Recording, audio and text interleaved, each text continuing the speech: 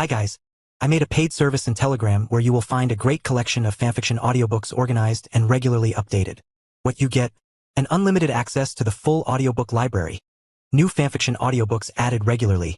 You can play audios directly from Telegram anytime. Joining our service is available through a monthly subscription of $5. You can pay using PayPal or Ko-fi. So what are you waiting for? Send me a message on Telegram or Discord. I will provide the payment details. After the payment is confirmed, you will receive access to the private Telegram channel containing all audiobooks. If you enjoy fanfiction and prefer listening instead of reading, this library is made for you. Message me anytime to join.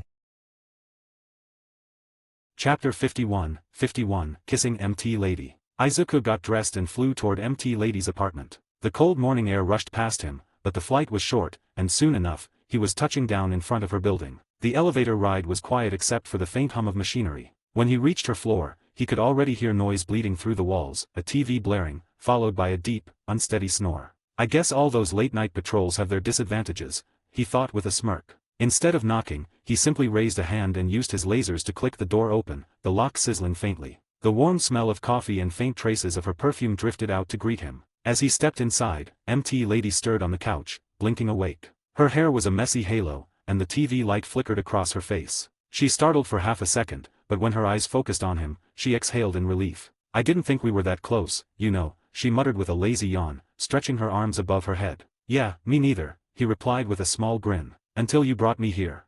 Without asking, he took the remote and flicked the channel over to some morning cartoons. Out of habit, his eyes scanned the room, and then, well, they caught something else. A slip of fabric had fallen just enough to reveal the soft curve of her areola. His breath hitched for a second before she noticed where his gaze had gone. You followed it down, her own eyes widening slightly before she tugged her top back into place. I didn't know the infamous hoodie hero was a perv, she teased, a smirk tugging at her lips. Then again, I don't mind. She stood and wandered toward the kitchen, the hem of her short bum shorts riding up just enough to expose the lower curve of her cheeks. Izuku's gaze trailed after her in spite of himself, watching the slow sway of her hips. She grabbed a glass, filled it with water, and took a long drink before glancing back over her shoulder. Don't worry, tomorrow you're getting some, he told himself, smirking internally. Before I forget, he said, leaning back into the couch cushions, I came here about the project. How's it going? You set her glass down and walked back into the living room. Well, with all the info you gave me, it's going well, I guess. We contacted the company and asked them personally to build it for us. Somehow, everyone in Japan knows, which really pissed me off. Now I've got to go on an interview on the news tomorrow. Well, it's not a bad thing, he replied with a shrug. She didn't answer right away. Instead, she closed the distance, stepped in front of him, and, without hesitation, sat herself down on his lap, straddling his legs. What the fuck? Izuku thought, stiffening. Yes, I know, she said, brushing it off. It's just, I wanted us to spend some time together tomorrow. Her arm slid around his neck, and her head rested against his shoulder, the faint scent of her shampoo filling his senses. I mean, I already have plans for tomorrow, he said, trying to sound casual despite the warmth of her pressed against him. So, maybe next time. Sure. So, are we gonna fuck or what?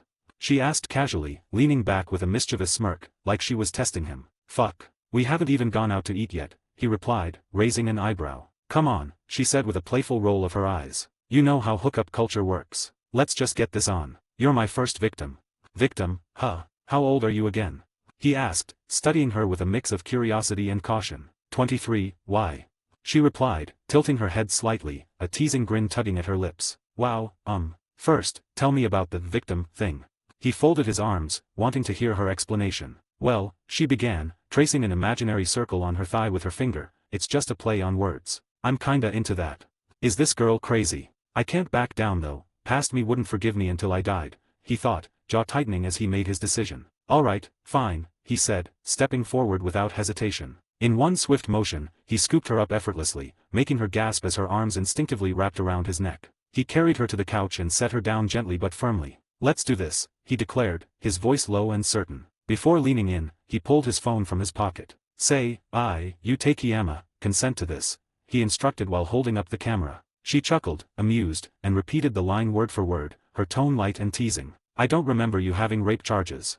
He grabbed her, putting her back on his lap as she went into position. Yeah, not in this world, he replied, a sly grin spreading across his face as he slid the phone back into his pocket. Who, she began, but before she could finish, he closed the distance and pressed his lips to hers, catching her completely off guard. Her breath hitched as his hand slid to the back of her neck, pulling her in deeper. Her initial surprise melted almost instantly into something warmer. Yu's lips softened beneath his, and she let out a faint hum against his mouth, half amusement, half approval. The faint citrus of her lip balm mingled with the scent of her shampoo, and Izuku could feel the slow, steady rhythm of her breath against him. His gloved fingers curled gently against the side of her neck, thumb brushing along her jawline. She tilted her head slightly, deepening the kiss. It wasn't hurried, it was deliberate, testing, as if they were both trying to figure out just how far the other would go. When they finally pulled back, a thin string of breath hung between them, her lips faintly swollen. "Well," she murmured, a smirk tugging at the corner of her mouth. "You're a lot bolder than I thought, hoodie hero." He gave her a small shrug, leaning back slightly but not letting go. "You wanted a first victim. Just figured I'd give you a preview." Her laugh was low and husky, and she shifted on his lap just enough to make his pulse jump. Not bad for a mystery man." For a moment, they just sat there, her hands resting loosely on his shoulders, his arms still around her waist, the muted sound of the TV filling the silence. "You know," she said suddenly, her tone almost playful but with something sharper under it, "if you keep flying into my apartment without knocking, people might start talking." Izuku replied without hesitation, his gaze holding hers. "Not like anyone's going to guess I'm here for the coffee." Her smirk widened, but her eyes softened just a fraction. "Then maybe next time, I'll make sure I'm wearing something less distracting."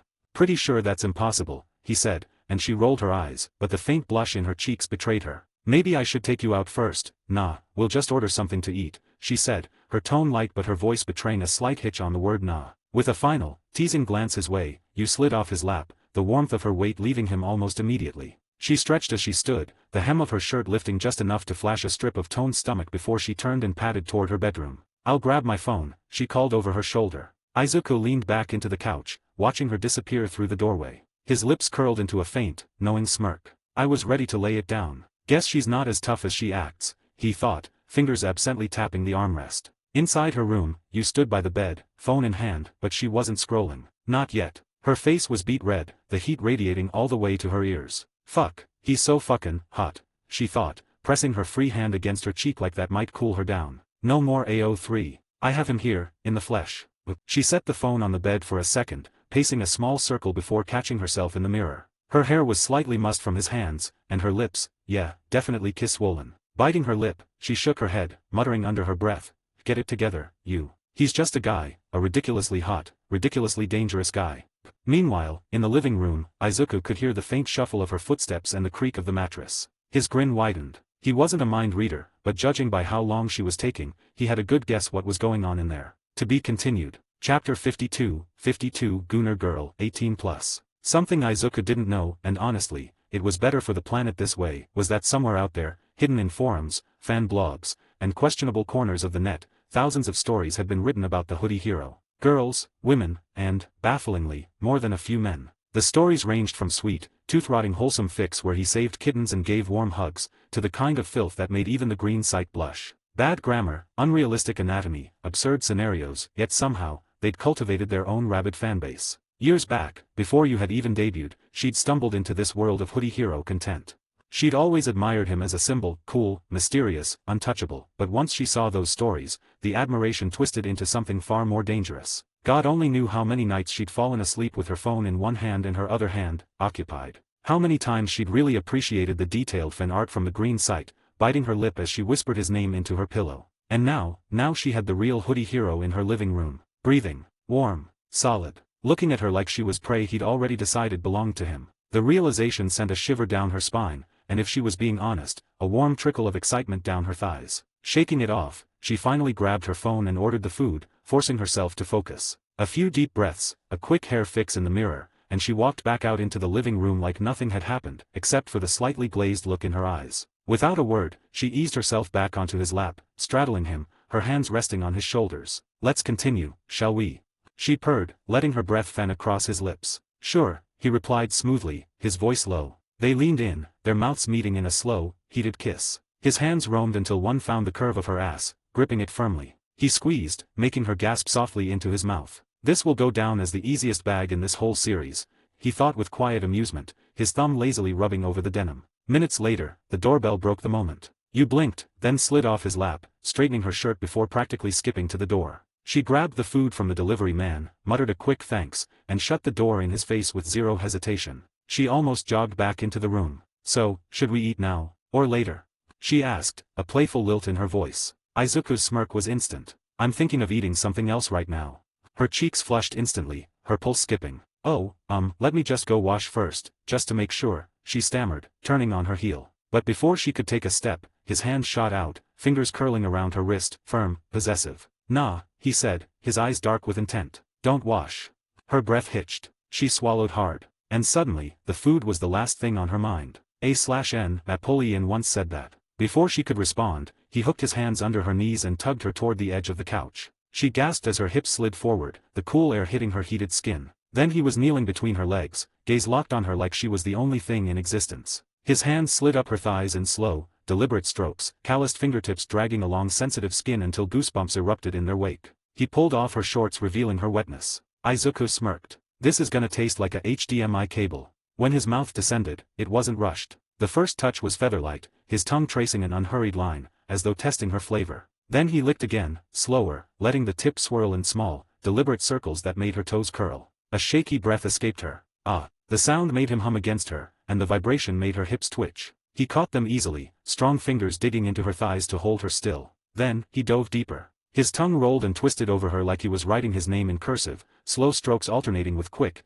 teasing flicks that made her gasp and clutch at the sheets. Each movement was messy, wet, and hungry. The sound of him devouring her filled the room, lewd and unrelenting. Her head fell back. And then, he didn't stop, didn't even lift his head. His tongue explored every contour, every spot, occasionally dipping lower only to come back up with deliberate pressure. He sucked, hard, then softened to a slow, lazy drag that made her thighs tremble. She was getting louder, breath breaking into stuttered moans. The heat coiled tighter and tighter in her belly, every nerve lit up, every flick and swirl pushing her closer to the edge. She tried to squirm away, overwhelmed, but his grip only tightened. MMH, he growled low against her, a sound that vibrated all the way through her. That's when she broke. Her climax hit like lightning, ripping through her so suddenly she cried out, loud, raw, and shameless. Her hips jerked against his mouth, legs shaking violently as the waves crashed over her again and again. He didn't pull back. He rode it out with her, tongue still working, slower now, savoring her until she was slumped back on the bed, chest heaving, hair damp against her flushed face. When he finally lifted his head, his lips were glistening, eyes dark and satisfied. We're not done, he rasped, thumb brushing over her trembling thigh. Fucking hell. It's hard doing this with a mask. One day I'll take it off though. Before I do that, I need to make her mine, he thought, eyes never leaving her flushed, panting form. He shifted forward, the couch dipping under his weight, until his chest hovered just above her bare skin. She tried to close her legs out of instinct, but he slid 2 fingers between her thighs, pushing them apart again, slow, firm, in complete control. You think you've had enough? He asked, voice low, almost mocking. His thumb pressed lightly against her, not enough for satisfaction, just enough to make her twitch. A shaky exhale escaped her. Don't answer, he cut her off, the corner of his mouth curling. Your body will tell me. He leaned down but didn't touch her with his mouth this time. Instead, his breath ghosted over her slick heat, warm, maddening. He let it linger, close enough for her to feel every exhale, before pulling back just an inch, repeating the cruel game. Every time she tried to shift her hips toward him, he'd move back just enough so she missed him. His hand, however, never stopped its lazy torment, 2 fingers tracing slow circles around her entrance, never going inside, never pressing exactly where she needed. Her whimper was half frustration, half need. Please. He chuckled low. Please what? Touch me, she breathed, voice cracking. Oh, I am touching you, he said, dragging his fingers higher, up her stomach, between her ribs, over her breast, before sliding back down again, the pad of his thumb grazing her swollen clit for just a second before retreating. She grabbed at his wrist, trying to pull him closer, but he only pinned her hands above her head with one of his, leaning down so his masked face hovered over hers. You're cute when you beg, he whispered, his free hand trailing back down, slipping lower, lower. Then, nothing. He stopped just before her sweet spot, his palm resting against her inner thigh. Her frustrated groan filled the air. Not yet, he murmured, his tone almost cruel. When I finally let you come again, you're going to scream my name without even knowing it.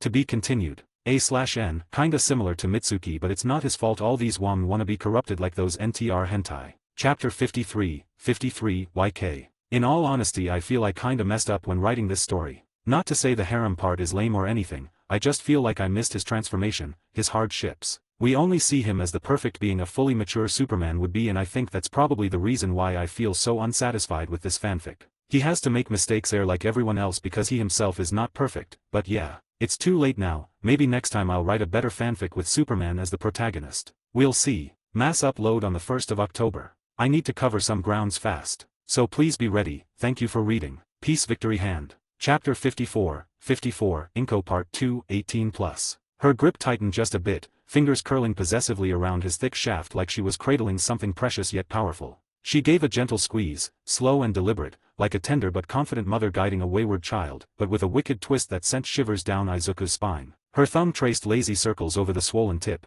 teasing the sensitive head as her other fingers pumped below with steady pressure. The soft wet sounds of her palms sliding against his skin filled the room, mingling with the low, breathy hums she let escape her lips. "Such a big one," she murmured, voice soft but firm, eyes sparkling with that motherly mix of care and control. "You have no idea what you do to me."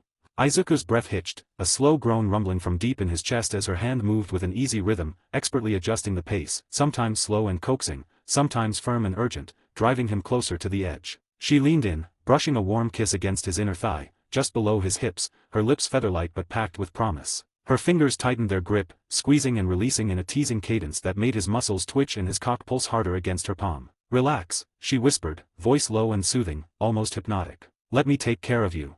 Her other hand slid up to cradle his balls, gently rolling and massaging them, coaxing more heat from his body. She smiled softly, the motherly dominance clear in every movement, every touch. Izuku's vision blurred as the pleasure built, waves crashing higher and higher under her skilled hands. He could feel her control, the way she owned the moment without needing to rush, making every stroke count like a slow-burning fire. "Almost there," she teased, her breath warm against his skin as her fingers danced lower, swirling teasingly around the sensitive underside, making him shudder. He couldn't hold back any longer, the tension broke like a dam, his hips bucking involuntarily as he let out a deep, guttural moan. His cock pulsed in her hand, hot and slick as she skillfully milked every drop, his climax roaring through him like a tempest. She chuckled softly, a proud, satisfied smile playing on her lips as she cradled him through the aftershocks. "Good boy," she whispered, voice dripping with affection and command. A slow, satisfied grin spread across his face as he shifted her gently, turning her until she faced him fully. His fingers tangled in her hair, guiding her like a maestro conducting the crescendo of their symphony.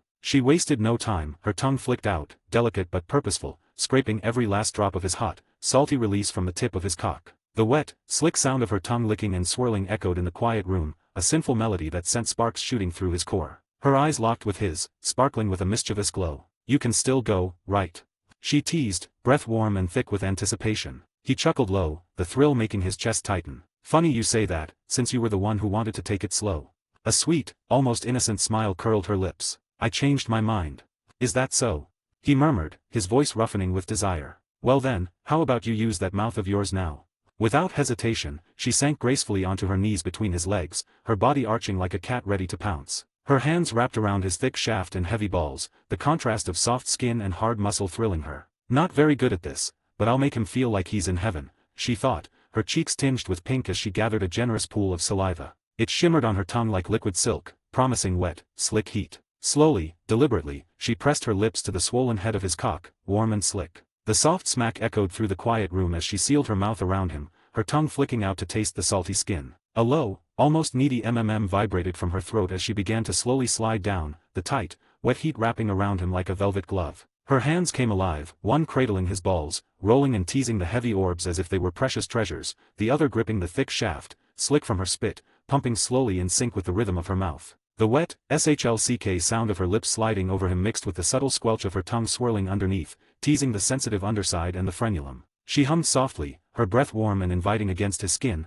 coaxing out a deep, guttural moan from him. "Fuck," he rasped, hips jerking slightly, already feeling the exquisite tension coil tighter and tighter. Her tongue flicked, rolling expertly over the tip, tasting him fully before inching back up to lick a slow, sensual stripe along the shaft. She pulled back just enough to tease the tip, her lips parting as she blew cool breath across the heated skin, sending shivers down his spine. "Shh," she whispered, tongue darting out to flick at the swollen head, the wet sounds growing louder, slurp, smack, schlick, painting a symphony of desire. Her fingers increased their pace, squeezing and stroking in a slow, tantalizing tempo. Every movement was measured, savoring the way his cock pulsed beneath her touch, the thick veins throbbing with need. The muscles in his thighs tensed, his hands threading through her hair, encouraging her, desperate for more even as he fought to hold back. She bobbed her head gently, hollowing her cheeks to deepen the suction, the wet noises rising, a mix of slurp, kiss, smack, each one punctuated by her soft moans and breathy gasps. "Oh God!"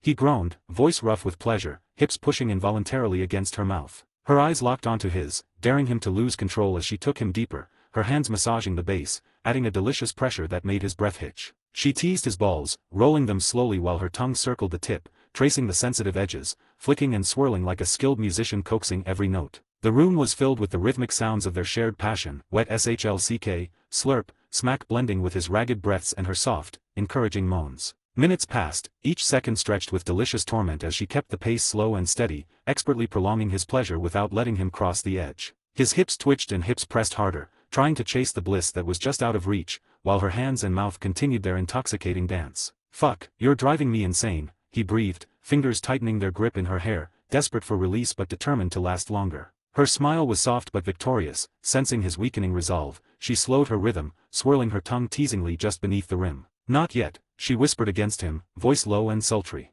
His breath hitched, chest rising and falling as the delicious tension mounted. The combination of her dominance and tenderness had him undone. Every slick, wet shlck and slurp was a dagger of pleasure stabbing straight to his core. She kissed the base of his cock, licking up the length slowly, savoring the taste, while her fingers kneaded and caressed, coaxing his muscles to tighten. And still, she didn't let him fall, keeping him dangling on the edge, torture wrapped in velvet lips and velvet hands. To be continued. A/N. The tables have turned. For now that is. Chapter 55, Inco Part 3, 18+. Her lips and hands worked in perfect harmony, each slick, shlck and slurp echoing in the quiet room. The teasing rhythm, slow and deliberate, was pushing him closer to the edge. His thighs quivered, hips jerking involuntarily, every nerve ending on fire from the combined suction of her mouth and the kneading of her hands. A guttural moan escaped him, low and ragged, as she swirled her tongue expertly around the tip, flicking and teasing, coaxing out every ounce of tension. "Ah, fuck." He groaned, hands threading through her hair, holding her close, desperate, yet helpless against the exquisite torment. Inco's eyes met his, glinting with a mix of mischief and dominance. She pressed just a little harder with her fingers, rolled his balls again, and let her tongue dance along the sensitive underside, eliciting a strangled gasp that turned into a growl of pleasure. "Please, oh God, I can't," he rasped, voice breaking under the pressure, and she chuckled softly, humming around him, the wet noises filling the room like a symphony. Then, finally, the coil snapped. His muscles tensed, chest heaving, and a long, shuddering groan tore from his throat. Her mouth and hands rode every pulse, swallowing and coaxing each tremor from him, the slick shlck, slurp, and smack punctuating his release. Inco savored every drop, eyes closed, lips glistening as she cleaned him with slow, deliberate licks. He sagged back onto the bed, breathless and spent, chest rising and falling rapidly. Inco sat back on her heels, licking her lips, satisfied but still teasing, brushing a strand of hair from her face. "See," she whispered, voice soft and almost playful. "Not too bad, huh?"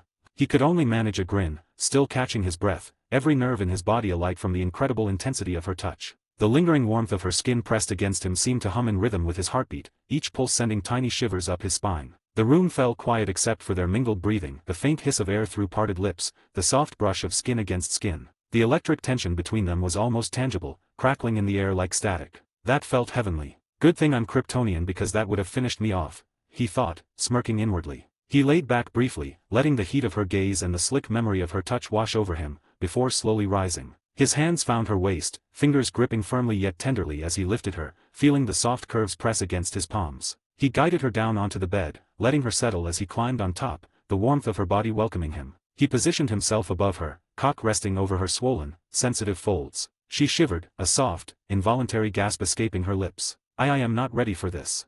Inco whimpered, voice trembling, the small protest only spurring the fire in his chest. "Yeah, I know," he murmured, a smirk tugging at his lips. His hand pressed to her abdomen, palm flat, thumb gliding over her clit in slow, deliberate circles. The friction sent tiny jolts of pleasure rippling through her, her hips instinctively pressing upward. "I'm just taking back control, I guess," he continued, voice low and teasing, letting the power of the moment hang between them. Her breath hitched, eyes fluttering, a soft moan escaping as she arched against him. Every subtle shift, every slick slide of his cock against her entrance teased her mercilessly. The room was filled with the soft swish of skin against skin, the quiet hum of their mingled heat. Her breath hitched, a soft whimper escaping as he pressed himself against her, the tip of his cock teasing the slick folds of her pussy. Every nerve in her body screamed with anticipation, and the warmth pooling between her thighs spread like wildfire. His hand flattened on her stomach, thumb circling her swollen clit with precise, deliberate pressure. Inco moaned, small and shivering, the sound escaping in short gasps as her hips involuntarily pressed up against him. Fuck, wait." She whimpered, voice trembling, but her hands couldn't resist gripping his shoulders, pulling him closer. "I know," he murmured against her ear, his voice low and possessive. "I just want a taste of what I've been missing." He slowly started rocking his hips, just enough to let the head of his cock brush against her entrance, teasing her wetness without plunging fully. Her moans grew louder, muffled by her own hand against her mouth, each small gasp and whimper vibrating through the tense, electric air. Ah, oh God. Inko shivered, cheeks flushed, eyes wide and glimmering with desire. Why you're, too much. He smirked, watching her reaction, thumb pressing harder against her clit, feeling her slickness leak under his touch. His other hand cupped her cheek, tilting her face so she met his gaze, lips parted and glistening with moisture. You like that, don't you? He teased, slow and deliberate, thumb moving in circles, cock brushing over her tight opening. Why yes, please. She gasped, quivering under his control, hips bucking slightly against him despite her protest. Every movement, every soft, breathy moan from her, drove him further. He slid a finger lightly inside her, in sync with his thumb on her clit, pushing her closer to the edge without letting her fall just yet. Her hands gripped his shoulders tighter, nails digging in as she trembled. So intense.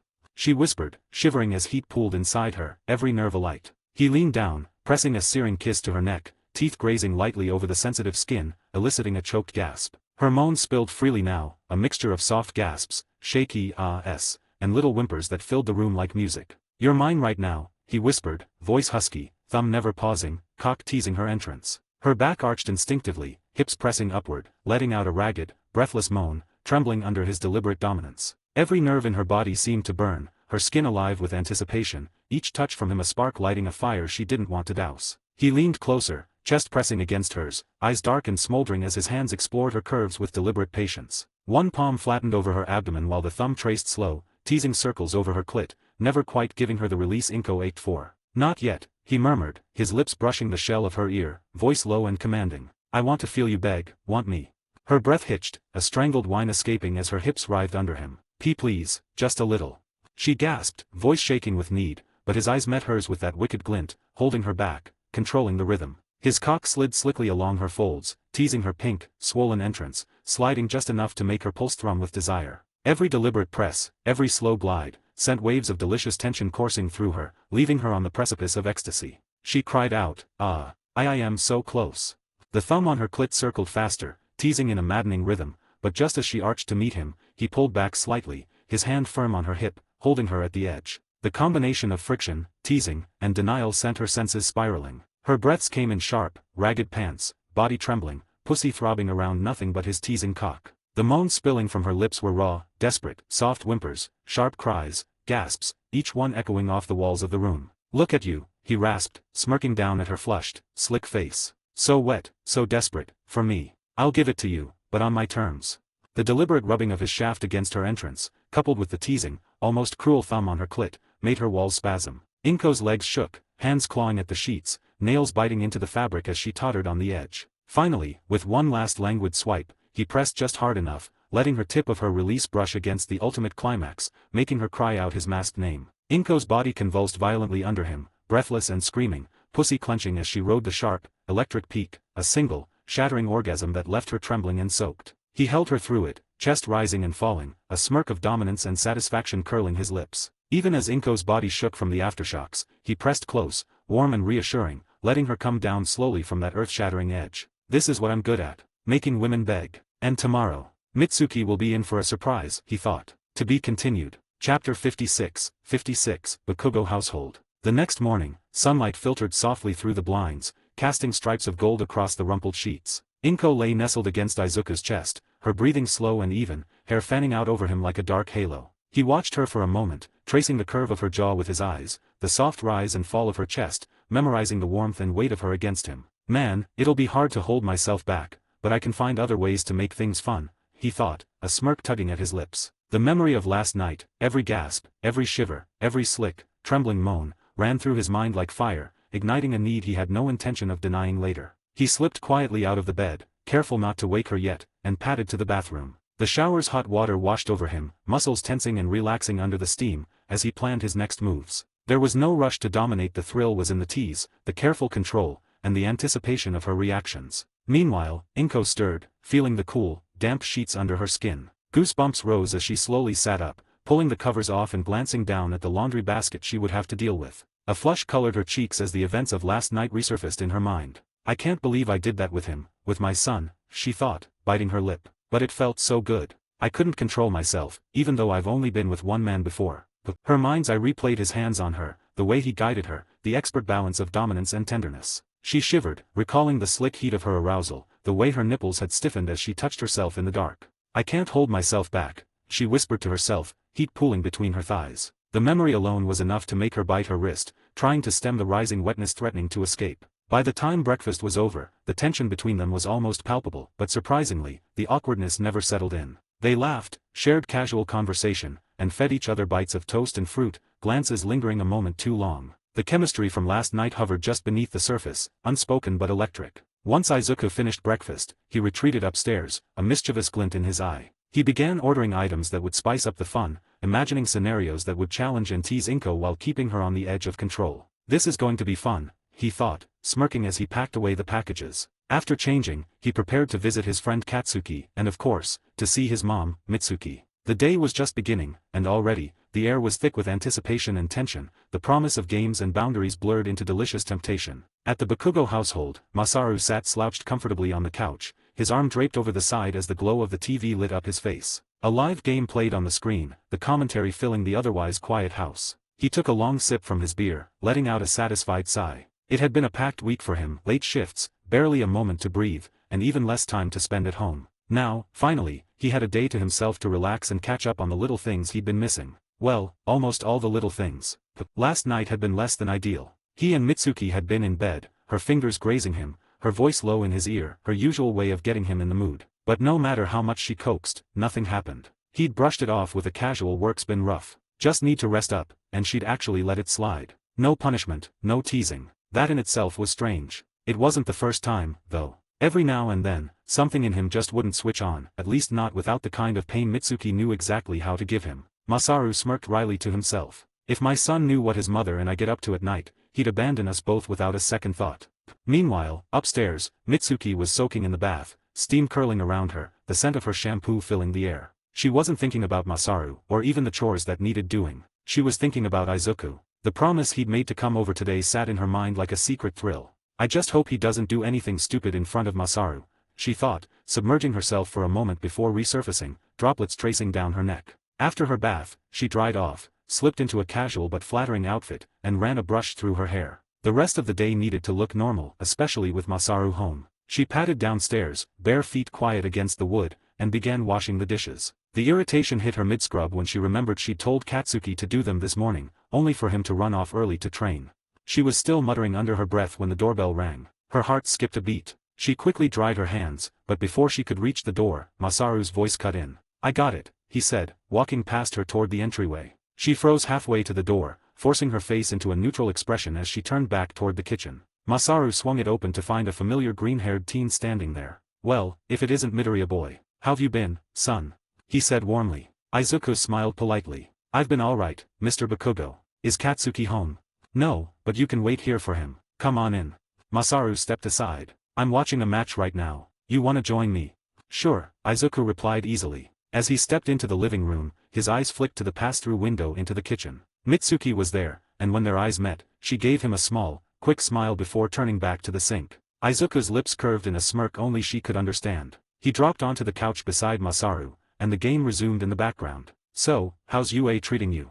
Masaru asked, keeping his eyes on the screen. "It's fun. I'm learning a lot, meeting new people," Izuku said casually. "You know, I should be asking Katsuki, but you know how he is. Is he doing well?" "Yeah, he's top 5 in our class," Izuku replied. Masaru glanced at him with a grin. "Let me guess, you're number 1. Izuku chuckled. "Well, you're not wrong." Just then, Mitsuki appeared from behind the couch. She leaned forward to set a chilled glass on the coffee table in front of him. The faint scent of her perfume reached him before she straightened. Her eyes lingered on him for just a moment longer than necessary before she turned away. Izuku watched her walk off, his smirk returning. "Yep, this is going to be fun." To be continued. Chapter 57, In Secret, 18+. Izuku leaned back on the couch, eyes still flicking to Mitsuki as she moved around the kitchen. The subtle sway of her hips caught his attention, and he had to suppress a smirk. She had this effortless presence, calm, composed, but with a hint of playful mischief in the way she glanced his way. Masaru's voice broke the quiet again, talking over the game. "You know, Izuku, you ever think about taking a break from all that UA stuff? Sometimes a kid's gotta just chill at home."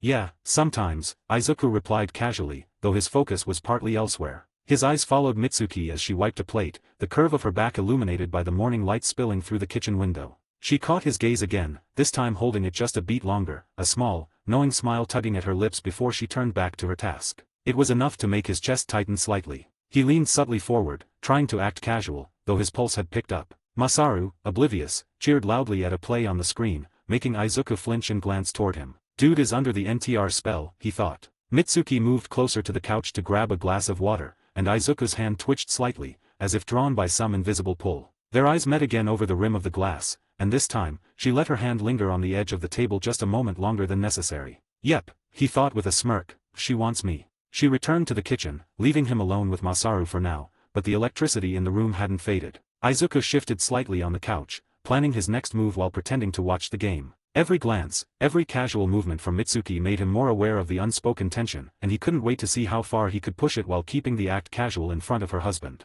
After some time, he excused himself and walked toward the bathroom, the soft creak of the floor under his feet the only sound. Inside, the cool tiles pressed against his bare feet as he finished and washed his hands, watching his reflection in the mirror. The bathroom door creaked open, and out of the corner of his eye in the mirror, he saw Mitsuki slipping inside, shutting it quietly behind her. I didn't think you'd make the first move, he said, drying his hands slowly, trying to keep his voice casual, though the flutter in his chest betrayed him. Me neither, she murmured, her voice low, almost husky. But I guess I missed you more than I thought I did. He gave a small, teasing grin. Oh really? Show me. Mitsuki stepped closer, the heat from her body brushing against his as their faces drew nearer. The air seemed to thicken around them, warm and heavy with anticipation. Their lips met in a kiss that started tentative but quickly deepened, urgent and hungry. His hands slid around her waist, pulling her gently but insistently closer, feeling the soft curve of her hips beneath his palms. Her fingers tangled in his hair, tugging lightly as if to anchor herself, pressing closer to the familiar warmth of him. Through the mirror, he caught sight of the way her chest rose and fell with each breath, the faint flush coloring her cheeks. Every soft sigh, every quiet moan that escaped her lips made the tension in the room pulse stronger, like electricity arcing between them. Their kiss broke briefly, just long enough to let their foreheads touch, eyes locking, breaths mingling. Mitsuki's lips curved into a small, almost shy smile before she leaned in again, pressing herself into him as the kiss deepened, slow and languid now, savoring the closeness and the long-missed intimacy. They broke their kiss yet again, breath mingling, lips tingling from the intensity. You should go back before Masaru gets suspicious, he said, voice low but teasing, the smirk tugging at his lips betraying his mischief. Yeah, don't try anything dumb, she replied, her fingers still wet from the soapy dishes as she cast a quick glance toward the living room. Izuku's smirk widened. But that's just what I was about to do, he thought, stepping out a minute later. He scanned the living room and saw Masaru, now reclined with his back toward the kitchen, engrossed in the game. Perfect timing. Wow, talk about luck, he thought, a flicker of amusement in his chest. Izuku walked deliberately toward the kitchen, the soft scrape of his shoes against the floor making Mitsuki's pulse quicken. She frowned, sensing the quiet tension, knowing damn well he had something planned. Go sit back down, she hissed in a low, sharp tone, trying to maintain control. He shook his head slowly, lips curved in that sly smile of his. Nah, he replied, his hand slipping around her waist and gripping her thick ass firmly. The sudden pressure made her shiver, a warm blush spreading across her cheeks. Her fingers froze mid-motion on the sponge, the soapy water dripping between them, but she didn't pull away. The intimate heat of his hand pressed against her made her pulse quicken. Smack. He gave her ass a sharp, playful slap. A startled, breathy moan slipped from her lips before she could suppress it. Her head whipped toward him, eyes wide, flushed with embarrassment and something else she couldn't quite name. Izuku, meanwhile, was impossibly calm, smiling innocently, though the glint in his eyes betrayed the teasing, daring edge to his actions. Mitsuki's heart raced as she met his gaze, caught between scolding him and the undeniable thrill of his touch. The steam from the sink curled around them, the scent of warm soap and her own subtle perfume hanging in the air, making the moment feel charged and impossibly intimate. Izuku's hand lingered on her ass, his fingers kneading slowly, deliberately, just enough to make her shiver. Careful, Izuku, she whispered, her voice low, almost a warning, but the tremor betrayed her excitement. He leaned closer, his lips brushing the side of her neck, the heat of his breath sending goosebumps across her skin. Careful? Or are you trying to tell me you like it? He murmured, teasing, his thumb now slowly tracing the curve of her hip, pressing against the soft fabric of her pants. Mitsuki's breath hitched, a soft moan escaping despite her efforts to sound stern. She twisted slightly, trying to focus on the dishes, but every touch, every brush of his fingers against her made it impossible to think clearly. Izuku smirked, sensing her weakening resolve. You know, Masaru has no idea what's happening right behind him, he whispered, brushing a fingertip along the small of her back, tilting her just enough to make her sway. Her hands faltered on the sponge, water dripping, soap sliding over her fingers, but she didn't pull away. Izuku, stop teasing, she breathed, though the flush creeping up her neck and the heat pooling in her stomach told him otherwise. He chuckled softly, letting his hands slide just lower, grazing the curve of her lower back, fingertips pressing ever so slightly against the sensitive skin above her pants. You're way too easy to fluster, he said, lips brushing her ear now, sending a shiver straight to her core. Mitsuki gasped, biting her lip, trying to hide the tremor in her legs. I'm washing dishes, she stammered, though her words were weak and unconvincing. Izuku's grin widened, enjoying the thrill of teasing her without crossing the line yet. Sure, but you're not washing anything right now, are you? His hand pressed more firmly, just enough to make her back arch slightly under his touch. She exhaled shakily, heat radiating through her body, the mixture of guilt, excitement, and desire clouding her thoughts. Her words died in her throat, the teasing pressure and his proximity rendering her speechless. Izuku pulled back just slightly, letting her catch her breath, his eyes locking onto hers, the playful glint in his gaze daring her to react. Relax, Mitsuki, or I'll have to keep reminding you exactly how much fun I can make this, he whispered, letting his hand hover teasingly over her hip, never fully retreating. She shivered again, a mix of anticipation and exasperation, knowing full well she was completely at his mercy, but unable to stop the heat rising inside her. To be continued. Chapter 58, just getting started, 18+. Izuku's pulse quickened as he crept closer, slipping silently behind her. His fingers hooked under the hem of her pants, tugging them down just enough to reveal the black thong hugging her perfect curves. His gaze darkened, drinking in the sight of her round, firm ass, the thin strap vanishing between her cheeks. Yeah. He breathed, the sound low and husky, a whisper that brushed her ear like a secret. The warmth of his breath sent an involuntary shiver racing down Mitsuki's spine. Her knees threatened to weaken, her hand tightening on the counter for support. Tell him I'm in the bathroom, all right. Izuku murmured, his lips grazing dangerously close as he leaned in, his face hovering just shy of her ass. His palms spread across her hips before sliding back, thumbs parting her cheeks slightly, the thong straining provocatively between them. Mitsuki froze, heat flooding her body in a wave that started at her chest and spread lower. She had just finished the dishes, her hands still damp, but now every nerve screamed awareness of him, the closeness, the audacity, the reckless way he touched her as though she were his. Her breath hitched, chest tightening, lips parting against her will. A soft, shaky sound escaped her throat, half whimper, half gasp, before she bit it back, teeth digging into her lower lip. Why did I ever let him come here? She thought, mortified at the betrayal of her own body. Her cheeks burned as the realization hit her harder. Oh wait, he invited himself. But now, with him so close, his hands firm on her, the air thick with his scent, she wasn't sure if she truly wanted to push him away. The audacity, the teasing, the maddening way he held her in place, it was intoxicating, pulling her deeper into something she swore she wouldn't allow. Izuku leaned just a little closer, close enough that every breath he released brushed hot against her skin. The faint warmth made goosebumps rise along her thighs, a sharp contrast to the heat pooling low in her belly. Her mind raced, her heart hammering between panic and a dangerous, delicious anticipation she couldn't suppress. His fingers lingered on her hips, deliberately slow, tracing down until they grazed the curve of her ass. The thin fabric of her thong offered little barrier, he could feel the softness beneath, the faint tremor in her body each time he pressed closer. The audacity of it made his own pulse spike, hunger thrumming through his veins. His lips hovered for only a second before he gave in, brushing the barest kiss against the sensitive skin just above the string of her thong. Mitsuki stiffened, a sharp gasp slipping past her lips. The sound betrayed her before she could stop it, and she bit down hard, trying to smother the rest. But her body betrayed her more cruelly than her voice, the heat flooding between her thighs, the subtle tremble in her legs, the way her breathing hitched with every exhale he ghosted over her. Her hands clenched into fists at her sides, nails digging into her palms as if anchoring herself against the whirlwind inside her. She should shove him off, she knew she should, but her body refused to listen. This is insane. I can't, she thought, the words rattling through her head, weak and unconvincing against the fire spreading through her. Her lips parted again, a faint, shaky whimper escaping before she could choke it down. The contradiction tore at her, every rational thought screamed for distance, but every nerve in her body craved the dangerous closeness of him. Izuku smirked, his own restraint fraying at the edges. His hand slid lower, skimming the thin string of her thong, tugging it just enough to make her shiver violently. His lips traced a slow, deliberate path along the curve of her ass, each press and graze sending electric jolts up her spine.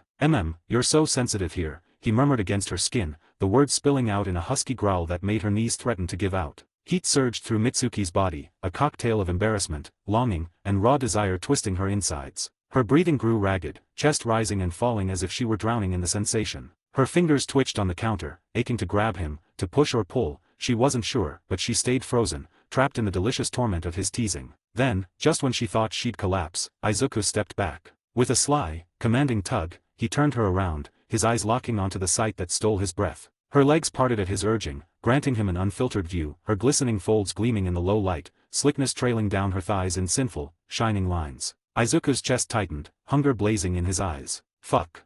he muttered under his breath, before chuckling low. He leaned in without hesitation, burying himself in her. His tongue flicked across her swollen bud, slow and purposeful, savoring her taste as though he'd been starving for it. Ah, NNGHH, Mitsuki gasped, a sharp, broken sound she tried to swallow down. Her wide eyes flickered nervously toward Masaru in the next room, still glued to the football game, utterly unaware. The danger only made her body burn hotter. Her hips jerked forward instinctively, a needy roll she couldn't control. She bit down hard on her lip to strangle the wine building in her throat. Izuku hummed against her, the vibration thrumming through her core. His hands clamped firmly on her thighs, spreading her wider, holding her in place as he devoured her. He alternated between long, wet strokes that dragged moans from her lips and quick, precise flicks that made her gasp high and sharp, her voice cracking with need. MMHHNN, yes, there. Mitsuki whimpered, the words tumbling out ragged and breathless, half beg, half command. Her nails dug into his shoulders as she ground against him, her body betraying her completely. Each desperate shudder, each buck of her hips only spurred him on, his smirk curling wider against her wetness. Her moans spilled freely now, soft at first, then louder, sweeter, punctuated by sharp squeals she tried and failed to muffle. Her thighs trembled violently, her stomach tightening with the pressure of release building inside her. Izuku, don't stop, right there, NNNGHH, she cried, her voice breaking as he pressed his face closer, tongue diving deeper, lips sealing around her clit and sucking until she was trembling uncontrollably. Every sound, every twitch of her body was his victory, and he relished it, savoring her taste, her scent, her desperate silent cries, until she was undone, gasping, arching, and completely consumed by the pleasure he forced out of her. Her thighs quivered violently, the pressure in her core coiling tighter and tighter until every flick of his tongue felt unbearable. Mitsuki clutched at the counter with one hand, her nails digging into the wood, the other tangled desperately in Izuku's hair as though anchoring herself. Her breaths came in ragged bursts, sharp inhales, broken whimpers, each one louder than the last. The fear of being overheard only twisted the pleasure sharper, her nerves burning under the thrill of it. Izu NNGHH. I can't, she stammered, her voice cracking as a wave of pleasure slammed through her. Izuku only tightened his grip, forcing her thighs wider, refusing to let her escape. His tongue lashed against her swollen bud, relentless, while his lips sealed around her and sucked hard. The wet, obscene sounds filled the air, mingling with her desperate cries. That was it, the last push. Her body snapped. Mitsuki's back arched violently, her head tipping back as she screamed silently, stifled only by the bite of her lip. Her entire body convulsed, thighs trembling uncontrollably as heat and wetness spilled over his tongue. Fuck. Izuku, she cried in a low tone, her voice trembling with raw, broken ecstasy. Her release came in waves, crashing over her again and again, each stronger than the last. Slickness gushed freely, dripping down her thighs, coating his chin as he groaned against her, drinking her in greedily. Izuku smirked between hungry licks, his tongue never slowing even as she tried to push him back, overstimulated and trembling. He devoured her through every spasm, savoring her desperate squirms and the way her hips jerked helplessly against his mouth. MMHH, that's it, give it all to me, he growled low between her thighs, his voice vibrating against her oversensitive flesh. Mitsuki's body finally gave out, her knees buckling as she slumped forward against the counter, her chest heaving, skin flushed and damp with sweat. Her breaths came fast and shallow, each one shaky and broken. She felt utterly undone, her legs weak, her body humming with the aftershocks of release. Izuku pulled back at last, his lips and chin slick with her arousal, his grin dark and satisfied. He licked his lips slowly, deliberately, letting her see the hunger still blazing in his eyes. Damn. He chuckled, his voice hoarse with desire. Mitsuki's face burned crimson, her chest rising and falling as she tried to catch her breath. Her body still quivered, betraying her despite her frantic effort to pull herself together. She opened her mouth to scold him, to say something, anything, but only a soft, trembling whimper escaped instead. Izuku leaned in close, his breath hot on her ear. And we're just getting started. To be continued. Chapter 59, risky, 18+. A/N, I know. Bro, when Jay was writing I didn't even think this was a lot. But here we are. Izuku wiped his face casually with the back of his hand, licking the last traces of her from his lips before standing up. Without a shred of guilt, he walked back and dropped onto the couch next to Masaru, sitting there as if he hadn't just buried his face between Masaru's wife's legs. His pulse was still racing, but all he felt was raw excitement thrumming in his veins. Mitsuki stood frozen for a moment, her body still trembling with aftershocks. Her thighs pressed together instinctively as she tugged her thong back up, the fabric damp against her still sensitive folds. She pulled her pants into place, but her skin still buzzed, the memory of his tongue haunting her with every step. I need to get changed, she thought, her face burning as she hurried upstairs, every movement betraying the lingering weakness in her legs. Izuku's gaze followed her the whole way, smirking as he admired the sway of her ass. Masaru caught it and laughed, nudging him with a grin. She sure is pretty, isn't she, boy? He asked with a knowing smirk. Izuku's heart skipped, but he didn't falter. "Oh, you mean Mrs. Bakugo? Yeah, she is, but I wasn't looking at her. Just reflex," he replied smoothly, though the glint in his eyes told another story. Masaru chuckled, shaking his head. "Nah, I know you were looking at her ass. Want me to show you something?" Izuku raised a brow but leaned in, his smirk widening. "Yeah, show me."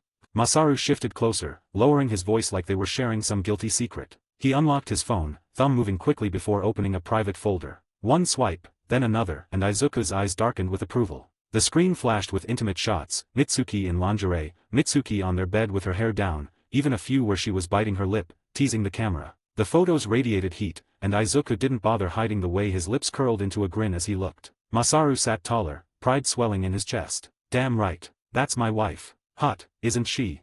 He laughed, chest puffed as if he'd won the ultimate prize. But as Izuku's eyes lingered on the images, a strange thought passed through Masaru's mind: another man is staring at my wife. And strangely, it didn't bother him. In fact, it made his smirk stretch wider. Izuku finished swiping through the gallery, chuckling low as he handed the phone back. "Yep, she's one hot lady," he said, his tone dripping with something Masaru couldn't quite place. "I know, right? One of the reasons I love her," Masaru said proudly. Izuku only smirked, though he cringed inwardly at the corny sincerity. "Love, huh?" Upstairs, Mitsuki had stripped quickly, tossing her damp thong aside with trembling hands. Her body still burned, her skin flushed as she pulled on fresh underwear, trying to erase the evidence of what just happened. But no matter what she wore, the ache between her thighs refused to fade. Her reflection in the mirror only made her blush harder. She exhaled shakily, pulled herself together, and went back downstairs. By the time she reached the kitchen, Izuku was already standing, eyes flicking to her with a faint smirk she couldn't mistake. "Let me help you, Mrs. Bakugo," he said, his tone respectful on the surface,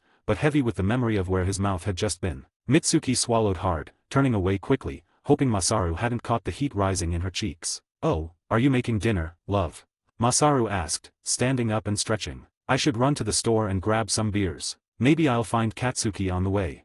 Mitsuki froze, her chest tightening as her husband grabbed his keys. Masaru leaned over to kiss her cheek before heading out, humming as though everything was perfectly normal. The sound of the car starting in the driveway rang loud in the silence that followed. The moment the engine faded into the distance, Mitsuki felt her pulse spike. She was alone with Izuku again. The house felt different the moment Masaru's car rolled out of the driveway. Too quiet, too charged. Mitsuki busied herself at the counter, pulling out vegetables, chopping board, anything to keep her hands occupied. But her grip on the knife was unsteady, her chest still rising too fast, her body still betraying her. Every time she shifted her legs, she felt the dampness of her fresh underwear sticking to her heat. Izuku leaned casually against the fridge, arms crossed, his eyes glued to her. He didn't rush, didn't move in, just watched. That smirk lingered, dark and knowing, making her pulse hammer harder than any sudden touch could have. "You always look this flushed when you cook?" he asked lazily, his voice smooth, teasing. Mitsuki froze mid-slice, her cheeks heating instantly. It's hot in here," she muttered, refusing to meet his eyes.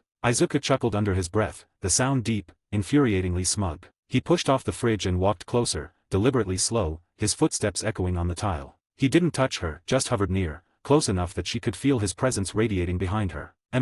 Must be." His voice dipped lower, brushing her ear. "Or maybe you're still thinking about what just happened." Her hand faltered, the knife clattering against the cutting board. "Didn't," she hissed, voice shaky, but it lacked conviction. Izuku only leaned closer, his breath grazing the back of her neck. "Don't what? Remind you how sweet you tasted, how you shook when you came on my tongue." Her whole body jolted, the knife trembling in her grip. Heat shot through her core so violently she almost dropped it. "Izuku," she warned, but it came out more like a plea than a threat. He smirked wider, pulling back just slightly, giving her space again, teasing her with the absence of his touch. "Relax, Mitsuki. I'm just talking." The way he said it, calm, innocent, but dripping with hunger, unraveled her faster than anything else. He didn't push her. He didn't need to. Minutes passed with her chopping, stirring, pretending to focus, but every nerve was tuned to him. The way he leaned against the counter, the way his eyes burned into her, the smug tilt of his lips every time her hands trembled. By the time she set the pot to simmer, Mitsuki's chest was heaving, her composure shattered piece by piece. She finally slammed the spoon down, whirling on him with fire in her eyes, anger, desperation, and something far more dangerous. "You're playing with fire, kid," she hissed, her voice low, trembling with both fury and need. Izuku tilted his head, calm as ever. "And you don't want me to stop, do you?" Her silence was deafening. The tension snapped like a live wire. Mitsuki's chest heaved, her glare locked on him, though it was weaker than she wanted it to be. His smirk only made it worse, like he knew exactly how close she was to breaking. Izuku leaned back casually against the counter, arms crossed, eyes drinking her in without shame. "Calm. relaxed, like he had all the time in the world. You don't want me to stop, he repeated, his tone low, confident, almost taunting. The words rattled around in her head, clashing against her pride, her morals, her sanity. But her body, her traitorous, burning body, was screaming something else entirely. Her lips parted, but no words came, just shallow breaths. She clenched her fists at her sides, nails biting into her palms. She wanted to shove him, to scream at him, anything that would wipe that smug look off his face. Instead, she moved. In one sharp motion, Mitsuki closed the distance, her hands fisting into his shirt. She yanked him forward, slamming her lips against his with a hunger that shocked even herself. Izuku's eyes widened briefly before narrowing with satisfaction. His smirk melted into the kiss, and he pressed back, firm and eager, matching her desperation instantly. Her kiss was rough, messy, born of frustration and months of buried longing. Her teeth caught his lower lip, tugging, a soft groan slipping out before she crushed her mouth to his again. Izuku let her lead for a moment, savoring it, the way her body trembled against his, the way she devoured him like she'd been starving. Then his hands slid up, gripping her waist, pulling her flesh against him, deepening the kiss until it stole what little breath she had left. Mitsuki broke away with a gasp, her forehead pressing against his, strands of hair sticking to her flushed face. Her chest rose and fell rapidly, eyes burning with shame and desire all at once. Damn it! She whispered hoarsely. We shouldn't. Masaru will be back anytime soon. Izuku's hand slid up her back, his thumb grazing her bare skin where her shirt had ridden up. His voice was low, almost a growl, right against her lips. But you wanted to. Also, we'll just have to hurry up. Her silence was answer enough. Her lips crashed into his again, harder this time, sealing her choice. Izuku's smirk curved against her mouth as his hands roamed lower, gripping her ass firmly. He didn't need to chase, she had given herself over, and now he could savor every second of it. To be continued. Chapter 60, choke, 18+. They broke their kiss, Izuku smirking as he gripped the back of her neck firmly. I want you to suck it. If you do, I might not bother you for the rest of the day, he said, his tone smooth yet commanding. Hearing that, she immediately agreed, though her lips curled into a teasing smile. You promise? Mitsuki asked, her voice dripping with mock innocence. Of course. When have I ever broken my promise?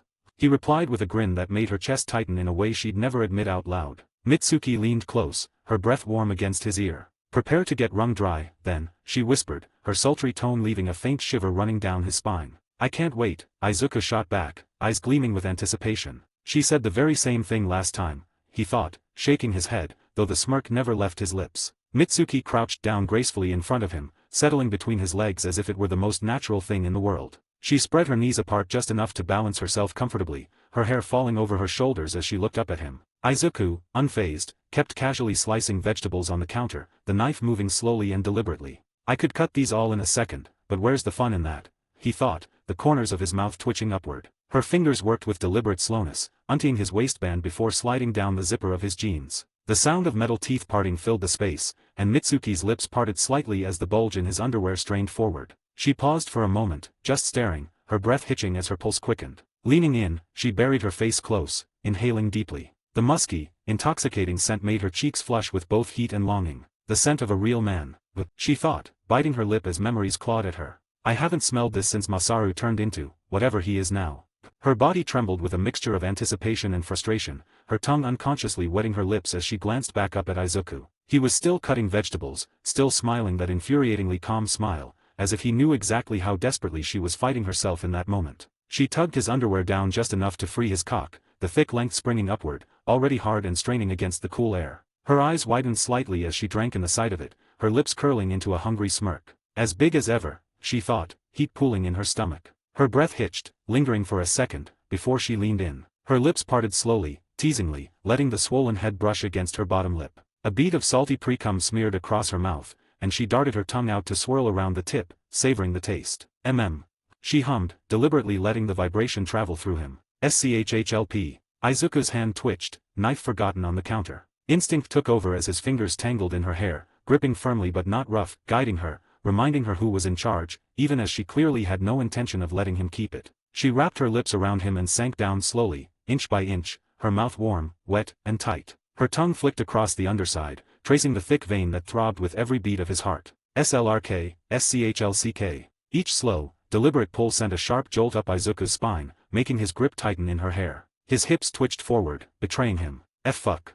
He muttered through clenched teeth. Mitsuki's eyes flicked up, locking onto his with a fiery gleam. She stroked the base with her hand, matching the rhythm of her mouth, her lips gliding wetly down his shaft before pulling back with a slick pop. Drool glistened at the corner of her lips, but but she only smirked, licking it away before plunging back down harder. SLLRP, SCHLCK, SCHLLP. The messy sounds filled the room, echoing with every sloppy suck. Izuku's breath grew ragged, chest rising and falling faster, his growl vibrating low in his throat. Shit. She pushed deeper, her throat tightening around him. GLK, GLK. The faint gagging sound only made his grip yank tighter, encouraging her. Her eyes watered slightly, but she didn't stop. Instead, she swallowed around him, her throat squeezing as if milking every twitch of his cock. She pulled back with a gasp, strings of spit stretching from her lips to his tip. She licked them up with a wicked grin.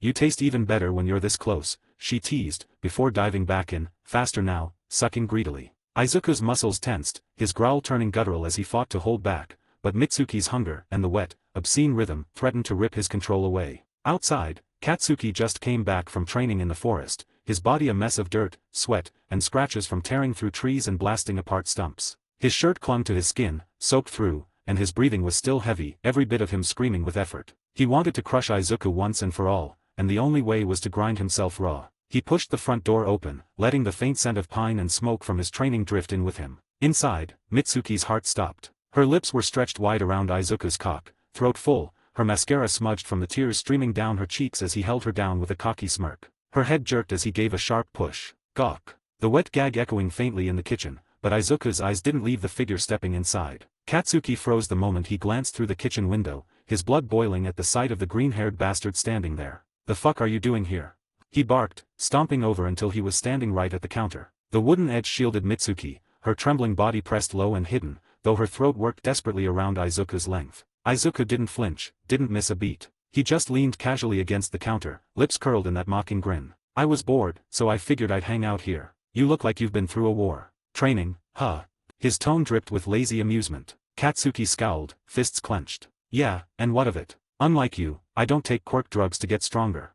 His voice cracked with frustration, his chest heaving. "Shut up," Izuku shot back smoothly, his hips giving the faintest little twitch that forced another gag out of Mitsuki below. "Go take a bath. I can practically smell your ass from here." The insult made Katsuki's face burn crimson, his teeth grinding. "You damn nerd."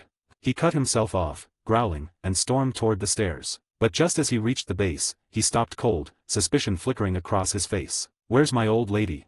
Mitsuki froze mid-bob, eyes wide, panic searing through her. Izuku's smirk only deepened. He held her head down for one more humiliating second before he answered without missing a beat. "Out back."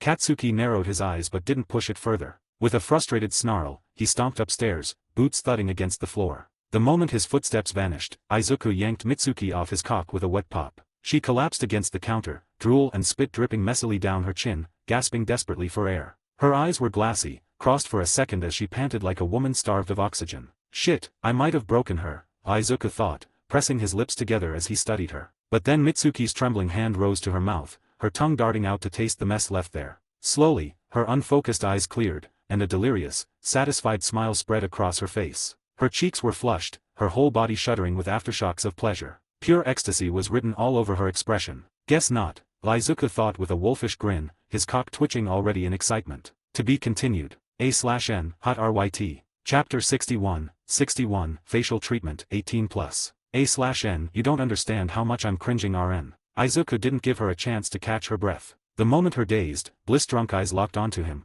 he grabbed the back of Mitsuki's head and shoved his cock back past her lips. NHHN.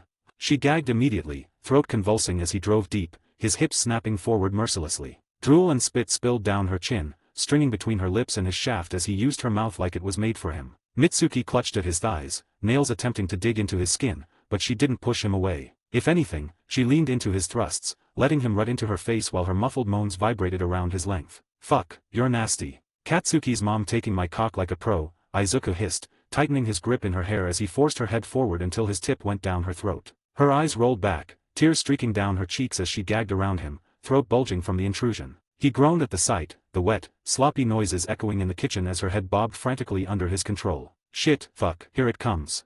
With a final brutal thrust, he buried himself in her throat, holding her nose to his base. Her whole body trembled as she tried to breathe through her nose, gagging and drooling uncontrollably. Then, with a sharp growl, Izuku yanked out and stroked his cock furiously, aiming down at her ruined face. Hot, thick ropes of cum painted her cheeks, lips, and hair, splattering across her flushed skin. Mitsuki's mouth fell open instinctively, tongue lolling out as strands of white clung to her lashes and dripped from her chin. She was a mess, eyes glazed, spit and cum dripping everywhere, yet she smiled, licking her lips greedily, savoring every drop that hit her tongue. Izuku smirked down at her, chest heaving. Look at you. Katsuki wouldn't believe this if he saw it. His mom, just my personal cum bucket. Mitsuki let out a ragged laugh between pants, her voice hoarse but dripping with lust. Fuck, you really are a pervert. She blinked, realizing too late what had happened. Warm streaks painted her face and tangled in her hair. Fuck. Now I gotta wash my face.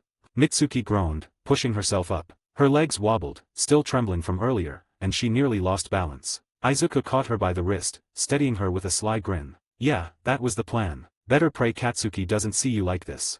His tone dripped with teasing cruelty. Mitsuki shot him a sharp glare, cheeks flushed deep red, but she hurried to the sink anyway. Grabbing the tap's extendable spray head, she doused herself, hissing when the cold water splashed over her sticky skin. She scrubbed fast, muttering curses under her breath, while droplets trickled down her jawline and onto her chest. Izuku leaned back against the counter, watching with lazy satisfaction. His lips curled into a smirk as the water soaked through her shirt, the thin fabric clinging tight and revealing the lacy outline of her bra beneath. Man, I think I might be falling in love, he said, voice low and teasing, though the hunger in his eyes betrayed something darker. She froze for half a second, her swollen lips twitching as though she wanted to retort, but her mouth was too tender from earlier. Instead, she only shook her head, blushing harder, and snatched the hoodie he held out to her. On second thought, Izuku muttered as she tugged it on, hiding the clingy shirt beneath, let's drag this out longer. Mitsuki avoided his gaze, pulling the fabric tight around herself before heading toward the stairs. Each step was hurried, as if afraid she'd change her mind and turn back. Izuku watched her go, exhaling with a crooked smile. My obsession with older women is back. Wonder what it'll bring me this time. Grabbing a towel, he casually wiped himself down before sliding his cock back into his pants. He chuckled to himself as he tossed the damp cloth onto the counter. Heh, let's see Katsuki wipe his hands with that. He thought. Hours passed as Mitsuki finished up dinner. They sat together in the dining room, eating like a family. Even though Katsuki sat there silently, glaring at Izuku from time to time, he ignored it and kept talking casually with Masaru and Mitsuki. After they finished, Katsuki hurriedly went upstairs, avoiding the dishes as usual. Masaru excused himself too, saying he'd take a bath. The house grew quiet, the kind of silence that only came when the kids had retreated to their rooms. The sun had already set, the clock ticked close to 1900 hours. Unfortunately, I don't plan to leave until I lose my V-card today, Izuku thought as he and Mitsuki stood shoulder to shoulder at the sink, washing dishes together. The clinking of plates, the soft sound of water running, and their occasional laughter made the moment feel surprisingly warm. So, when do you plan on leaving?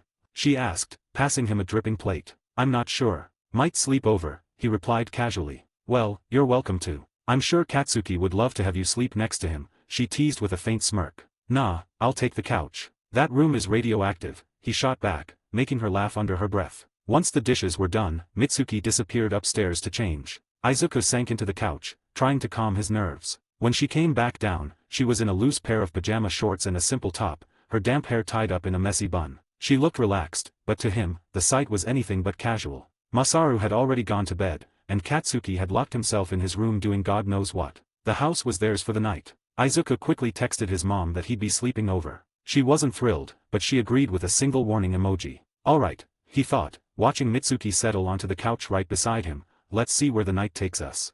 Mitsuki leaned back slightly on the couch, smirk tugging at her lips as she caught Izuku's gaze. She knew damn well what he had planned. The promise he made before was just a lie, but she played his game either way because it simply brought her excitement, something she hasn't experienced in her marriage in a while. Don't just sit there, she teased softly, stretching her legs slightly. What are you thinking? Izuku's eyes darkened, and he leaned closer, his knee brushing against hers deliberately. I'm thinking, he said, voice low, deliberate, that you're going to do exactly as I say tonight. Her breath hitched at the tone, and she let out a small, eager laugh. Oh really? And if I don't? You will, he replied, a smirk spreading over his face. Because I don't plan on letting you get away. Not tonight. She shivered slightly as his hand moved to rest on the small of her back, applying just enough pressure to make her body lean into his. His other hand slid along her thigh, lightly teasing, testing her reactions. You like that, don't you? He asked, voice low, commanding. Yes. She whispered, her pulse racing as her body responded to every subtle touch. I like it. Izuku leaned back slightly, letting the tension build, giving her just enough room to squirm against him. Good. That's exactly what I wanted to hear.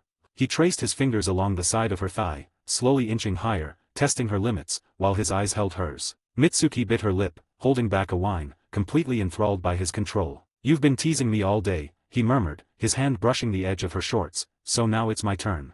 Mitsuki's eyes widened, a shiver running down her spine. She shifted slightly, giving him just enough access to make the tension unbearable. Why yes. She breathed, letting the word slip, and it made his pulse spike. He leaned in closer, letting his lips brush against her neck as he whispered, "Good girl. That's how you do it."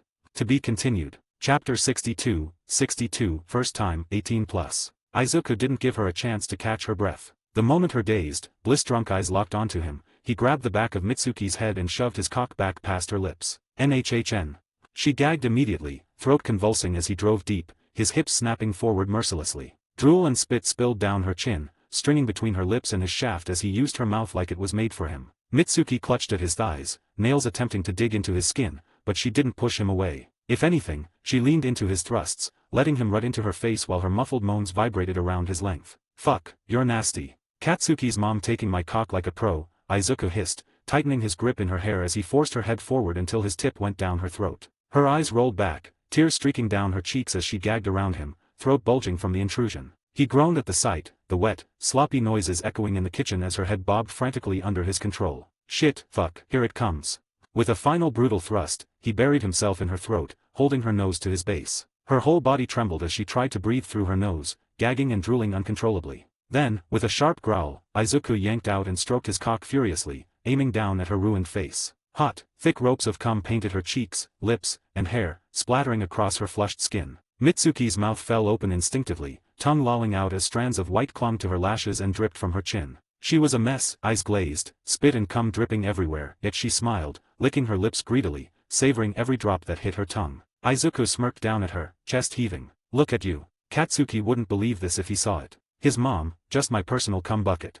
Mitsuki let out a ragged laugh between pants, her voice hoarse but dripping with lust. "Fuck, you really are a pervert." She blinked, realizing too late what had happened. Warm streaks painted her face and tangled in her hair. "Fuck. Now I gotta wash my face." Mitsuki groaned, pushing herself up. Her legs wobbled, still trembling from earlier, and she nearly lost balance. Izuku caught her by the wrist, steadying her with a sly grin. "Yeah, that was the plan. Better pray Katsuki doesn't see you like this."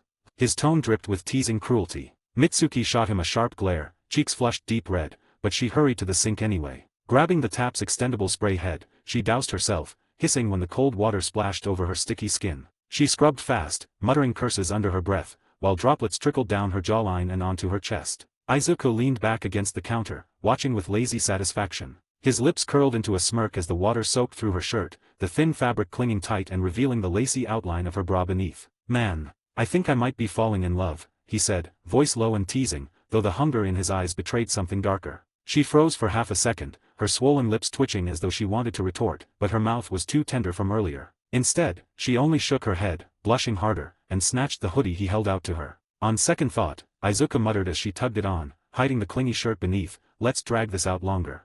Mitsuki avoided his gaze, pulling the fabric tight around herself before heading toward the stairs. Each step was hurried, as if afraid she'd change her mind and turn back. Izuku watched her go, exhaling with a crooked smile. "My obsession with older women is back. Wonder what it'll bring me this time."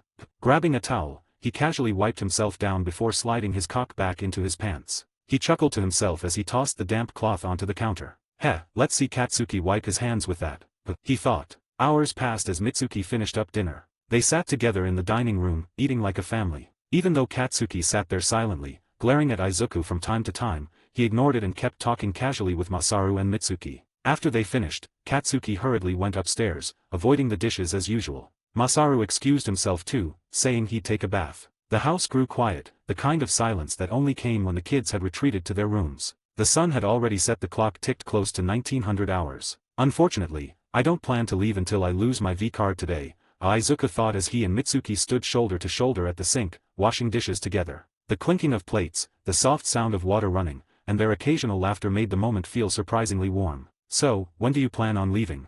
she asked, passing him a dripping plate. "I'm not sure. Might sleep over," he replied casually. "Well, you're welcome to. I'm sure Katsuki would love to have you sleep next to him," she teased with a faint smirk. "Nah, I'll take the couch. That room is radioactive," he shot back, making her laugh under her breath. Once the dishes were done, Mitsuki disappeared upstairs to change. Izuku sank into the couch, trying to calm his nerves. When she came back down, she was in a loose pair of pajama shorts and a simple top, her damp hair tied up in a messy bun. She looked relaxed, but to him, the sight was anything but casual. Masaru had already gone to bed, and Katsuki had locked himself in his room doing God knows what. The house was theirs for the night. Izuku quickly texted his mom that he'd be sleeping over. She wasn't thrilled, but she agreed with a single warning emoji. Alright, he thought, watching Mitsuki settle onto the couch right beside him, let's see where the night takes us. Mitsuki leaned back slightly on the couch, smirk tugging at her lips as she caught Izuku's gaze. She knew damn well what he had planned. The promise he made before was just a lie, but she played his game either way because it simply brought her excitement, something she hasn't experienced in her marriage in a while. Don't just sit there, she teased softly, stretching her legs slightly. What are you thinking? Izuku's eyes darkened, and he leaned closer, his knee brushing against hers deliberately. I'm thinking, he said, voice low, deliberate, that you're going to do exactly as I say tonight. Her breath hitched at the tone, and she let out a small, eager laugh. Oh really? And if I don't? You will, he replied, a smirk spreading over his face. Because I don't plan on letting you get away. Not tonight. She shivered slightly as his hand moved to rest on the small of her back, applying just enough pressure to make her body lean into his. His other hand slid along her thigh, lightly teasing, testing her reactions. You like that, don't you? He asked, voice low, commanding. Yes. She whispered, her pulse racing as her body responded to every subtle touch. I like it. Izuku leaned back slightly, letting the tension build, giving her just enough room to squirm against him. Good. That's exactly what I wanted to hear. He traced his fingers along the side of her thigh, slowly inching higher, testing her limits, while his eyes held hers. Mitsuki bit her lip, holding back a whine, completely enthralled by his control. You've been teasing me all day, he murmured, his hand brushing the edge of her shorts, so now it's my turn. Mitsuki's eyes widened, a shiver running down her spine. She shifted slightly, giving him just enough access to make the tension unbearable. Why yes. She breathed, letting the word slip, and it made his pulse spike. He leaned in closer, letting his lips brush against her neck as he whispered, good girl. That's how you do it. To be continued. Chapter 63, Control, 18+. His hand pressed firmly against her crotch, the heat of her bare skin sending an immediate thrill through him. Mitsuki's breath hitched as his fingers traced over her folds through the thin fabric, and the realization that she had gone completely bare underneath made him smirk darkly. No underwear? What a naughty woman you are, he whispered in her ear, his voice low and commanding. The words alone sent a current of heat racing straight to her core, making her ache with need. Every movement of his hand, every glance from his eyes, every subtle shift of his body had her trembling. She didn't understand why he affected her so intensely, but her body needed him, hungered for him, with an urgency she could barely contain. He slowly pulled down the hem of her pajama pants, teasing her with each inch revealed. Her smooth, shaved mound came into view, and he let his fingers glide over her damp folds before sliding the rest of the pants down completely. His hand cupped her fully now, pressing in, feeling the wet heat of her readiness. Mitsuki shivered violently under his touch, her chest rising and falling as he wrapped his other arm around her, pulling her closer. His palm pressed against her breast, squeezing lightly at her left nipple, eliciting a soft gasp from her. Take it off, he commanded, his voice firm, leaving no room for hesitation. Without a second thought, Mitsuki obeyed, pulling the rest of her pajamas down and sitting back, fully exposed. Her body was relaxed, but her skin tingled under his gaze, each nerve ending alive. Good, he murmured, a slow smile spreading across his face as his fingers began to explore her folds more deliberately. He pressed, teased, and slid his digits inside her wet heat, each motion drawing soft, shaky moans from her lips. Every second that passed made her wetter, her desire mounting as he continued to command and caress simultaneously. His fingers traced lazily along her slit, barely dipping in but enough to make her thighs twitch. Mitsuki let out a shaky breath, her hips bucking forward on instinct, desperate for more. Easy, Izuku whispered in her ear, his lips brushing her skin, you don't get to decide when. Her nails dug into the couch, her chest heaving. Every little touch sent sparks shooting through her core. His thumb pressed against her clit in circles, not giving her the full pressure she craved, just enough to keep her trembling on edge. Why you're cruel, she whimpered, her voice husky, broken between gasps. Izuku chuckled darkly. Cruel? You're the one dripping all over my hand, Mitsuki. Who's really the shameless one here? Her eyes fluttered shut as his middle finger slipped in slowly, curling upward just right. A sharp gasp tore from her throat, her body arching. He didn't stop there, his other hand stayed on her chest, kneading her breast, tugging at her nipple until she squirmed helplessly beneath him. Her hips rocked against his hand now, chasing more, her breath coming out in moans she couldn't suppress. Each wet sound from between her legs filled the room, mixing with the low rumble of his voice as he teased her. Look at you, soaking, begging without saying a word. Say it, Mitsuki. Tell me you need it. Her lips parted, voice shaky, desperate. I need it, Izuku, please, don't stop. What about Masaru? You do know he could run down those stairs at any moment. Izuku asked, his tone calm but sharp, eyes locked on her like he was testing her resolve. Mitsuki froze for a second, her chest rising and falling as her mind played out that dangerous possibility. But then she turned to him, face red, lips trembling before curling into a smirk. "I don't think I care anymore," she whispered, voice husky with both defiance and need. Izuku's lips twisted into a smile, satisfied. "That's what I wanted," he said, pulling his hand away with deliberate slowness. His movements carried a weight that reminded her who was in control. In one motion, he grabbed Mitsuki by the waist, lifting her with ease, and set her down on the dining table. The cool wood pressed against her back, grounding her in the reality of what they were doing. Izuku leaned in close, his breath brushing her ear. "Your family was just eating here a moment ago," he whispered darkly, his hand sliding down to grip her thigh. "How does that make you feel?" Her body shivered, goosebumps racing across her skin. She bit her lip, her face burning. But instead of shame, her eyes gleamed with excitement. "It kinda excites me," she admitted, blushing hard but wearing a smile that betrayed her growing addiction to the risk. "Good answer," he growled approvingly. Izuku lowered his pants just enough, freeing his thick cock that was already throbbing from the teasing. His hand wrapped around it, and with slow, deliberate pressure, he pressed the head against her slick entrance. Mitsuki gasped, her nails digging into the table for a second before she quickly grabbed onto him, pulling him closer like she couldn't stop herself. Then he slid inside. Izuku gritted his teeth as he felt her pussy wrap around him like a vice, wet, hot, and unbelievably tight. It wasn't just her body, it was her quirk amplifying every sensation, as though countless tiny, wet tongues were lapping at his shaft, milking him, dragging him deeper with every inch. Immediately, Mitsuki's back arched, her mouth falling open in a muffled cry as she tried and failed to hold back her moan. The dining table creaked beneath her as her thighs instinctively clamped around him, pulling him in. "Fuck," Izuku thought, savoring the heat that threatened to overwhelm him. "It took some time, but here we are, time to savor this feeling." His gaze locked on Mitsuki. Her cheeks burned with embarrassment and desire as she looked down, watching his thick cock stretch her open wider than anything ever had before. She was breathing hard, her voice catching in her throat. Needing something to hold, she reached up and yanked Izuku down, pulling him into a heated kiss. Their lips crashed together, messy and desperate, muffling the whimpers and moans that escaped her. Izuku's cock continued to push deeper, spreading her walls apart until she felt full, completely claimed. Each slow thrust made her body tremble more, and the dangerous thrill of being fucked on her own family's dining table only made it hotter. As they broke their kiss, Izuku didn't rush. He held her hips firmly against the dining table, keeping her pinned in place, his thick shaft sliding deeper with a slow, commanding rhythm. Each thrust pushed her back against the polished wood, making her nails scratch lightly across the surface before she instinctively clutched at his arms. "Nice and tight," he muttered under his breath, his tone low but confident, savoring how her body wrapped around him. He pulled almost all the way out, letting her feel every inch leave her before pushing back in with deliberate force, making her gasp as her walls clenched around him.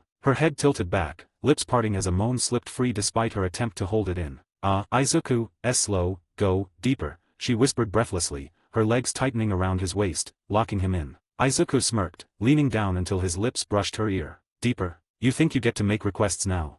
he teased, giving her one hard thrust that made the table creak before slipping right back into his slow, steady pounding. Each movement felt like it was testing her limits, grinding her open bit by bit, forcing her to feel every second of him inside her. Her quirk made it even more intoxicating, slick warmth coated his cock with every stroke, drowning him in sensation. The wet sounds of their connection filled the quiet house, mixing with her stifled moans as she tried not to lose control. Izuku never let up on his pace, strong, patient, unrelenting. "You said it excites you," he growled softly, giving another deep thrust that made her whole body arch beneath him. "So don't hold back, let me hear you." Mitsuki's breath hitched, her pride fighting against the growing heat pooling inside her, but each slow, dominant stroke tore down her resistance. To be continued. Chapter 64, 18++. Izuku's hips moved in steady rhythm, his thick cock driving deep into her with each deliberate thrust. The wet sound of her pussy clinging to him filled the quiet dining room. SCHLK, SCHLK, SCHLK. A lewd symphony that made Mitsuki's face burn as red as her hair. Her hands gripped the edge of the table so tightly her knuckles whitened, the wood creaking under her fingers. She bit down on her lip to hold back the cries that wanted to escape, but little bursts of sound still slipped through. MMH, HNNGH. Izuku leaned closer, his breath brushing hot against her ear as he whispered. "You're doing well keeping quiet, Mitsuki, but your body can't lie to me." He gave a sharp thrust, his cock hitting her sweet spot. Her legs trembled as her back arched slightly, eyes fluttering shut as another muffled moan broke out of her throat. Izuku. He smirked at her reaction, tightening his grip on her waist to keep her pinned against the table as he pounded her with slow, deliberate force. "That's it, take it all. Feel every inch stretch you open. Don't hold back from me." The wet noises only grew louder, SHLK, SHLK, SHLK, as her quirk drenched his cock, her juices dripping down onto the polished wood of the table. Her thighs quivered, clamping around him, trying to pull him in deeper, to keep him inside. "Izuku, I can't." She gasped softly, trying to muffle her voice in his shoulder. If I keep going like this, I'll. He tilted her chin up, forcing her eyes to meet his. Then come. Right here, right where your family just ate. Show me how much you want this, even when you know they're just upstairs. Her breath hitched, her body tightening around him, her walls clenching his cock with a desperate rhythm. She tried to suppress her cries, but the pleasure was too much. MMMHHHNNN. Her climax hit her hard, her pussy pulsing around him like it was trying to milk him dry, her juices spilling down his shaft in hot waves. Her nails dug into his back as she buried her face against him, muffling her scream with a mix of gasps and broken whimpers. Izuku groaned low in his throat at the way she squeezed him, his thrusts not slowing, dragging out her orgasm until she shivered helplessly beneath him. That's it, good girl, come for me. Her whole body trembled as the aftershocks rippled through her, her breath coming in ragged pants, her voice reduced to soft whimpers. MMHH. Izuku.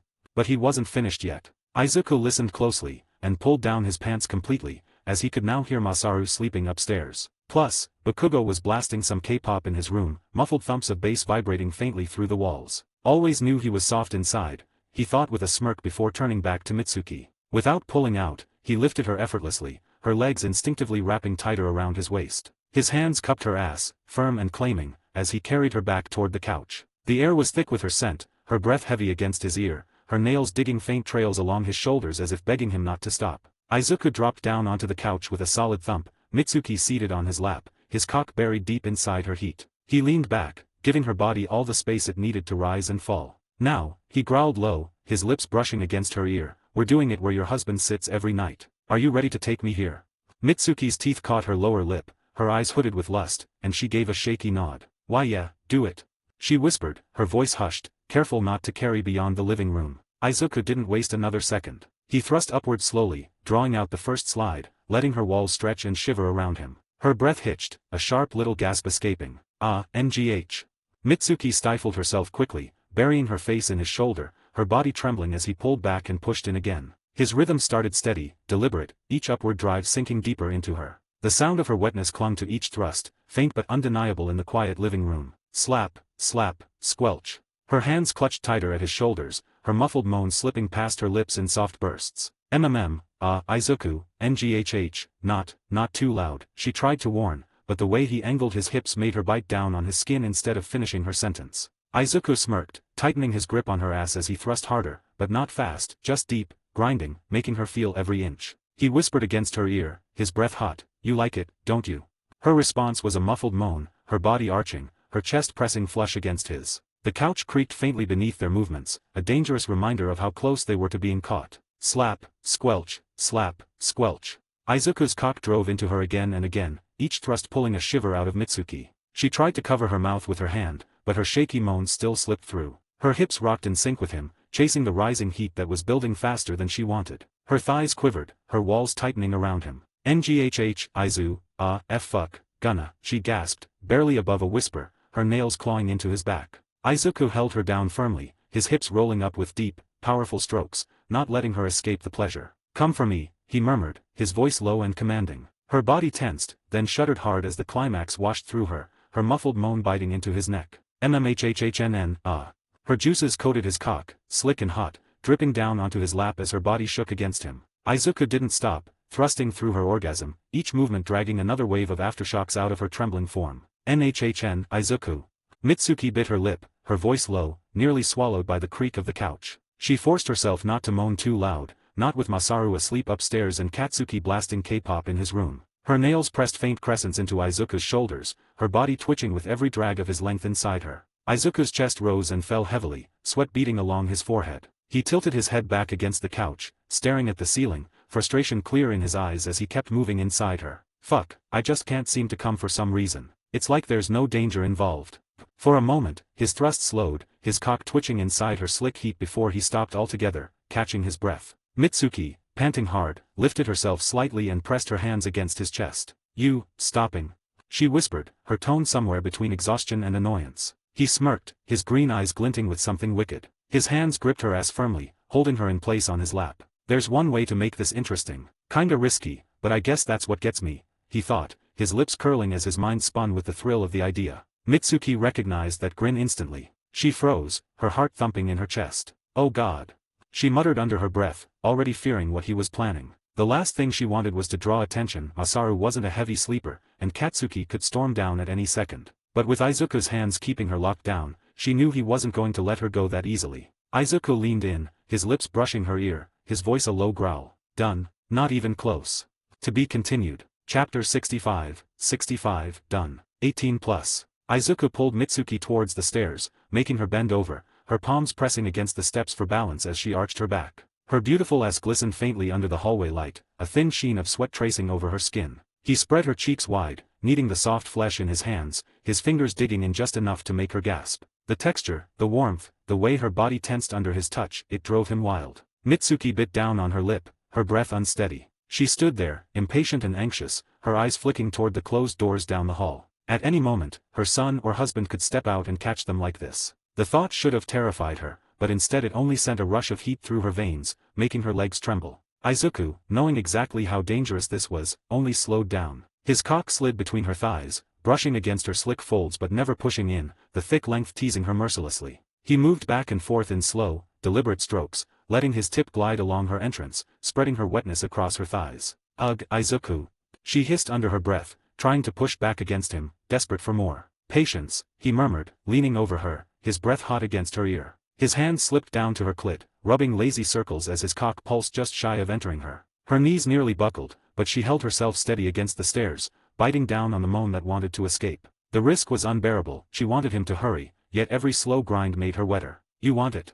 He asked lowly, his voice carrying that cruel teasing edge. Yes, I want it. Please, fuck me already, she whispered harshly, her words shaky with need. Do ya really want it? He asked again, dragging his cockhead across her slit, smearing her arousal up and down. Yes.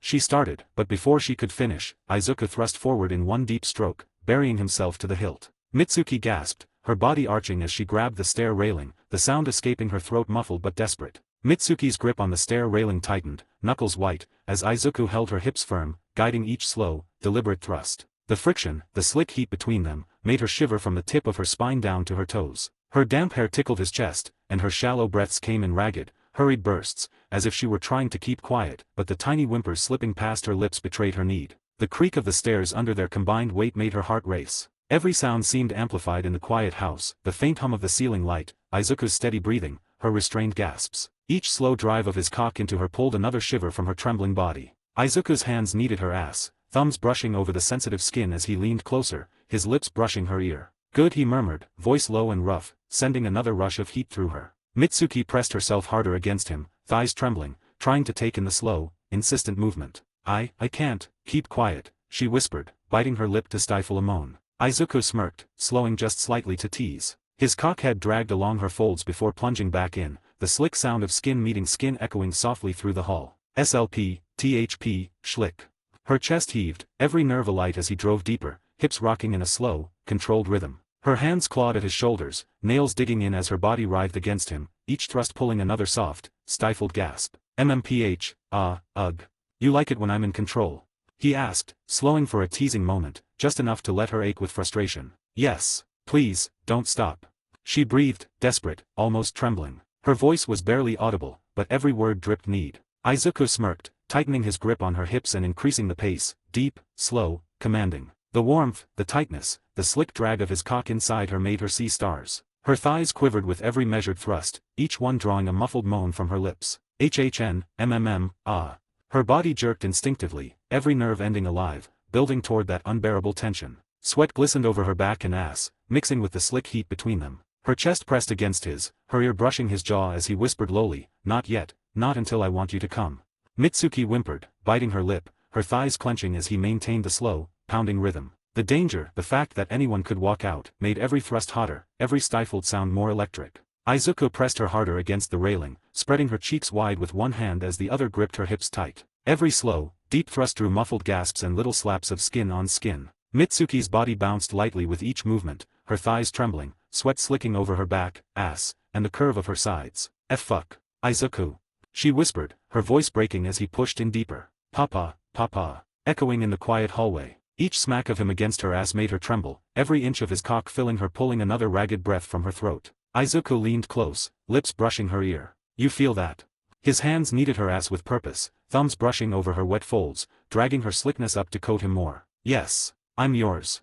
she gasped, gripping the railing, legs shaking under the strain. Papa, papa, following the rhythm of his slow, deliberate thrusts. Her back arched, chest pressing to his, her lips parting as she tried to keep quiet, but each stifled moan betrayed the fire building inside her. He quickened just slightly, letting the wet sounds of their bodies collide fill the room. SLP, SCHLP, papa. He felt her walls clenching around him, tightening with each stroke, dragging him closer to the edge. Mitsuki's breaths came fast and shallow, almost frantic, as her hips lifted to meet him, pressing every ounce of herself against his cock. Her head fell forward, biting her lip to stop the louder sounds. MMPH, ugh, ah. Moans spilling out anyway. Come on, come for me, Izuku growled, gripping her hips harder and thrusting deep, his own control fraying as the wet friction and tight heat pushed him closer to the edge. Her body tensed violently, shivers racing through her as he kept a steady, pounding rhythm. The stair railing dug into her palms, sweat dripping from her hair and sides. Papa, papa. Each smack of skin on skin echoed off the walls as her orgasm approached. Fuck.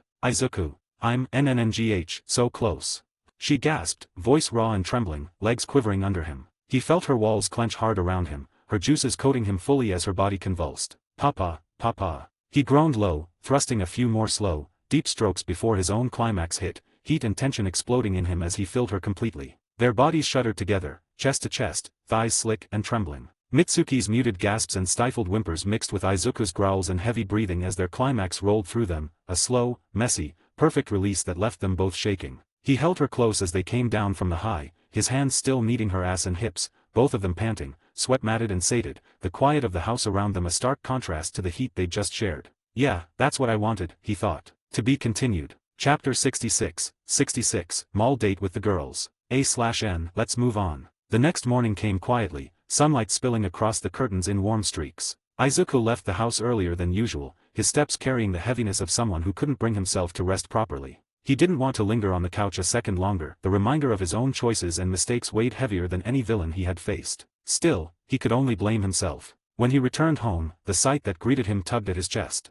Inko had fallen asleep on the couch, her body curled slightly, the blanket slipping down her arm. Even in her sleep, faint worry lines creased her face. Izuku paused for a moment, guilt prickling through him. Quietly, carefully, he scooped her into his arms as though she were fragile glass and carried her to her room. He tucked her in, pulling the blanket over her shoulders before slipping out without a sound. He wasted no time rushing to his own room. Stripping away the fatigue and the unease clinging to him, he stepped under the shower, the water striking his skin in a rhythm that was more punishing than soothing. He pressed a hand against the cool tile, thoughts circling. Unfortunately, I'm not free today. I still have that date with the girls from class.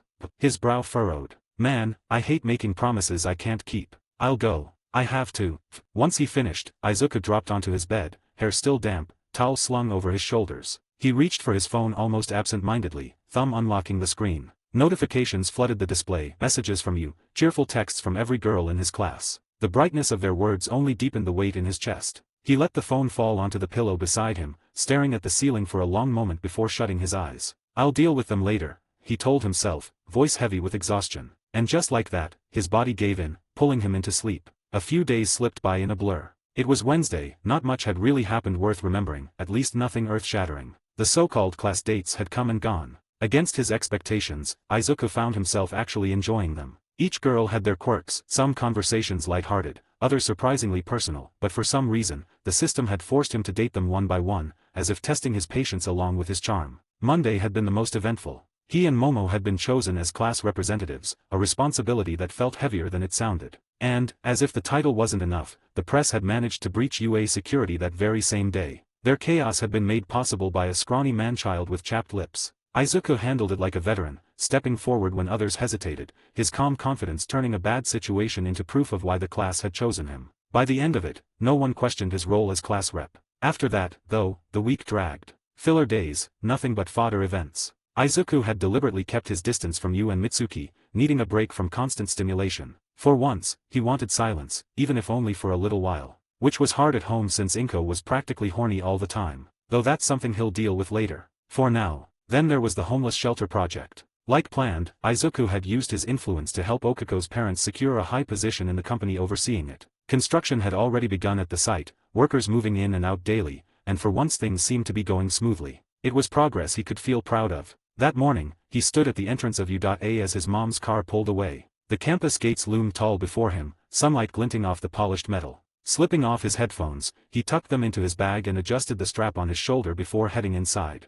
So today's the day the League of Villains makes their move, he thought, his expression calm even as his heart stirred. I'm kind of excited. Of course, as a true hero I have to keep the class safe. But, everyone needs their chance to grow, to face real danger. I'll let them take their fights. The only thing I really want, his lips twitched upward, is the Nomo. He thought. Before he could step forward, the front doors swung open and Midnight emerged, heels clicking against the pavement. She nearly collided with him, but Izuku reflexively raised his hands to stop her. Fate, however, had a cruel sense of humor, his palms pressed directly against her chest. Midnight arched a brow, her smirk slow and dangerous. They feel good, right?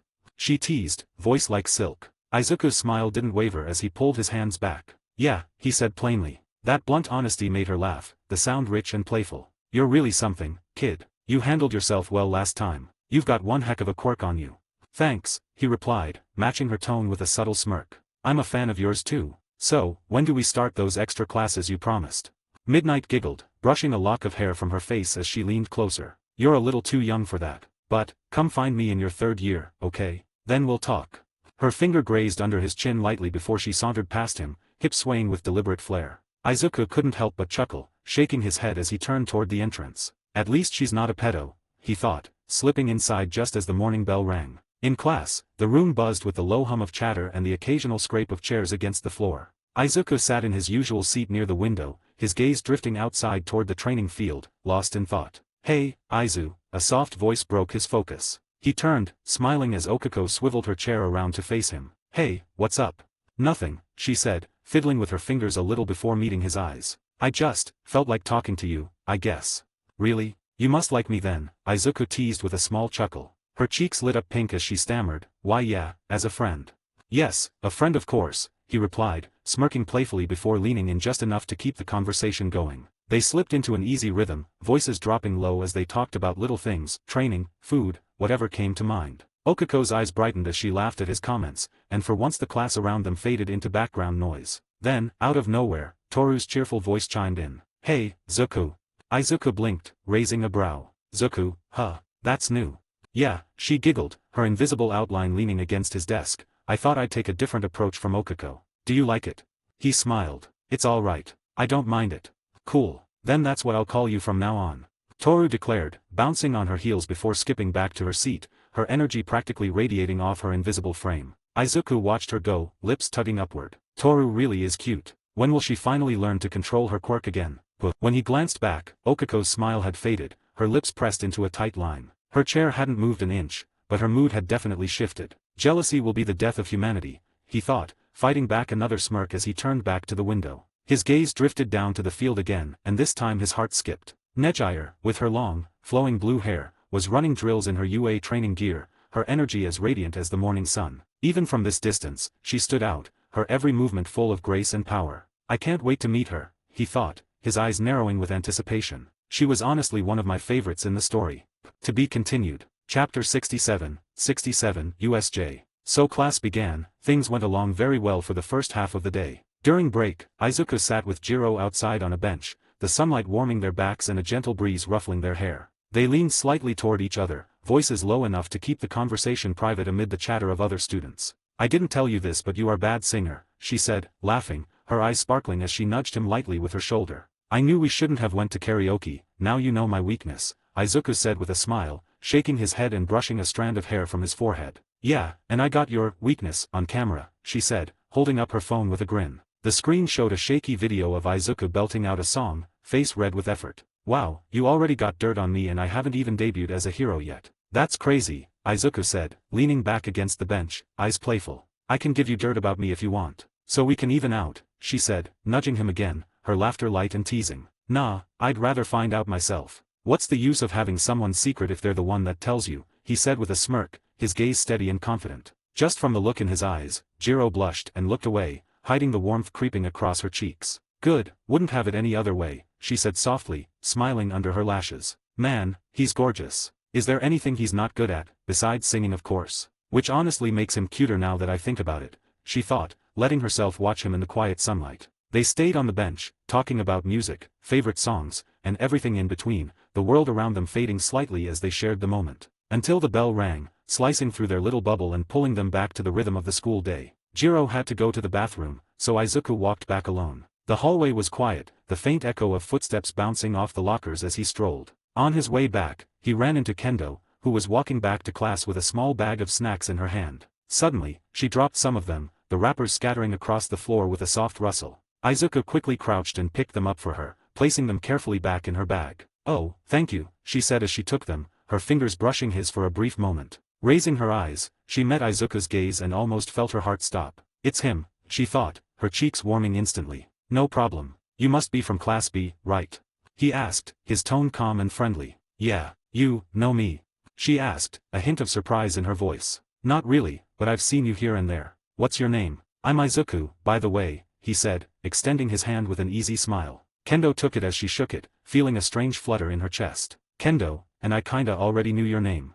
"Oh, that's nice. Well, I'll see you later then, Kendo," he said before walking past her, the soft shuffle of his shoes fading down the hallway. She stood there for a moment, clutching her bag a little tighter, lost in thought. He's as kind as they say. Really cool dude, honestly, she thought, her mind spinning as she watched him disappear around the corner. As Izuku walked down the hallway, he spotted Momo leaning casually against the wall by the classroom door, a notebook in hand. "Hey, Momo," he called, grinning. "Izuku," she said, her eyes lighting up. "You're back early. Everything okay?"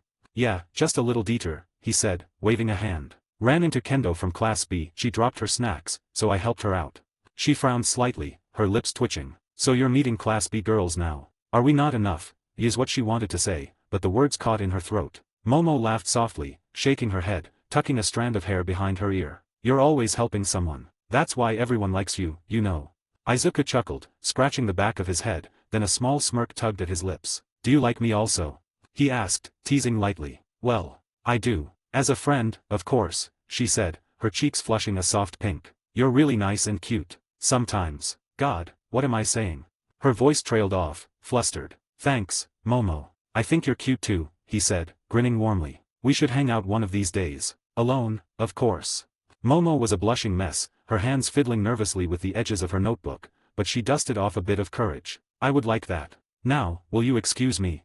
she said, spinning on her heel and running off before her cheeks could burn any brighter. Izuku watched her go, a soft chuckle escaping him. "I never would have guessed Momo of all people was shy," he thought, shaking his head with an amused smile. Izuku shook his head with a smile and turned toward the classroom. The chatter of his classmates grew louder as he approached, the familiar hum of desks and voices filling the room. He slipped into his seat just as the bell rang, signaling the start of the next lesson. Around him, friends were settling in, some glancing at him with curiosity, others immersed in their own conversations. "I wonder how things will go at USJ," he thought, sliding his notebook onto the desk. A few hours later, Aizawa finally entered the room, his tired eyes scanning over the class. "For today's hero basic training, All Might and I will be supervising," he said in his usual monotone. "We'll be focusing on natural disasters training. This includes floods, fires, earthquakes, and other occurrences you may face when rescuing civilians. So, go change and meet me outside."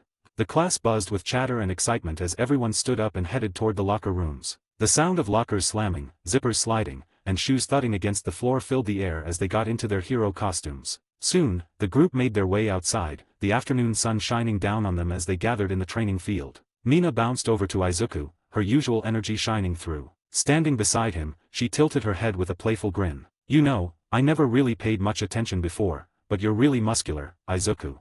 "You think? Thanks for noticing, I guess," he replied with a sheepish smile, rubbing the back of his neck. She giggled, her sharp teeth showing. "What about me, huh? What have you noticed about me?" Her pink eyes stared into his with a hint of curiosity and something more. Izuku chuckled. Not sure. I guess we'll have to hang out more so I can notice something." Mina's cheeks darkened to a shade nearly matching her skin tone. "Why yeah, guess we should. Also, how do you even dance? I figured you'd be stiff." Izuku smirked lightly. "I mean, I'm not that big, look." With that, he tugged at the zipper of his hero suit and pulled it down halfway, revealing his toned upper body, defined muscles from years of training now on full display. Mina froze, her eyes widening as heat rushed to her cheeks, but she didn't look away. Instead, she stared openly, her lips parting slightly. Around them, several other girls caught the movement, their attention instantly snapping toward him. Before long, nearly every girl nearby had stolen a glance, and then another, unable to hide their surprise. Gasps and hushed whispers spread through the group. Was Deku always built like that? Since when? No way. Mina's blush deepened as she stammered, "Why yeah, I guess you're hot." I mean, you aren't like, super muscular, B-butt. Izuku laughed, zipping his suit back up with a grin. Thanks for the semi-compliment.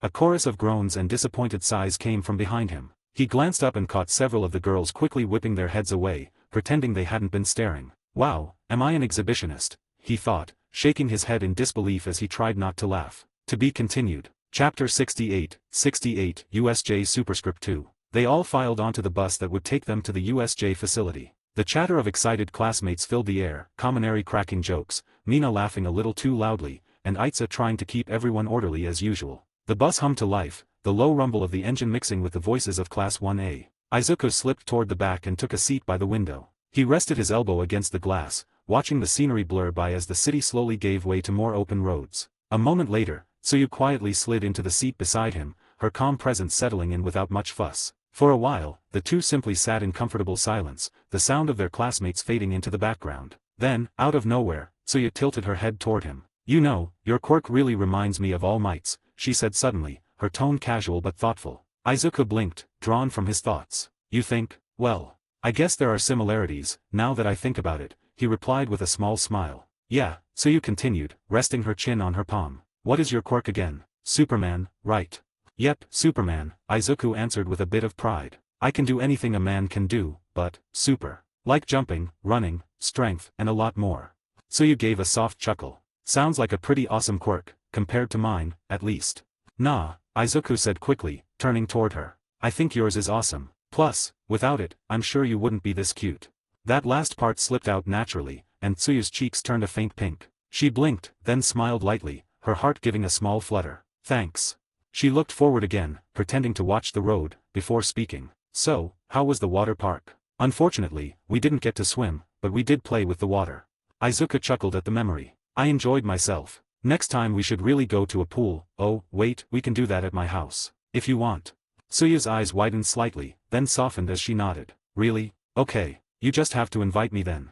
Izuku grinned at her answer, resting his chin in his hand as he glanced back out the window. The sunlight reflected off the glass, and for a moment, he thought the ride didn't feel long at all. After some time, the bus slowed and finally came to a halt. When the students stepped off, their eyes widened in awe. The facility was massive, stretching like an arena built for giants, each zone crafted to mimic different calamities of nature. The chatter rose in excitement until the Space Hero 13 appeared, her bulky suit gleaming under the lights. She waved a hand before beginning her explanation. This is the unforeseen simulation joint. You'll see the flood zone, landslide zone, conflagration zone, and many more. Every disaster you can imagine, this facility can simulate. I helped design this place myself, she said proudly, her voice carrying a weight of experience. While the class gawked at the sheer size of it all, Izuku's sharp eyes flicked downward. A swirl of black mist shimmered faintly near the center plaza below. His lips curved into a smirk. I forgot, they don't waste any time, he thought. The portal stretched wider, shadows pulling at the air. From it stepped Shigariki, hunched forward with his unsettling slouch, hands twitching at his sides. Behind him, wave after wave of villains poured out, their grins and snarls echoing through the facility.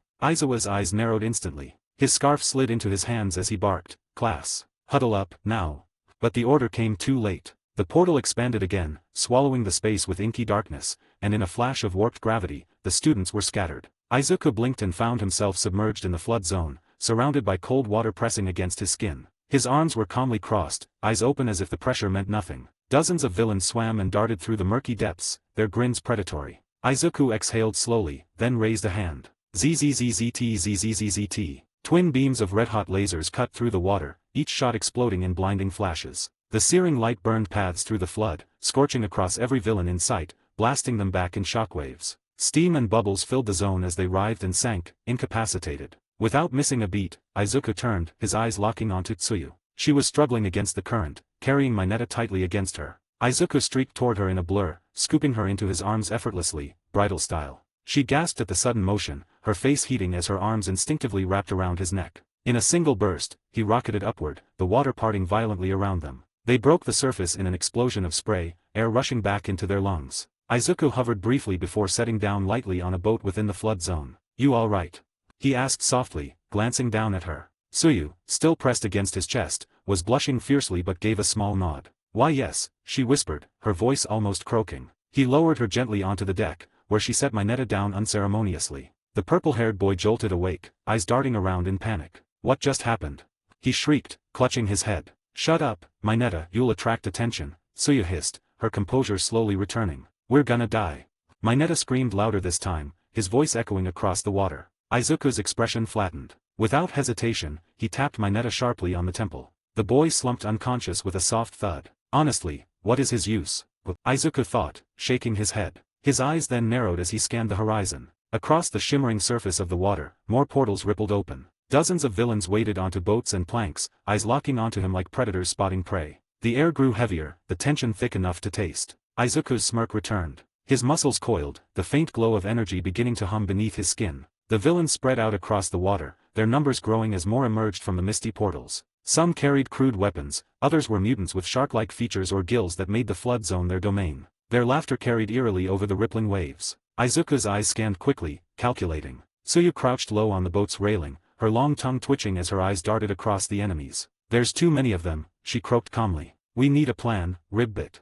Izuku nodded, his arms folding for a moment as he assessed the terrain. The flood zone's their advantage. They'll try to drag us under and swarm. I'll handle the heavy hits from above, you keep them off balance. Pick the stragglers, pull me out if they drag me down. Got it.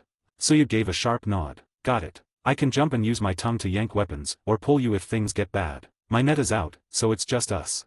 Izuku smirked. Then let's make it count.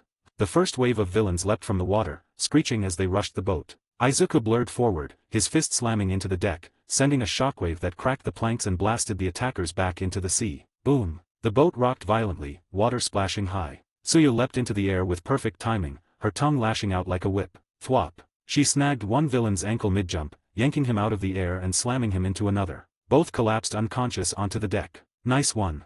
Izuku shouted, blasting twin beams of heat vision into the water, forcing several submerged enemies to scatter. The water boiled where the beams struck, creating pockets of steam that disoriented their opponents. Behind you, Izuku. Suyu called. He spun just in time to catch a guild villain lunging with jagged teeth. With a sharp motion, Izuku grabbed the creature's head and tossed him back into the water like trash. Another group tried climbing onto the boat's sides. Suyu crouched low, then sprang forward, her tongue flicking out and smacking two of them off balance. She landed gracefully on the opposite railing, crouched like a predator. They're persistent, she muttered. Izuku floated just above the deck now, hovering, his eyes glowing faintly red. Then let's stop holding back. With a sudden burst, he dove toward the water, smashing through several boats in succession like a cannonball. Splinters and waves erupted everywhere as villains went flying. Suyu followed his momentum, leaping from wreckage to wreckage, knocking down stragglers with precise kicks and tongue strikes. On the last jump, Izuku rocketed back upward, grabbing Tsuyu midair to carry her higher. From above, the two looked down at the chaos. Villains sprawled across broken boats, the water churning with defeated bodies struggling to stay afloat. Izuku smirked at her. Guess we make a good team, huh? Her cheeks pinkened faintly, but she kept her composure, nodding. Ribbit. We do.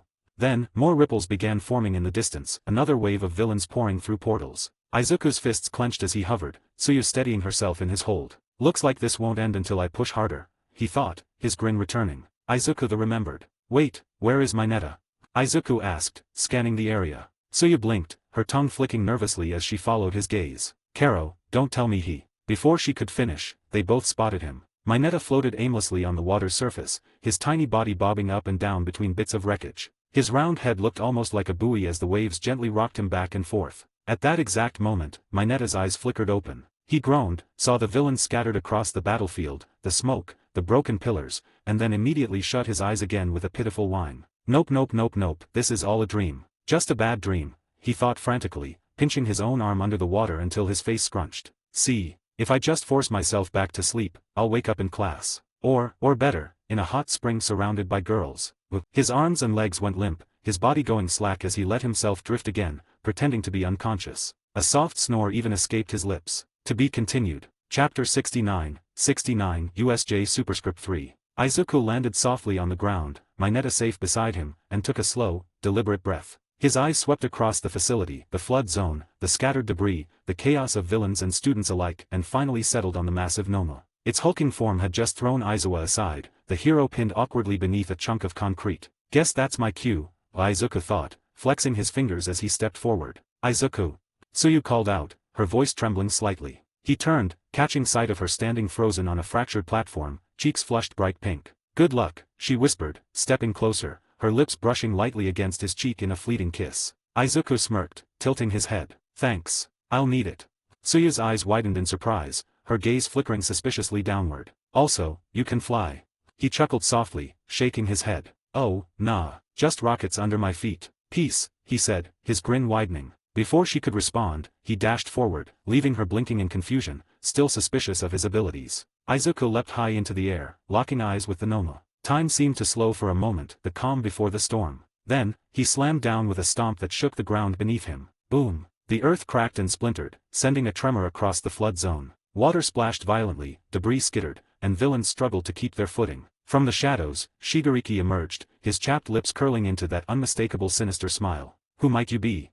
He asked, his voice dripping with malice. Izuku didn't flinch or even glance at him. Instead, he surged forward, using every ounce of momentum to grab the Noma mid-swing. With a powerful heave, he lifted the monstrous villain from the flood zone, sending it hurtling through the air toward the landslide site. Boom! The Noma landed heavily on the unstable terrain, the impact sending a small avalanche tumbling down the slope. Rocks and debris tumbled, filling the air with dust. Izuku landed lightly beside the crash, brushing off his hands and smirking down at the beast. Alright, now that we're alone, he said, voice calm but laced with confidence, you can go all out. The Noma let out a guttural roar, its eyes glowing fiercely, but Izuku's smirk never faltered. The air around him seemed to hum with raw energy as he prepared to unleash everything he had. The Noma rose from the rubble, towering even more imposingly against the open sky. Its eyes glowed with fury, veins pulsing along its grotesque muscles. It flexed its massive arms, clenching fists as if ready to crush anything in its path. With a guttural roar, it drew back its arm and swung a punch toward Izuku. Thwack! The air whistled from the force, but to Izuku, it all seemed unnaturally slow, almost like watching a scene in slow motion. Calmly, he stepped forward, his fist tucked at his side, and lightly tapped the Noma with his elbow. Bam! The impact sent the bioengineered monstrosity flying backward. Its massive body smashed into the wall of the facility with a deafening crash, sending debris raining everywhere, and then it tumbled outside, skidding across the ground before landing in a vast, tranquil grass field. Izuku hovered above the wreckage briefly, a faint smile on his face as he scanned the wide-open battlefield. This is the perfect place for a fight, he thought, planting his feet firmly, muscles coiled and ready. He shifted into a combat stance, drawing on his basic hand-to-hand combat skill. Just then, his system pinged. Mission alert. Objective: defeat the Noma without taking any hits. Rewards: plus 8% power increase. Failure penalty: lose your powers for a day. Damn, plus 8%. Izuku muttered. When's the last time I even checked my power percentage? 17%. 17, wow, I haven't been getting missions lately. Fine, let's just end this, he thought, eyes narrowing as the Noma rose, teeth bared in a snarl. The Noma charged, fists swinging like battering rams. Izuku dodged effortlessly, stepping aside in a blur, letting the punch tear through the grass harmlessly. Swoosh! Before the Noma could recover, Izuku launched himself forward, a spinning kick striking the Noma in the side of its head. Thud! It stumbled, roaring, and swung both fists wildly, trying to corner him. Izuku ducked under one, vaulted off its shoulder, and landed behind it with a precise elbow to the back. The Noma stumbled forward, growling, its massive fists swinging like wrecking balls. Its movements were heavy but fast, and every strike threatened to crush anything in its path. Izuku remained calm, his body perfectly balanced as he tracked its motions. The first fist swung low, aiming to flatten him. Izuku ducked under it, feeling the wind whistle past his ears. With a subtle push off the Noma's shoulder, he vaulted upward in a spinning flip, landing lightly behind it. His elbow struck the Noma's back with a crack, making it stagger. Thwack! The Noma spun, trying to catch him with a backhanded swing. Izuku pivoted on his heel midair, twisting elegantly, and landed a flying knee into its side. Boom! The ground beneath them cracked slightly under the force. The Noma roared, swinging both fists in a desperate attempt to corner him. Izuku used its momentum, sidestepping fluidly and delivering a series of rapid punches to its arms and torso. Bam! Bam! Bam! Each strike landed precisely, staggering the beast further. He jumped back, kicked off a boulder, and somersaulted over the Noma, landing a spinning kick to its jaw. Crunch! The Noma fell forward, crashing through a small grove of trees, branches snapping under its weight. Izuku hovered midair for a split second, eyes narrowing, then dropped straight down, fists glowing faintly with kinetic energy. Thud! Smash! His landing sent shockwaves across the grass, throwing up dirt and debris. He unleashed a flurry of strikes, elbows, knees, spinning back fists, all choreographed to perfection, hitting the Noma from angles it couldn't defend. Wham! Whack! Thwack! The Noma staggered backward, breathing heavily, its limbs flailing. Izuku took advantage, sprinting along its back with impossible speed, slamming both fists into the base of its skull. Crack! The creature stumbled again, finally losing footing. Izuku leapt high into the air, hovering just above the Noma. His eyes glowed crimson as he focused, gathering his ultimate attack. ZZZZT! ZZZZT! Twin red beams of energy shot from his eyes, lancing into the Noma's chest. It thrashed violently, but Izuku remained perfectly in control, guiding the lasers with precision. The beams carved through muscle and reinforced tissue like molten knives. Boom! The Noma collapsed onto the grass, smoking, defeated, unable to move. Izuku hovered silently above, chest rising and falling calmly, untouched and triumphant. Easy, then again what did I expect? Maybe a few of them could be a challenge for me. Yeah, that would be fun, Izuku thought. To be continued. Chapter 70, Pep Talk. A/N, 69 Nice. Izuku sighed softly as he stood on the ridge, taking in the quiet scenery. The chaos from earlier almost felt like a bad dream. His eyes shifted, and in the distance, the UA building stood tall and untouched. For a moment, it was hard to believe such peace could exist after what had just unfolded. After this, it's the sports festival, he thought, adjusting his stance as the dust settled around him. That'll be my chance to get real recognition from the heroes. But, whose mentorship should I take? Not that I need it, he thought. He exhaled, setting aside the thought for later. His hand gripped the battered, unconscious Noma, its body dragging across the ground with a heavy scrape. Without ceremony, he pulled it back toward the facility. Each step echoed with quiet authority, the sound of his boots against the floor announcing his arrival before he even entered. When he finally pushed through the ruined doorway, the scene before him had shifted. Teachers and pro-heroes stood scattered across the chamber, some dusted with bruises, others still catching their breath. Thanks to Aiza's desperate sprint for help, reinforcements had poured in. The notable villains, Shigariki and his group, were gone, retreating into the shadows they came from. Only the hired fodder remained, strewn unconscious across the floor. I wanted to fight Shigariki, Izuku muttered under his breath, disappointment flashing across his face. Oh well. With a single motion, he swung the Noma forward and let it crash into the center of the room. The ground shook under the weight, and every eye turned toward him. The staff's gazes flicked from the monster's ruined body to Izuku himself. Aizawa narrowed his eyes. You defeated it.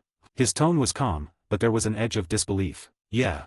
Izuku scratched the back of his neck, putting on a tired expression. It was pretty hard.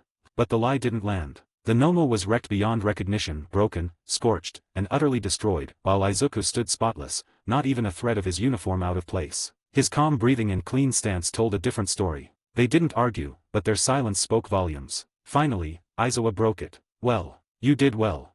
His voice carried a note of restraint, as if he didn't want to press further in front of the students. He turned sharply toward the class. All right. Return to campus and get changed. Meet me back here in 1 hour.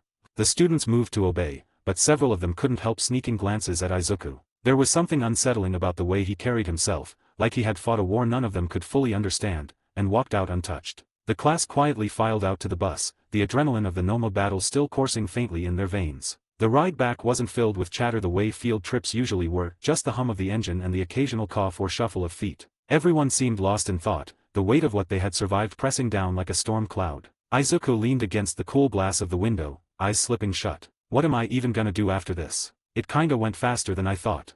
He exhaled softly through his nose. A light nudge broke his train of thought. He blinked, realizing Okako was sitting next to him, closer than he'd noticed before. What's up? He asked, his voice low but warm. Okako hesitated for just a second, fiddling with her fingers before flashing him a small smile. Are you free after this? I think so, Izuku said, mirroring her smile without thinking. Cool. Wanna walk home with me? Maybe grab some food on the way. Her tone carried a hopeful lilt, like she was bracing for rejection but couldn't stop herself from asking. Sure, I'd love that. Her face lit up, brighter than the late afternoon sun filtering into the bus. She nodded quickly and then turned forward, but the way her shoulders bounced gave away her excitement. I can't wait, she thought, a little flutter stirring in her chest. By the time they pulled up to UA, the bus was almost silent. Everyone moved slower than usual, weighed down not just by exhaustion, but by the sobering reminder of how close they'd come to losing their lives. Izuku showered and changed, letting the hot water wash away the grime, sweat, and faint smell of ash still clinging to him. But even when his uniform was fresh and his hair neat, his thoughts lingered on the battle, on the responsibility. When he stepped back into the classroom, the air was heavy. His classmates sat scattered, some staring at their desks, others gripping their knees, their silence louder than any scream. Izuku paused at the doorway, taking it all in. I guess now I've got to give them words of inspiration or something. I shouldn't have taken the position, but then, almost instinctively, he walked to the front of the room. And he spoke. The words didn't feel rehearsed. They poured out raw, honest, and steady, his voice carrying the weight of survival, the fire of conviction, and the quiet belief that they weren't victims, but future heroes. He spoke not just of courage, but of unity. Not just of fear, but of how they had faced it together. And somehow, his words cut through the fog. Even the most hardened war generals might have struggled to find the right things to say, but Izuku's sincerity gave him a gravity that made his classmates sit straighter, breathe deeper, and find their strength again. By the time he finished, the tension in the room had loosened. Shoulders relaxed, faint smiles appeared, and whispers of determination rippled quietly through the class. Izuku exhaled, almost surprised at himself, and slumped back into his chair, watching the room slowly return to normal. Students whispered, stretched, and shuffled their things, the tension from the earlier battle fading. Man, they should have hired me in Attack on Titan, he thought, lips twitching into a grin. I'd have marched straight at the Beast Titan. Actually, no, I'd have dipped. Definitely dipped. Levi can keep that one. He shook his head at his own mental commentary, just as Aizawa walked in. The homeroom teacher looked as if he'd just crawled out of a grave, but his words carried weight as always. You're getting tomorrow off, Aizawa announced flatly, hands stuffed in his pockets. Rest. You'll need it. We'll reconvene Friday for bigger news. Nobody missed the slight dramatic pause. The class instantly lit up with chatter. No school tomorrow. Finally, I can sleep in. Bigger news? What's he mean? The bell rang soon after, freeing everyone. Bags zipped, chairs scraped, and soon most of 1A poured out in little groups, buzzing with plans. Izuku lingered behind, stacking his notebooks neatly. Okiko, still tucking away her pens, stayed too. They then walked out together. Hey, Izuku said casually, cracking a can open from a vending machine outside the hall. He offered her one. She accepted, smiling. Thanks. So, where are we headed? He shrugged. Dunno. You're the one making the plans, right? Okiko tilted her head, pretending to think hard. I was imagining a cafe. We could grab something sweet and just hang out before heading home. Izuku sipped, squinting. Oh, sounds like you've been plotting this out for a while. Her cheeks puffed slightly as she waved her hands. No, it's not a date or anything. Just casual hanging out. MMHM, Izuku said with a teasing hum, stepping ahead. First a cafe, then who knows. You're sounding suspiciously organized, Okiko. She chased after him, flustered. Hey, don't make it sound weird. Izuku chuckled under his breath, the tension of the day finally melting into something normal. To be continued. Chapter 71, Date with Eurovite. The two made it to the city after a short walk. The late afternoon sun painted the glass windows and storefronts with warm golden streaks, while the hum of chatter, car horns, and the occasional bark of a street vendor added life to the air. Okiko tilted her head, her eyes sparkling as she took in the rows of colorful signs and shop displays. Instead of heading straight into a cafe, they slowed their pace and decided to explore for the fun of it. Wow, look at that one. Okiko pointed to a store filled with plushies stacked to the ceiling, a giant pink rabbit staring down at them from the window. She pressed her palms together and let out a small squeal, almost bouncing on her heels. Izuku chuckled, sipping from the bottle he bought earlier. You're going to drag me in there, aren't you? No. She said, eyes still glued to the display. Okay, maybe. They strolled down a row of food stalls, the scent of fried takoyaki and grilled skewers wafting over to them. A vendor shouted cheerfully, waving skewers in the air like batons. Izuku's stomach betrayed him with a loud grumble. Okiko laughed. Was that you or the monster from earlier? Definitely me, he said, rubbing the back of his neck with a sheepish grin. I think I worked up an appetite today. They stopped at a street performer's circle where a man balanced on a single wheel, juggling glowing sticks. Children clapped and gasped when he tossed them high and caught them behind his back. Okiko clapped along too, her smile wide and unrestrained, while Izuku found himself smiling just from watching her. When they finally moved on, Okiko slowed to a stop in front of a fountain at the center of the plaza. The water caught the city lights, scattering them into tiny sparkles. She leaned forward on the railing, resting her chin in her hands. It feels nice, doesn't it? Just walking around without worrying about training or anything else. Izuku stood beside her, quiet for a moment, listening to the splash of the fountain and the faint music from another street corner. Yeah, he said softly. It really does. After wandering through a few stores and laughing at some silly trinkets on display, the two finally spotted a cozy little cafe tucked between a bookstore and a flower shop. Its worn windows gave off the inviting smell of fresh pastries and roasted coffee. Looks nice, Okiko said, her eyes lighting up. Let's go in. Izuku nodded, holding the door open for her as they stepped inside. The bell above the door chimed gently, and a soft jazz tune played in the background. The cafe wasn't too crowded, just a handful of people typing away on laptops or chatting over cups of tea. They picked a table by the window, where the soft glow of neon signs outside spilled in. Izuku leaned back in his seat after placing their order, letting out a small breath as his curiosity tugged at him. So, he began, how are your parents doing? I know things have been rough for them for a while. Okiko blinked at him, then smiled, bright, genuine, and almost glowing in the cozy cafe light. Actually, you're not going to believe this. They got a new gig. Izuku tilted his head. A gig? Like, part-time construction work again?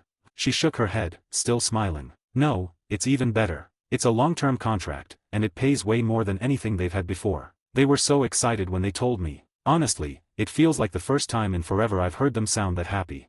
Izuku's eyes widened, and a grin slowly crept across his face. That's amazing, Okako. That means, you don't have to stress as much, right?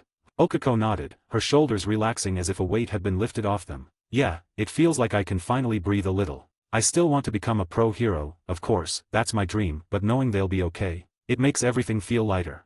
Their drinks arrived, a simple iced tea for Okako and a warm latte for Izuku. He raised his cup slightly, smiling. Then, here's to them. And to your dream. Okako clinked her glass against his with a little laugh. To dreams. When they finished at the cafe, Izuku offered to walk Okako home. Her place wasn't very far, just a few blocks away, but the walk felt leisurely, almost suspended in time. Streetlights flickered on, casting a warm glow over the sidewalks, and the faint hum of distant traffic filled the quiet spaces between their conversation. They strolled side by side, chatting about small things, their favorite sweets, funny things from class, and even random what-if scenarios about heroes and villains. Okako laughed easily, her voice light and melodic, while Izuku found himself grinning more than he had all day. Though the conversation was casual, there was a subtle spark in the air between them, a pull neither fully acknowledged. Izuku felt it, but he chose restraint. At least now, he thought, keeping his expression calm. I'll be honest. I'll probably make my move after the camp arc. For now let's just enjoy this feeling, he thought. Okako glanced up at him at one point, a small smile tugging at her lips, and he returned it, feeling a quiet warmth spread through his chest. The world felt simpler here, just the two of them, walking, talking, enjoying a rare moment of peace. Soon, they arrived at Okako's building. She stopped at the door, her hand resting lightly on the handle. Well, this is me, she said softly. Izuku nodded, offering a small, reassuring smile. Yeah, thanks for letting me walk you home. I had fun. Me too, she replied, returning his smile with a shy tilt of her head. For a moment, they just stood there, neither rushing to leave, the soft glow of the street lamp illuminating the space between them. Then, with a light laugh, Okako opened the door and stepped inside. Izuku watched her go, a faint smile still on his face. He turned and began to walk back, slipping down a quiet alley before pushing off and launching into the night sky. The wind rushed past his face, sharp and electric, carrying the distant hum of the city below. Been a while since I've saved people, he thought, scanning the streets. Might as well see what tonight brings. The city spread beneath him, alive with neon glows and streetlight streaks. Every shadow and alley seemed to beckon, and the thrill of flight made his heart pound with anticipation. When he returned home, the soft glow from the kitchen greeted him. Inko was busy preparing dinner, humming softly as she moved around the room. They hadn't done much together since last week, not because he avoided her, but because he didn't want things to feel repetitive. Hey, Mom, he called lightly. Oh, Izuku. You're back early, she said, drying her hands on a towel. Dinner will be ready soon. He nodded with a small smile before heading to his room. Today, he wasn't putting on his old outfit. Instead, he changed into his upgraded hero suit, a sleek, all-black Superman-style design without the emblem or cape, but reinforced with new durable material. The suit clung to his body perfectly, built for both speed and impact resistance. He adjusted the it, flexing his fingers as he tested the mobility. Much better, this is built for real fights now, he thought, satisfied. Stepping onto the balcony, he inhaled the cool night air. The city stretched endlessly below, unaware of the guardian above. With a grin, he rocketed into the sky, the upgraded suit cutting through the wind with ease. Alright, let's see what the night has planned for me, he thought, excitement and anticipation coursing through him as he soared over the illuminated cityscape. To be continued. Chapter 72, Robbery. Mustafa had been relatively peaceful for the past few days. No large robberies, no hostage situations, not even the usual amount of muggings. The city felt like it was catching its breath. Still, Izuku took to the skies. To him, patrolling wasn't just about saving people, it was about the view, the wind in his face, and the calm that came with watching the city lights blink below like stars scattered across the earth. The rhythm of life, distant but steady, soothed him. I've got a day off tomorrow, he mused as he soared above the rooftops, hands folded behind his head. What should I even do? Maybe, visit you. It had been days since he'd been around any of the women he'd gotten intimate with. Not because he was scared or awkward, but because he knew better than to smother the flame. Distance made them think of him more, crave him more. He smirked at the thought, imagining them lying awake at night, caught between frustration and longing. A flicker of motion below caught his attention. His ears tuned in instantly, sharp as ever, glass breaking. Someone had forced their way into a quiet home, the kind of suburban house where families should feel safe. Izuku's smile sharpened. Perfect timing. In an instant, he shot downward like a bullet, the air cracking in his wake. The would-be thief barely had time to look up before Izuku blurred past him, coiling his arms with iron strength and wrapping him tight against a thick tree trunk. The man struggled, muffled curses spilling from his mouth, but it was pointless. You picked the wrong night, Izuku muttered, leaving a neatly folded letter pinned to the man's chest, his subtle calling card. He dialed the police and was already gone before the criminal could blink twice. High above again, Izuku floated in the night air, listening, waiting, silence. Nothing but the steady hum of the city. That's probably it for tonight. I don't hear anything else. But, with a mischievous grin, he pushed higher and faster. His body cut through the sky with such force that a thunderous sonic boom echoed across the horizon. Clouds shredded apart as he ascended, scattering into wisps as though the heavens themselves parted for him. Then, with a swift dive, he streaked down in a blur of black, landing softly on his balcony without even shaking the glass doors. He straightened his upgraded suit, brushing imaginary dust from his shoulder. I should go eat dinner with Mom, he thought, a warm tug in his chest breaking the night silence. Izuku took off his suit and slipped into comfortable clothes before heading downstairs. The scent of freshly cooked food drifted through the air, guiding him to the dining room where Inko was just finishing setting the table. Oh, good timing, come sit, she said with her gentle, motherly smile. He returned the smile and sat down, watching as she served him a plate filled with a balanced meal, healthy, but clearly prepared with care to taste good too. So, how was school? She asked, settling across from him. Well, villains attacked the school, he answered casually, stabbing a piece of food with his fork and popping it into his mouth. Her eyes widened, nearly dropping her chopsticks. What? When were you going to tell me?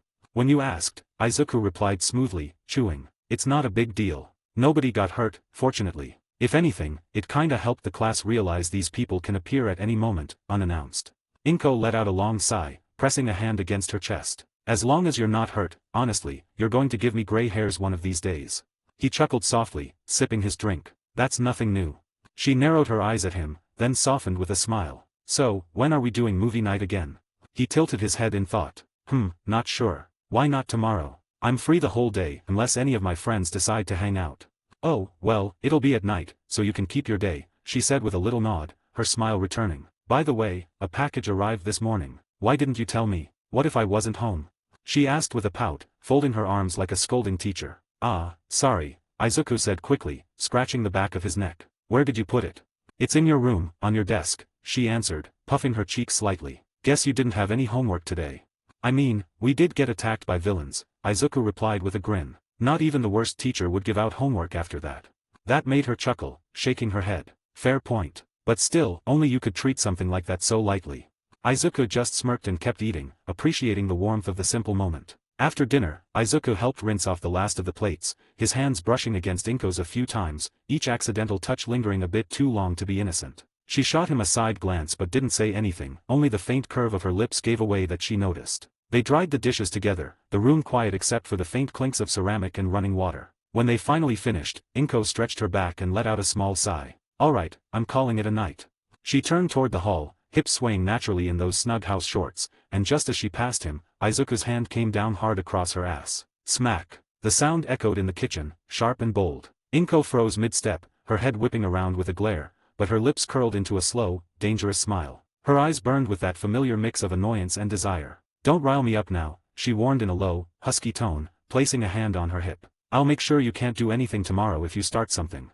Izuku only smirked, leaning against the counter with that calm arrogance. We'll see, he replied, voice dripping with challenge. She narrowed her eyes at him one last time before turning, hips swaying even more exaggeratedly as she disappeared into her bedroom. Izuku's eyes followed until her door clicked shut. The smirk on his face widened. He walked briskly to his own room, shutting the door behind him. His gaze immediately locked onto the package sitting on his desk. A box he had been waiting on all week. His pulse quickened as he approached. With a quick flick of focused energy, he lasered the tape open, the faint burn of heat slicing it clean. The cardboard lid popped, revealing neatly packed items inside. Izuku ran a hand over the contents, a shiver of anticipation rolling through him. His grin widened into something sharp, almost wicked. Yeah, that's the stuff, he muttered to himself, fingertips brushing over each item like he was savoring them. He leaned back in his chair, already picturing Inko's face when she realized what he had planned, half defiance, half desperate craving. I can't wait, he thought. To be continued. Chapter 73, Library Date. The following day, Izuku woke up to the low buzz of his phone vibrating against the wood of his nightstand. His eyelids felt heavy as he blindly reached over and grabbed it, squinting at the screen. Momo. He rubbed the sleep from his eyes and glanced at the clock. It's 6 a.m. The hell does she want this early? With a sigh, he swiped to answer and pressed the phone to his ear. Yo, he mumbled, his voice rough and deeper than usual. On the other end, Momo froze for a second, her face turning pink just from hearing his morning voice. She cleared her throat quickly. Hi Izuku, how are you this morning? She asked, trying to keep her tone formal, though her words stumbled. I'm alright, he said, stretching with one hand behind his head as he leaned back against the headboard. What about you? I'm fine. Actually, the girls and I decided we'd go study at the local library today, she explained, her tone more composed now. So, I was wondering if you'd be interested in attending with us. It won't take long, just 3 hours or so. Izuku blinked. Studying this early? He thought for a moment, then shrugged even though she couldn't see him. Sure, I don't have anything planned, so why not? Which library? Relief colored her voice as she gave him the details, the time, the location, and even which floor they'd be on. Izuku typed it into his notes half distractedly, still fighting the weight of sleep. Great, then, we'll see you there, Momo said before quickly hanging up. The call ended, and Izuku let his phone drop back onto the nightstand. He flopped onto his bed with a groan. Well, I guess I'm not free anymore, he thought, staring at the ceiling for a moment. A beat later, he swung his legs over the bed and padded into the bathroom. The cold tile woke him up instantly as he flicked the light on, squinting at his reflection in the mirror. His hair was a mess, his eyes still a little heavy, but a grin tugged at his lips. Momo calling me at 6 a.m. to study, she's definitely more nervous than she lets on. With that thought, he grabbed his toothbrush and started his morning routine, already planning out what to wear so he didn't look like he just rolled out of bed when he saw her and the others later. A few hours later, he arrived at the library. He could already hear chatter echoing inside, which wasn't a good sign, considering it was supposed to be a quiet place. But when he stepped in, his eyes widened. Security guards and staff lined the walls, politely ushering curious civilians out.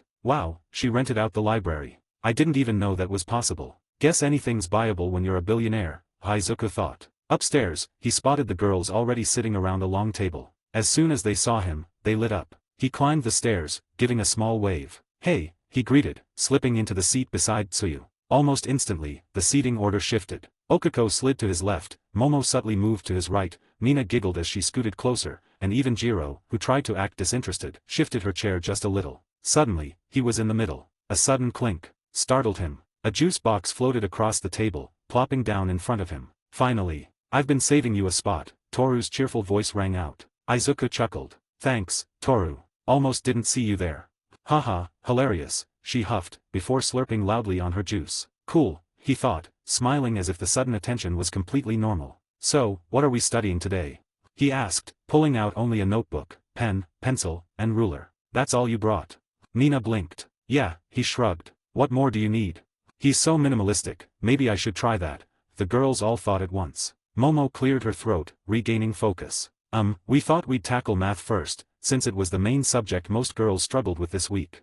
Good idea, Izuku said, standing. Why don't you do the honors, Momo? I'll back you up. Momo smiled faintly, brushing her dress smooth as she moved to the whiteboard. She began explaining, her voice calm and steady. Izuku stood beside her, occasionally correcting small errors or rephrasing concepts so they made more sense. Ah, I get it now. Okiko exclaimed, jotting notes furiously. I was lost until you explained it like that, Midoriya-chan, Tsuyu added with her usual calmness. Seriously, where were you when I almost failed last year? Mina teased, leaning her cheek on her palm. Don't spoil him, Jiro muttered, though her ears twitched with interest. Wait. Toru piped up suddenly. So if X can change, does that mean it's like me changing outfits? Same person, different look. Izuku blinked, then smiled. That's actually a good way to think of it. The girls burst into laughter, Mina giving Toru a playful thumbs up. After an hour, they moved to English. Izuku took the lead this time, his voice carrying confidence. Because of my unique upbringing, I had to learn English properly. So trust me, I'll make this simple. You sound way too fluent, Mina said, narrowing her eyes. Like, suspiciously fluent. Yeah, it's kinda hot, Okiko admitted before realizing what she'd said. She turned red instantly. Focus, Jiro cut in, though she was biting her lip to hide her grin. Oh, Midoriya speaking English is like, super dashing, Toru added, clasping invisible cheeks. Say something romantic. He smirked and muttered, you're not paying attention, are you? Kya. Toru squealed, practically sliding off her chair. Finally, they reached physics. Izuku sat back, resting his chin on his hand. I'll let Momo handle this one, he said with a shrug. My quirk doesn't exactly agree with physics. Figures, Jiro muttered under her breath. Good, because I'm not listening either, Toru said boldly, waving her arms. By the time they wrapped up, the girls were exhausted, slumped against the table. Izuku clapped his hands lightly. Alright, you all worked hard. How about we go get some food? We're in the city, might as well enjoy it. Food? Yes. Mina instantly sprang to life. Midoriya-chan treating us. Tsuyu tilted her head. I'll chip in too, Momo added quickly. Festival food, maybe. Okiko suggested, eyes sparkling. Oh, I call cotton candy with Midoriya first. Toru shouted, punching the air. They left the library together, the staff finally breathing sighs of relief. Sure enough, a festival had sprung up in town, lanterns hanging above, stalls lining the streets, music filling the air. The girls immediately pulled Izuku toward a rental shop and tried on yukatas. Don't peek yet. Mina shouted as they disappeared behind a curtain. This feels a little tight. Momo murmured. I think it looks cute on you, Okako replied. Suyu simply said, rib bit. It's fine. Ugh, I can't wear one. Toru whined from inside. Nobody would even see the pattern. When they finally stepped out, Izuku blinked. Each of them looked radiant in their own way, except Toru, who posed dramatically in absolutely nothing visible. Well. Mina teased, twirling. Who wore it best? Izuku chuckled nervously. That's a dangerous question. You all look amazing. And me? Toru demanded. Can't you see my yukata glow with beauty? Yes. Izuku answered carefully. She clapped her invisible hands. Knew it. The girls giggled, clearly satisfied, and the group wandered through the festival stalls. Just like last time, they each found moments to pull Izuku aside, mini dates scattered throughout the night. To be continued. Chapter 74, Festival. The smell of grilled takoyaki and sweet candied apples filled the air as lantern light painted the streets in soft gold. The group spread out in a loose pack, tugging Izuku from one stall to the next. Midoriya-chan, let's try this one. Mina shouted, already pulling him toward a target shooting game. Wait, no, food first. Okako protested, tugging his other arm. Ribbit, games first, then food, Suyu suggested, trying to compromise. Ugh, you guys are chaotic, Jiro sighed, though she still followed with a small grin. Meanwhile, Toru had already rushed ahead, her voice echoing from the cotton candy stall. One rainbow swirl please. Oh, and one for my totally not my boyfriend yet Midoriya. Izuku just sighed, but couldn't hide his smile. You're going to make me broke before I even become a pro hero. Don't worry, Momo said casually, producing a small pouch of cash from nowhere. I'll cover anything we all want. The girls turned to her in unison. Billionaires, Jiro muttered, shaking her head. They ended up weaving through the festival in bursts of laughter, Izuku winning Okako a plush toy at the ring toss, Mina daring him into trying spiciest takoyaki and immediately regretting it herself. Suyu calmly feeding him a skewer of grilled squid, Toru smudging his face with pink cotton candy, and Jiro, pretending not to care, secretly smiling when he lingered to watch a live band with her, and lastly Momo and Izuku rode a small Ferris wheel together as they enjoyed the view. By the time they regrouped near the lanternlit river, their bags were stuffed with prizes and snacks. This was way better than studying, Mina said, hugging her plushie. I second that, Ribbit, Suyu nodded. We should probably still review again later, Momo reminded, though her own bag was crammed with festival trinkets. Later, Toru sang, bumping her invisible shoulder into Izuku's. Right now, let's enjoy this.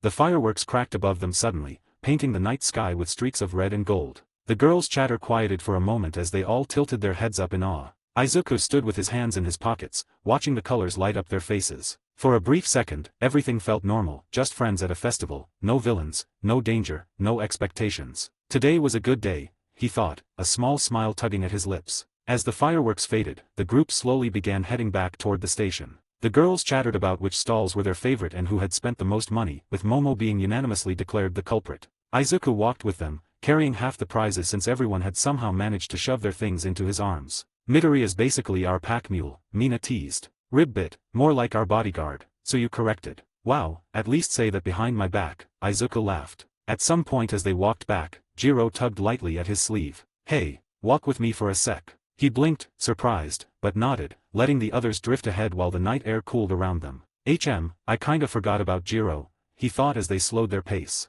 She isn't the most talkative person, but she's fun to be around, guess I should pay more attention. They veered off the main path and wandered toward the edge of the riverbank, where glowing lanterns bobbed across the water. The reflections shimmered like scattered stars, the colors shifting with every ripple. You look like you enjoyed yourself tonight, Jiro said, crossing her arms, though her voice carried that casual edge she always used when trying to hide sincerity. Her eyes flicked toward him, then quickly away. Yeah, it was nice, Izuku admitted, rubbing the back of his neck. Kinda makes you forget about, all the stuff that happened yesterday. She gave a small nod, her earlobes twitching faintly as if betraying her nerves. Same here. Guess I should thank you. If you weren't around, I probably wouldn't even bother with this kind of stuff. Izuku tilted his head, a smile tugging at his lips. That sounds like a compliment. Guess it is, she muttered, cheeks tinged pink as her gaze dropped to the ground. They stood there for a while, quiet, watching the drifting lanterns. The silence wasn't awkward, it was comfortable, like a song without words. Jiro eventually nudged him with her elbow, the faintest of smirks tugging at her mouth. Just, don't burn yourself out trying to carry everyone, alright? You've got this whole All Might vibe, but you're still human. Don't forget that. Izuku almost laughed. Well, not really, he thought, though he didn't say it aloud. Her words still lingered longer than the fireworks. He nodded, his smile softening. Thanks, Jiro. I'll remember that. She shrugged, looking away again, as if brushing off her own concern. Good. Now, come on before Mina accuses us of sneaking off to make out or something. Izuku chuckled. Would that be bad? He asked, teasing lightly. Jiro froze for half a second, her face going bright red before she whipped around and stormed ahead, muttering something under her breath he couldn't quite hear. Izuku watched her stomp off, scratching his cheek with an awkward grin. She's fun to tease. But I should probably hurry up and get back home before Mom gets pissed. He jogged to catch up with the group, the warmth of her reaction still stuck in his chest, even as he tried to play it cool. Momo called for a car, and only a few seconds later, a long black limousine pulled up to the curb. The sleek, polished surface reflected the glow of the streetlights. Izuku blinked. A limo?" he asked, raising a brow as the driver stepped out to open the door. Momo smiled sheepishly. It's the usual. I didn't think it would stand out this much. The others didn't complain, though. They piled in with quiet awe, sinking into the leather seats as the car pulled smoothly onto the road. One by one, the driver dropped them off at their homes until the car grew quieter and emptier. Finally, it was just Izuku and Momo. She glanced at him, her tone casual but curious. "So, where do you live?" "Oh, just head home. I live on your street," he replied, adjusting his jacket. Her eyes widened. "What? Why didn't you tell me that?" Izuku tilted his head. "Didn't you check my school profile? I mean, as the class captain, that's kinda knowledge you need to know, just in case." Her cheeks flushed. "Well, I was planning to, guess it slipped my mind," she admitted, fidgeting with her hair. He chuckled softly. "No worries. So, how was today?"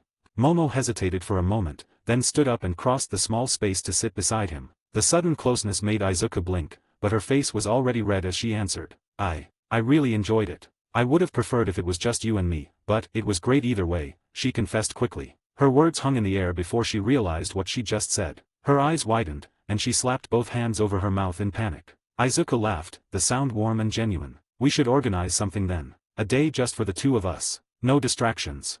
Her blush deepened, but she slowly lowered her hands, a small, hopeful smile breaking through. "I'd like that." The limo slowed to a stop at their street. The driver opened the door, and Izuku stepped out. To his surprise, Momo followed after him, walking him to the front gate of his modest home. She looked at it quietly, then smiled to herself. "To think. I planned on buying this house one day after I became a pro hero." Izuku turned to her with a playful grin. "Really? Well, it can be our home one day, if you want." Momo's face turned crimson. She gave his shoulder a soft smack, her lips pressed together in a pout. "Don't joke like that," she muttered. He chuckled. "I wasn't joking. But, that's a conversation for another time." His hand rose and gently patted her head, fingers brushing her soft hair. "I'll see you tomorrow." Before she could respond, he stepped inside, leaving her standing there, her heart pounding in her chest. Momo clasped her hands together against her chest, her lips curling into a small, dreamy smile. "I really have fallen for him, haven't I?" she thought, love-struck, before turning back to the limo. The driver closed the door for her and pulled away, carrying her toward the mansion further down the road, while her mind was still lingering on the boy next door. To be continued. Chapter 75, Sports Festival Superscript 1. Late that night, Izuku sat on the couch with his mother. A light blanket covered both of them as the glow of the TV lit up the living room. It was one of their rare quiet nights together. They laughed at the funny scenes, and when the movie turned sad, Inko dabbed at her eyes with a tissue while Izuku teased her gently. "You're too soft, Mom," he chuckled. "Shush, Izuku. You'll understand when you're older," she sniffled. But truthfully, he found the moment comforting. It was pure, simple. It reminded him that despite everything, the training, the danger, the attention, he was still just her son. Like I said, I'd love to progress the plot before I write any type of NSFW. The very next morning, Izuku walked into class, stretching a little. "Morning, guys," he greeted casually, slipping into his seat. A few classmates waved back, but most were buzzing with nerves about the upcoming sports festival. Sports festival, the chance to get scouted by top heroes. "I wonder who I'll pick when I win. Shouldn't be too hard to keep my record straight, he thought, leaning back and propping his chin on his hand. The door slid open and in walked Aizawa, bandaged from head to toe like a mummy. The class gasped in unison. "Sensei, are you all right?" Mina blurted. "You look terrible." Okako added. "Man, villains did a number on you, huh?" Kirishima said nervously. Aizawa didn't even blink. "That doesn't matter. What does matter, is that the fight's not over." The class instantly tensed, panic rising. "More villains. Already. The UA Sports Festival is near," he finished flatly. The room erupted. "Come on. He always does this. He can't keep getting away with this. Izuku fought back a laugh. Aha, man, that's never not funny. Aizawa yawned, stretching. Anyway, it'll begin in 2 weeks. Go train. I need a massage. See you in 2 weeks, or not. Doesn't matter to me. With that, he slid out the door, leaving chaos in his wake. The students immediately huddled together, buzzing with excitement and nerves. 2 voices, however, cut through the noise. Shoto's calm, firm tone, I'm not holding back, Midoriya. Katsuki's usual explosive snarl, yeah, twerp. I'm gonna crush you this time, so you better watch your back. Izuku didn't even glance at them. He just leaned back in his chair, hands in his pockets. Get off my dick, he thought, utterly unbothered. Later, break time. Class 1A filed out of their room, only to be met with a wall of first years from other departments, general studies, support, business. The hall was packed with eyes glaring at them, whispers spreading like wildfire. They think they're hot stuff. Class A's full of stuck-up brats. They won't even last 1 round. The pressure was thick, almost suffocating. But Izuku, he didn't even slow his pace. He shoved his hands in his pockets and walked straight through the crowd, not sparing anyone a glance. The glares burned, but he treated them like they were invisible. He only had one goal, cafeteria food. That's when Mina jogged up beside him, hands laced behind her head and a grin on her face. You don't look even a little fazed. You must be confident. Izuku smirked faintly. Nah, not really. I just don't think too much about things, I guess. Mina laughed, giving him a playful nudge. That's what makes you interesting, Aizu. Everyone else is sweating bullets, and you're out here acting like you're going for a walk in the park. Izuku shrugged. Well, stressing out doesn't make you stronger. Her grin widened. Fair point. Still, don't go stealing all the spotlight, alright? Leave a little for the rest of us. Izuku chuckled. No promises. As they walked down the hall toward the cafeteria, a familiar orange-haired figure stepped into their path. Hey, remember me? Kendo asked with a confident smile. Izuku blinked, then grinned. Yeah, of course. How've you been? I've been alright, she said, folding her arms casually. I mean, I wasn't attacked by villains unlike you guys. Seriously, Class A must have some bad juju. Izuku chuckled, scratching the back of his head. Yeah, we kinda do. Oh, by the way, this is Mina. Mina, this is Kendo. The 2 girls turned to face each other, sizing one another up for a brief second before both broke into polite smiles. Hey, Mina said. Hi, Kendo replied smoothly. Then she tilted her head. So, do you and Izuku go way back? Not really, Mina answered, smirking a little as she leaned closer to Izuku's side. But we've hung out so much, we might as well, I guess. Kendo's eyes sparkled with mischief. Oh, so are you 2 dating? Mina's face turned pink immediately. Oh, not yet. She quickly waved her hands, realizing too late how it sounded. Izuku raised an eyebrow, amused by her slip. Kendo chuckled, clearly enjoying herself. Relax, I'm just teasing. Well, I'd love to talk more, but I've gotta run. See you later, especially you, Izuku. She gave him a playful wink before turning on her heel and walking away, her long ponytail swaying behind her. Mina froze for a second, staring after her, then puffed her cheeks. What was that about? Izuku shrugged. Not sure. What was that from you? He teased lightly, mimicking her earlier words. Mina's blush deepened. We'll talk later, okay? I need to use the bathroom. She stammered, darting away before he could say anything else. Izuku sighed, sliding his hands back in his pockets. Damn, I'm all alone. To be continued. Chapter 76, Sports Festival Superscript 2. The day went on normally after that little hallway drama. Eventually, Aizawa dismissed them with one final reminder. They had 2 full weeks off to train, refine their quirks, and prepare for the upcoming sports festival. Most of the class buzzed with excitement or stress. Some were already making training plans, others nervously calculating what events they might excel in. Izuku, he leaned back in his chair, hands behind his head. 2 weeks off, huh? Everyone's about to break their backs training, and me, well, he smirked. I don't really need to. Guess this is basically vacation. By the time he arrived home, the sun had dipped low, painting Musutafu in streaks of orange and purple. He slipped off his shoes, greeted Inko with a quick hug, then trudged upstairs. In his room, he tossed his uniform aside and pulled on a comfy black hoodie and sweatpants before plopping into his desk chair. The computer screen lit up, reflecting across his glasses as he powered it on. Man, it's been a while since I touched this thing, he muttered, stretching his arms. The familiar hum of the machine was oddly nostalgic. A few clicks later, he pulled up his games library, scrolling past dozens of titles. Let's see where I left off.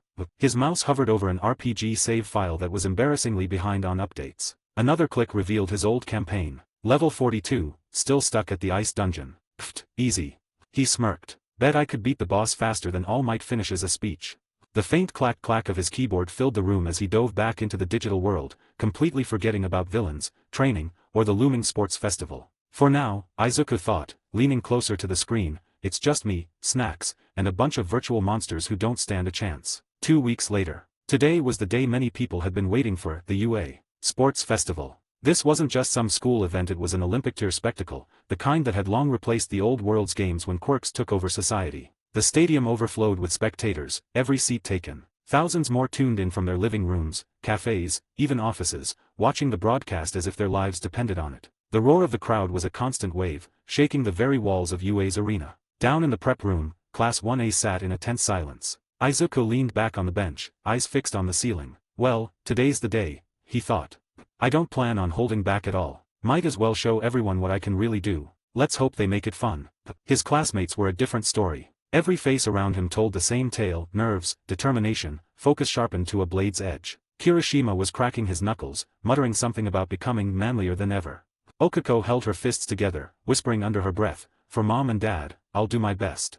Momo had her eyes shut, reciting formulas and strategies in her head. Bakugo was already vibrating with rage in the corner, like a ticking bomb that couldn't wait to explode. Everyone here had pushed themselves in training, breaking limits, fine-tuning quirks, devising strategies for any scenario. To them, this wasn't just about winning, it was about staking their claim in the world of heroes. Izuku glanced at them all, then smirked faintly. Yup, tension so thick you could cut it with Aoyama's belt buckle. Suddenly, a tap on his shoulder snapped him out of it. He turned to see Todoroki staring down at him, expression unreadable. "Sup?" Izuku said casually. "Nothing," Todoroki replied flatly. "I just want you to know, I will beat you. You're strong, Midoriya. But I won't lose to you." His voice carried that same cold confidence, but his eyes burned with hidden fire. Izuku blinked once, then tilted his head. Sure. Let's both try our best." He turned away slowly, lips twitching as he fought back a laugh. "Man, this is so middle school coded. Like, bro, did we just anime rival speech in real life?" Across the room, Bakugo suddenly stood up, pointing at both of them. "TCH, don't act like I'm not here. I'm gonna blow both your asses straight out of the damn stadium. Got it, nerds?" The room tensed again, but Izuku just leaned back and closed his eyes. "Yeah, this is gonna be fun." Soon after, they all began to walk out, the crowd cheering on loudly. The sheer roar of thousands of voices hit them like a wave, a wall of noise that vibrated through the ground beneath their feet. Colorful banners waved in the air, people screamed names, and camera drones floated overhead, capturing every angle. Izuku basked in their roar, it fueled him as he felt his adrenaline pumping. His heart raced, not out of fear, but exhilaration. Present Mike began to amp up the energy with his booming voice, the stadium lights dancing as if they reacted to his tone. "Hello everybody. Today is the day we've all been waiting for. The U.A Sports Festival. Each year we watch U.A's fledglings battle it out. Now let's introduce our classes. First up, the awesome rising stars. Class A."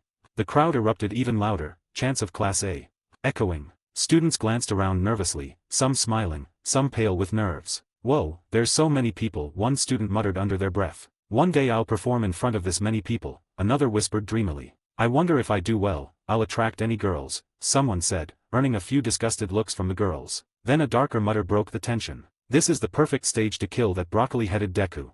Everyone turned toward Katsuki, who immediately scowled, sparks popping from his palms. "The fuck you looking at?" he barked, his voice practically shaking the front rows with its volume. Dude really is a hot head, Izuku thought, hiding his amusement behind a calm expression. Soon they stood in neat lines separated by class as the R-rated hero, Midnight, strutted onto the stage. Her heels clicked against the polished floor, her whip slung casually at her side. She raised her mic, her sultry voice carrying across the stadium. "Now it's time for the athlete's oath, and this year, our student representative is Izuku Midoriya," she announced, throwing him a playful wink. The crowd erupted again, some people chanting his name while others clapped thunderously. Izuku smiled faintly as he walked through the mass of students, the spotlight following him. The cheers felt like a pressure on his shoulders, but instead of weighing him down, it gave him strength. He climbed the stairs, stood tall at the mic, and looked out at the sea of expectant faces. "Heil hit. A/N, I'm joking." A few confused murmurs came from the crowd, but Izuku simply leaned closer to the mic and said calmly, "Good luck to everyone." The stadium went silent for a beat before bursting into squeals and cheers, mostly from the girls in the audience. "He's so humble," one shouted. "Wow, even though he was first, he thinks for everyone else. Men like him are rare these days," another said dreamily. "I know what I'm writing on Wattpad tonight," a voice carried over the noise. "Huh, for real? What do you mean there's stories about him already? And they're shipping him with Katsuki?" Someone else whispered, making a few people laugh. Izuku acted like he didn't hear any of that as he walked down the stage steps and stood back in line, his hands slipping into his pockets. "I wanted to say something cool, but I couldn't think of anything, he thought as he smiled faintly at himself. Midnight stepped forward again, twirling her whip as she smirked. Kind words from this year's student representative. Now, without wasting any more time, let's begin. This is the qualifier. Most of you will be going home in tears after this. The first event is an obstacle course race.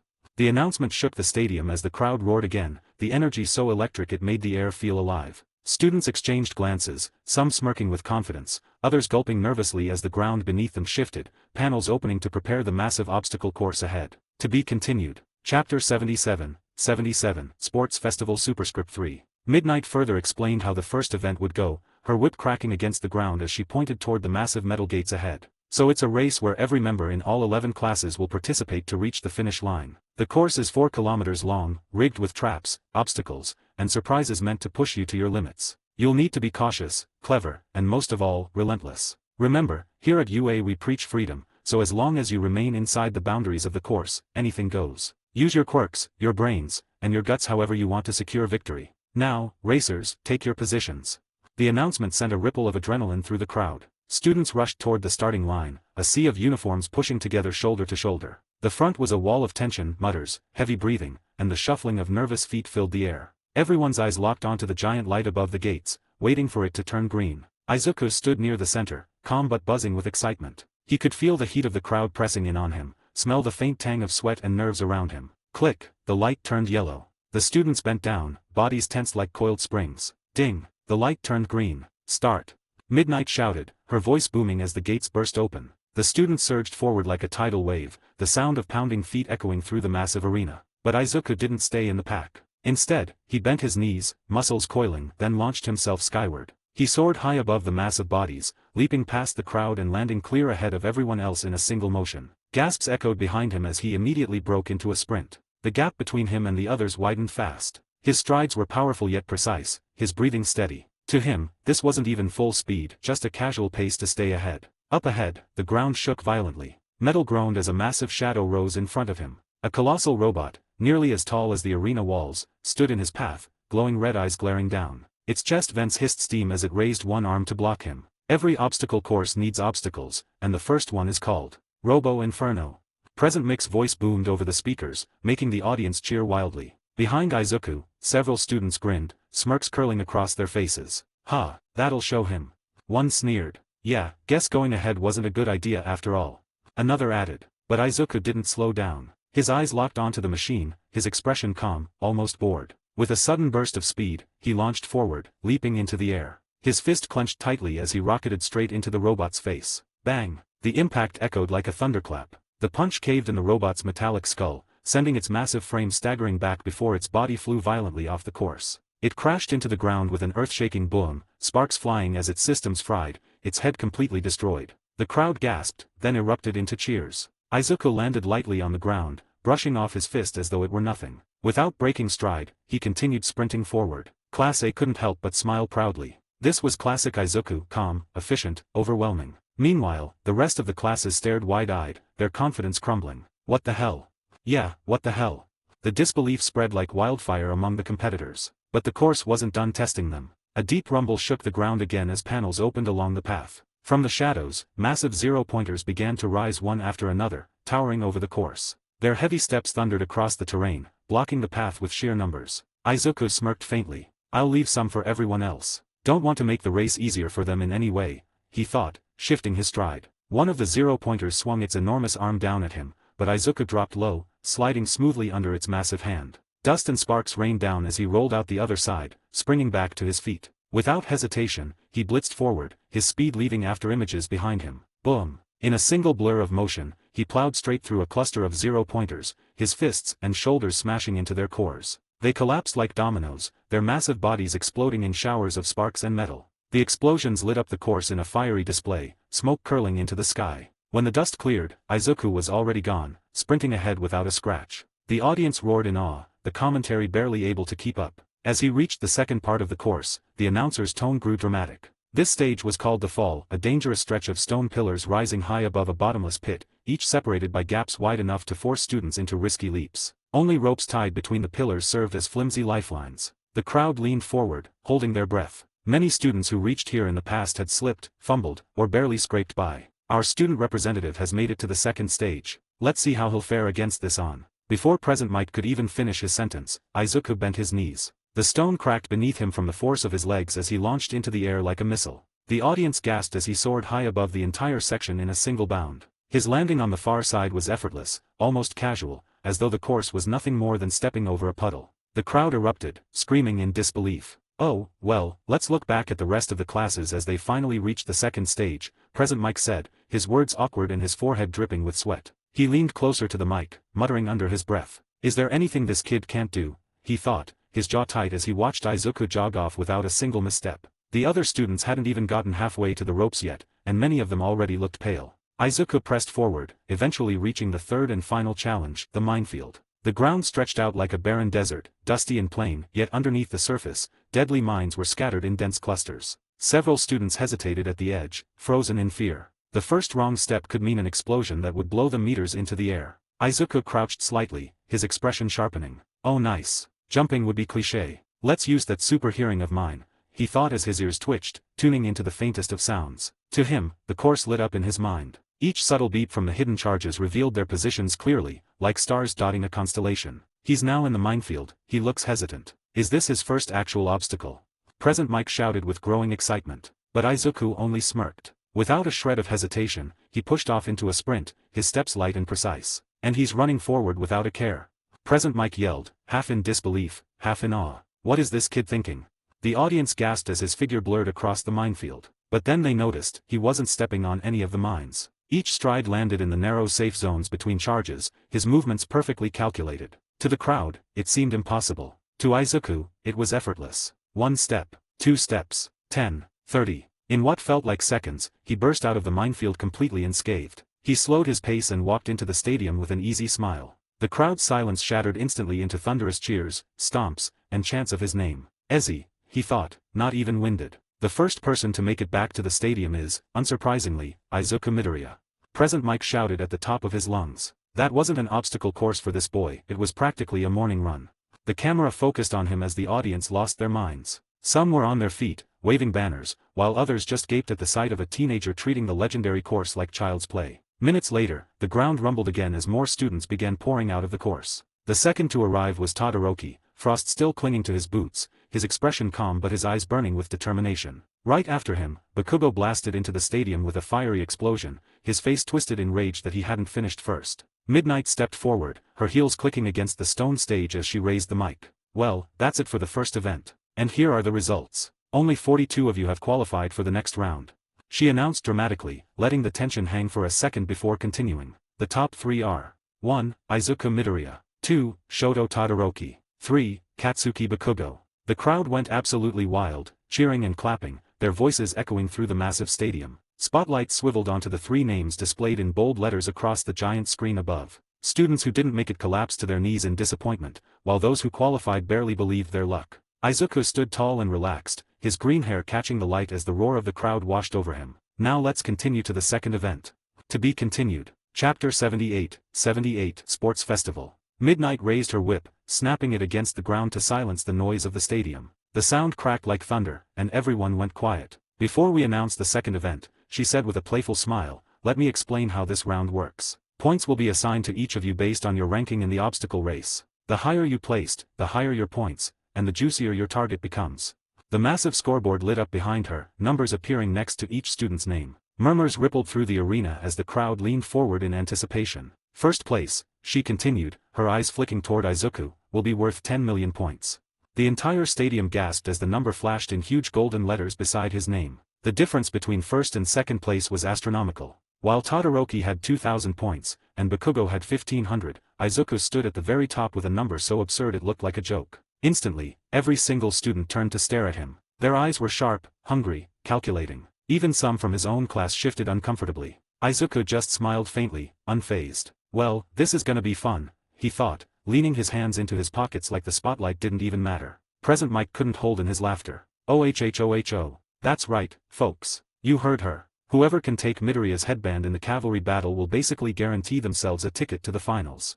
Students began whispering among themselves. If we gang up on him, we'll crush him easily. No way I'm letting Class A hog the spotlight again. He's dead meat. TCH. 10 million? He's practically wearing a bullseye on his forehead.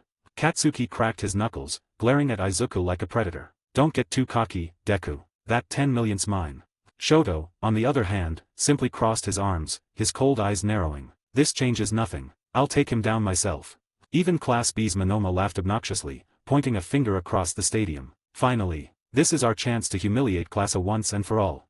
The glares pressed on Izuku from every side, but instead of looking worried, he tilted his head slightly, his lips curling into a smirk. Keep dreaming. Okay, listen, before you tear each other apart, let's talk about the following event, which is the cavalry battle. Midnight announced, cracking her whip again for emphasis. The stadium roared with excitement while the students' eyes widened. Present Mike leaned forward over his desk, practically shouting into the mic. That's right, folks. For those of you at home, here's the rundown. Students will form teams of 2 to 4, and each team will have one rider wearing a headband with points equal to their ranking from the obstacle race. The goal? Snatch as many points as you can before time runs out. The scoreboard flashed again, showing headbands with point values. Izuku's 10 million glowed like a beacon. Why, you're kidding, Mina muttered, staring up at the number. 10 million. Okako squeaked, clutching her head. That's insane. Ribbit. That means every single team will come for him first, Suya pointed out calmly. Damn right they will, Jiro added, her eyes flicking toward Izuku. He's basically the jackpot. Izuku just leaned back on his heels, completely relaxed. Guess I should be flattered, he said casually. Flattered. Kaminari yelped. They're gonna come at you like a zombie apocalypse, dude. Not my problem, Izuku replied smoothly. That's their mistake. Across the room, Bakugo slammed his palm against the wall. Don't get cocky, Deku. That headband's mine. Shut up, Katsuki, Izuku said without even looking his way. You've been saying that since we were kids. That only made Bakugo's blood boil hotter. Meanwhile, Todoroki was quieter but no less intense. He adjusted his glove, eyes fixed on Izuku like he was already mapping out strategies. Midnight clapped her hands together with a sharp smile. Now then, teams may be formed freely. Choose wisely, because alliances will make or break you here. You have 15 minutes to decide. The room instantly burst into chaos. Students rushed to one another, begging for strong partners. Class B was already trying to outmaneuver Class A. Everyone's strategies orbited around one clear goal, taking down Izuku Midoriya. Izuku, however, stood perfectly still amidst the storm, hands in his pockets, his calm grin making the girls glance at him with a mix of admiration and worry. This'll be fun, he thought. Wonder who's brave enough to join me. He didn't even have to say anything, as two girls somehow appeared on either side of him. I guess you guys wanna join me then? Izuku asked with a smirk, already knowing the answer. Of course. I mean, you're our friend and stuff, Aizu, Okako replied, her voice cheerful as ever, though her cheeks betrayed a faint pink blush. The girl on his other side was less shy and far more energetic. One he knew all too well from his original world. Mei Hatsum. And you? Izuku asked, curious how she ended up here so quickly. Oh hi, I'm Mei Hatsum. She chirped, leaning forward with sparkling eyes. I've heard a lot about you, and might I say, I'm kinda a fan. Honestly, I just wanna be in the spotlight so I can flex my babies' inventions, but I wouldn't mind getting closer to the most talked about boy in school. Okako blinked at her. Babies. My gadgets, silly. Mei said with a giggle, patting the belt of strange tools she always carried around. Izuku chuckled, shaking his head. Really? Well, you should invite me one day, so I can check out your stuff then.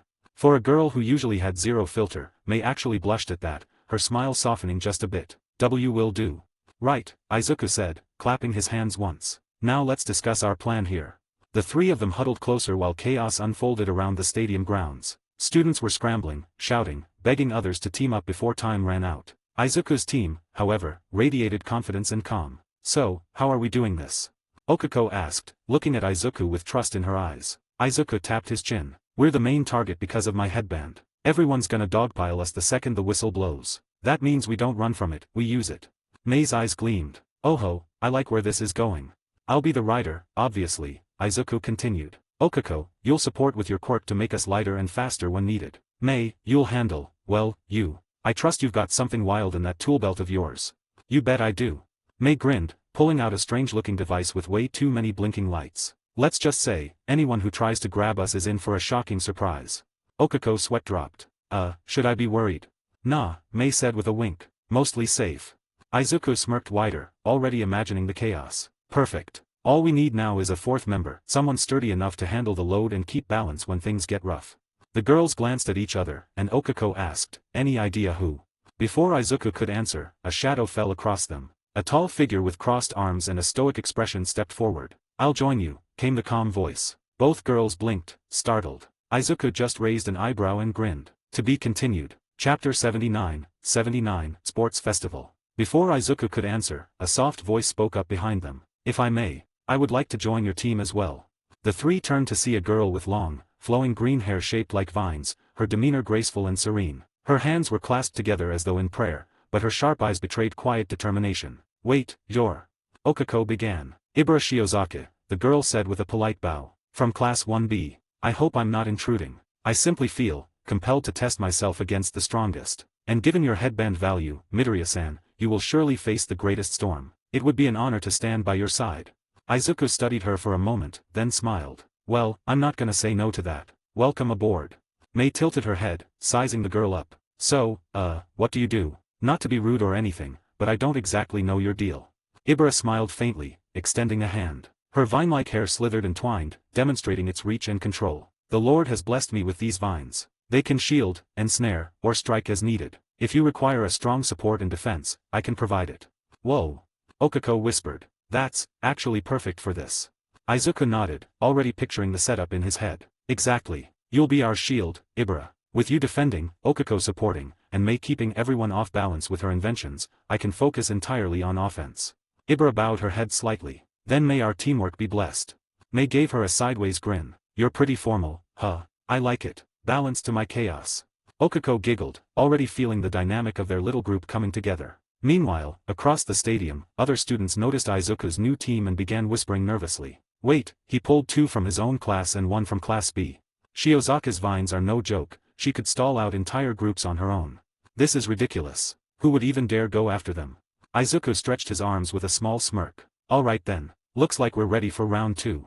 The buzzer echoed across the arena, sharp and commanding, signaling the start of chaos. Izuku, rider. Ibara, Okako. Mei, rear support. Every single team's eyes locked onto Izuku like predators spotting prey. Get him. He's worth 10 million points.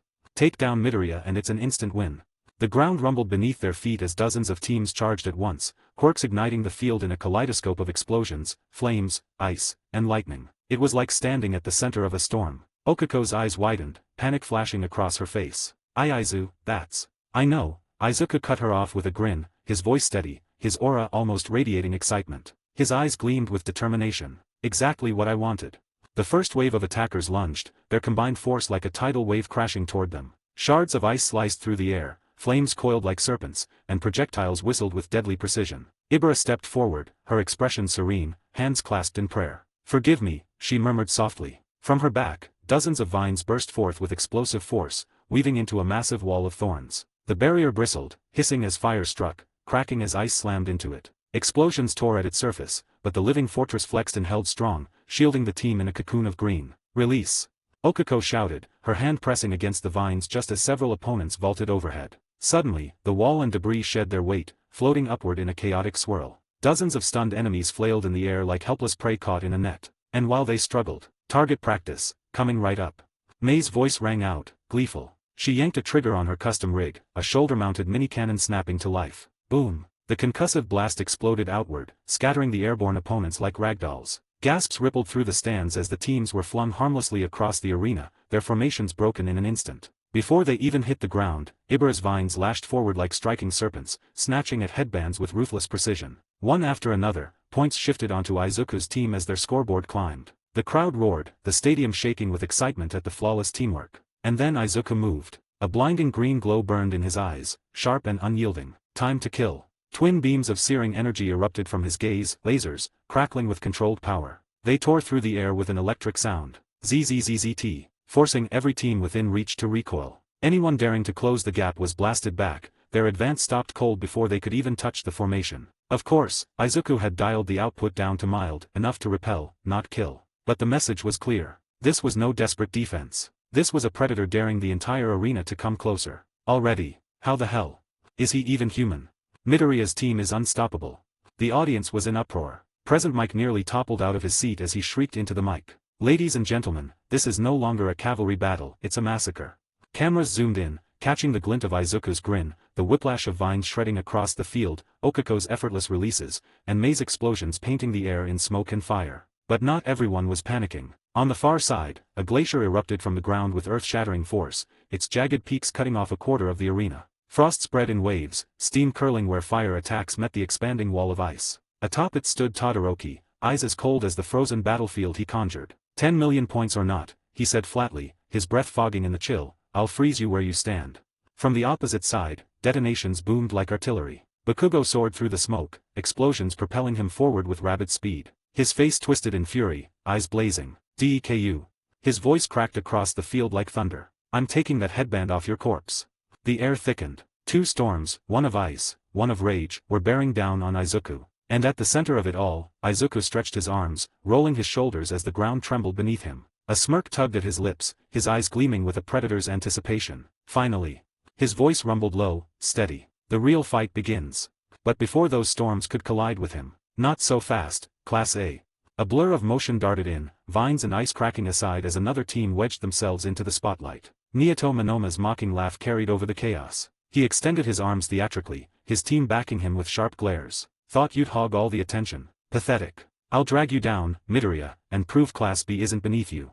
Ibara's eyes flicked in his direction, her voice soft but clear. Be careful, everyone. He can copy quirks. Monoma's smirk widened. Really, Ibara? Selling me out in front of the enemy? Doesn't matter. Copy or not, we'll still rip you. Whoosh. Wind howled. The arena floor cracked. Monoma's words cut short as his entire team was hurled backward, scattered like paper dolls caught in a hurricane. Their cries vanished beneath the roar of displaced air, tumbling helplessly across the battlefield until they slammed into Todoroki's glacier with a sickening thud. Silence. The audience blinked in disbelief. Even present Mike froze, his jaw hanging open before he finally exploded. They're gone. One breath, one move, and Team Monoma is erased from the field. Izuku exhaled slowly, lowering his hand as if swatting away an insect. His brow twitched ever so slightly. Who the hell was that again? He muttered. Ibara clasped her hands, whispering a prayer for Monoma's down team. Mei was giggling, frantically scribbling new design notes. Okiko shook her head, sweat dropping. But Izuku, his eyes were no longer on the pests. They burned forward, locked onto Todoroki's glacier. Then they slid, sharp as daggers, to the smoke trail of Bakugo's advance. 2 storms. 1 battlefield. To be continued. Chapter 80, Sports Festival. The battlefield was chaos, but all of it seemed to fade as Todoroki's team carved their way through the madness, their eyes locked on one target, Izuku. Todoroki stood as rider, icy mist curling around his frame. At his sides, Momo created insulated shields to counter blasts, Yozo's arms stretched wide for mobility, and Kaminari crackled with sparks, ready to zap anyone who got too close. Together, they looked like a juggernaut carving a path straight through the storm. I won't hold back, Midoriya, Todoroki muttered as another glacier surged beneath their formation, propelling them forward like an avalanche. Ibara's vines lashed out, wrapping around the oncoming ice to slow it. Brace yourselves, friends. Okiko's hand pressed down. Release. The enormous glacier lost its weight, floating harmlessly into the air. Gasps rose from the crowd as Todoroki's own attack turned into a drifting iceberg overhead. Now, Mei. Izuku barked. Mei grinned, pulling the trigger on one of her babies. A small cluster drone zipped into the floating ice and detonated with a dazzling flash, scattering chunks like fireworks. The debris rained harmlessly down, but the spectacle drew cheers from the audience. Yet Todoroki wasn't shaken. He slammed his hand down again. More ice surged forward, this time shaped into jagged spikes racing like lances. Izuku blurred forward, fist glowing faintly. He smashed through the frost with a single punch, shards flying everywhere. The force carried him all the way up to Todoroki's formation, his eyes blazing green. ZZZT. Twin beams of heat vision shot forward, forcing Momo to instantly conjure a steel wall to shield the team. Sparks flew as the lasers seared against it. TCH, he's insane. Kaminari shouted, unleashing a jolt of electricity toward Izuku. But vines coiled in from the side, snaring his arm mid-strike. Forgive me, Ibara whispered, yanking him off balance. Izuku closed the gap, his fist drew back, aimed directly at Todoroki. The impact never came. Todoroki thrust his palm forward, ice exploding in a sharp, glacial wall between them. Izuku's fist slammed into it, cracks webbing instantly across the frozen barrier. Todoroki's eyes narrowed, his breath misting in the cold. The two locked eyes over the breaking ice, green lightning in Izuku's gaze, frost fire resolve in Todoroki's. Whoop. The buzzer blared. Time. Both teams froze, the tension hanging heavier than the floating glacier above. Izuku's fist hovered against cracked ice. Todoroki's hand trembled slightly from the strain of holding the wall. Time.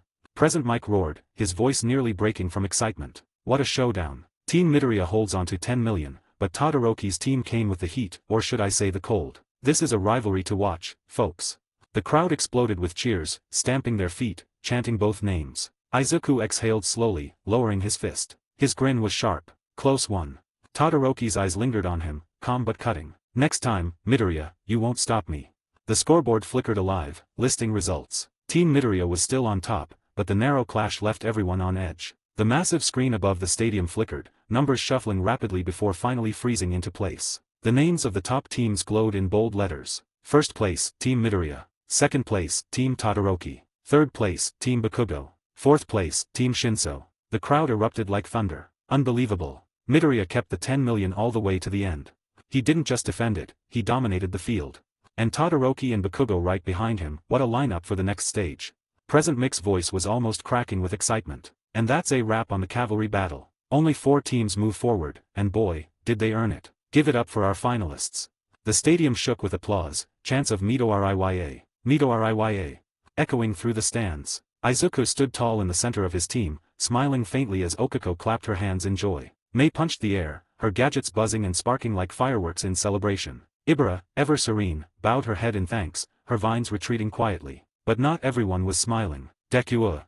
Bakugo's roar cut through the cheers. He stomped toward Izuku, smoke billowing from his hands, teeth clenched so tight it looked painful. You think you're hot shit, huh? First the entrance, now this. I'll blow that smug face right off your skull in the next round, you bastard. Okiko flinched, but Izuku only tilted his head, grinning with calm confidence. Looking forward to it, Kaken. That only made Bakugo's palms spark hotter, his rage practically vibrating in the air. Meanwhile, Todoroki simply turned away, his eyes cold, calculating. I'll crush him in the next round. This won't be a game. The tension between the 3 frontrunners was palpable, lightning, ice, and explosions hanging thick in the air as the crowd chanted for more. Midnight stepped forward, her whip cracking loudly. That's enough. Save it for the next stage, you brats. And trust me, it's going to get even bloodier from here. After that, Izuku went back to the waiting room for Class A as everything for the final event was being prepared. The muffled roar of the crowd outside still vibrated faintly through the walls, but in here, it was quiet. The air was thick with anticipation. Izuku leaned back in his chair, arms folded, his mind wandering. It's been fun so far. What's the next arc again? Oh right, the hero internship. Wonder who I'll pick. If Mirko's available, I know who I'm taking. He smirked slightly to himself, the thought enough to keep him relaxed while everyone else was drowning in nerves. Suddenly, the door creaked open, and the temperature in the room seemed to plummet. A cold draft swept in as Todoroki stepped inside. His mismatched eyes locked onto Izuku with the intensity of a predator eyeing its rival. The whole class fell silent. I won't hold back just because we're classmates, Todoroki said flatly, his voice sharp as ice. I just want to make that clear. I have more to gain from defeating you than you know. The air felt heavier, frost beginning to form faintly on the doorknob behind him. Izuku didn't flinch. He leaned forward, elbows on his knees, smirk tugging at the corner of his lips. If you plan on going all out, then make sure you use that firepower. Because if you don't. His eyes gleamed with confidence, almost daring. Not even a second will pass, and you'll be flat on the ground. The room seemed to crackle with the tension. Todoroki's jaw tightened, fists clenching so hard his knuckles turned white. He gave the smallest scoff, though it didn't mask the frustration in his glare. We'll see. With that, he turned on his heel and walked out, the frost on the knob melting as the door closed behind him. The silence lingered for a moment. Then Nina finally spoke, plopping down next to Izuku with wide eyes. Seriously, what did you do to that guy? He's acting like you stole his lunch money and burned his house down. Izuku shrugged casually. Couldn't tell ya. Momo, who had been watching with a frown, crossed her arms. Whatever it is, he's not letting it go. He's serious about this, Izuku. Izuku tilted his head back against the wall, closing his eyes. He really is. Nina leaned closer with a mischievous grin. Oh, it's a rivalry thing, huh? Like Goku and Vegeta. But you're kinda more like Goku if he had a cheat code. Izuku chuckled under his breath. That's one way of putting it.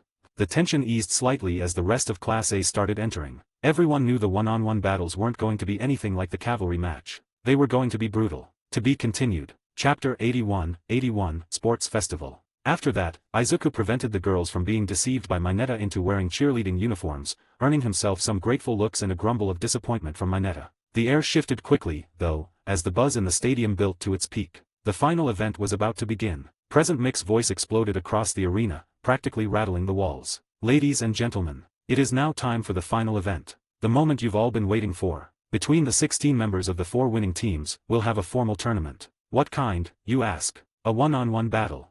The crowd roared in excitement, stomping and cheering so loudly the stands trembled. I wanna see that Midoriya kid against Todoroki. Someone yelled from the front rows. Yeah, or that blonde kid with anger issues, someone needs to get that checked out.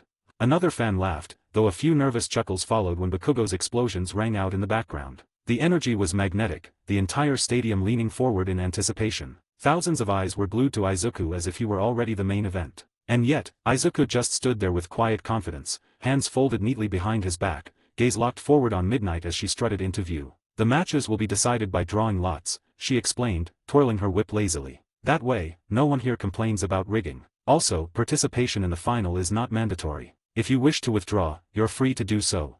Almost immediately, Ajiro raised his hand, his voice calm but firm. I'll forfeit. I was carried through by my teammates. It wouldn't sit right with me to continue. Gasps filled the crowd. Midnight blinked in surprise before nodding. Very well. That's one. Not long after, Class B Shota stepped forward with the same sentiment. I don't want to advance on something that wasn't really mine. The stadium booed, but rules were rules. They were replaced by the fifth-place team's representatives, Kendo from Class B and Tetsu. Excitement surged again as the lots were drawn. When the names flashed across the display board, Izuku tilted his head slightly. Somehow, his first opponent ended up being Shinso. Wow, Izuku muttered under his breath, a small smile tugging at his lips. Guess it's fate. Across the stage, Shinso glared at him, eyes narrowed like sharpened blades. He could feel the weight of the boy's hostility, as if Shinso had been waiting for this. He looks like he likes to talk, Shinso thought coldly, already planning. This will be easy. 10 minutes were given to the contestants to prepare. The arena quickly scattered into pockets of tension, students pacing, muttering mantras to themselves, stretching furiously, or whispering encouragements to their classmates. The nerves were so thick they hung in the air. But not Izuku. He was the picture of ease. While others were psyching themselves up, he sat casually at the cafeteria table, sipping apple juice. Across from him sat MT Lady, arms folded beneath her chest as she watched him closely. You don't seem all that worried, she said, her tone half curious, half amused. Izuku raised a brow. Really? What makes you think that? You're just sitting here, she said, gesturing at him. Everyone else is probably saying their prayers or biting their nails down to the bone, trying to keep their nerves in check. But you, she tilted her head, you're drinking juice like this is recess. Izuku gave a light shrug, a faint smirk tugging at his lips. Well, we're all different. MT Lady leaned back with a small laugh. Well, you're right about that. Her gaze softened for a moment as her thoughts drifted. He reminds me of Hoodie Hero, I wonder when he'll come see me again. It's been a while since we've spoken. I don't want to seem desperate, really, but... Izuku kept sipping calmly, completely unreadable. Soon enough, the minutes flew by, and Cementos finished reshaping the massive fighting arena, flattening the stage with solid concrete walls surrounding it. The entire stadium vibrated with anticipation as Present Mix voice thundered out. It's now time to begin the last round. Here, there's no teammates, no excuses, only you and your own strength to rely on. Now, let's welcome our very first match. He swung his mic dramatically toward the right side of the stage. On this side, the kid who's been treating this whole festival like a playground. A kid who seems to have more abilities than we can legally count, Izuku Midoriya, from the hero course.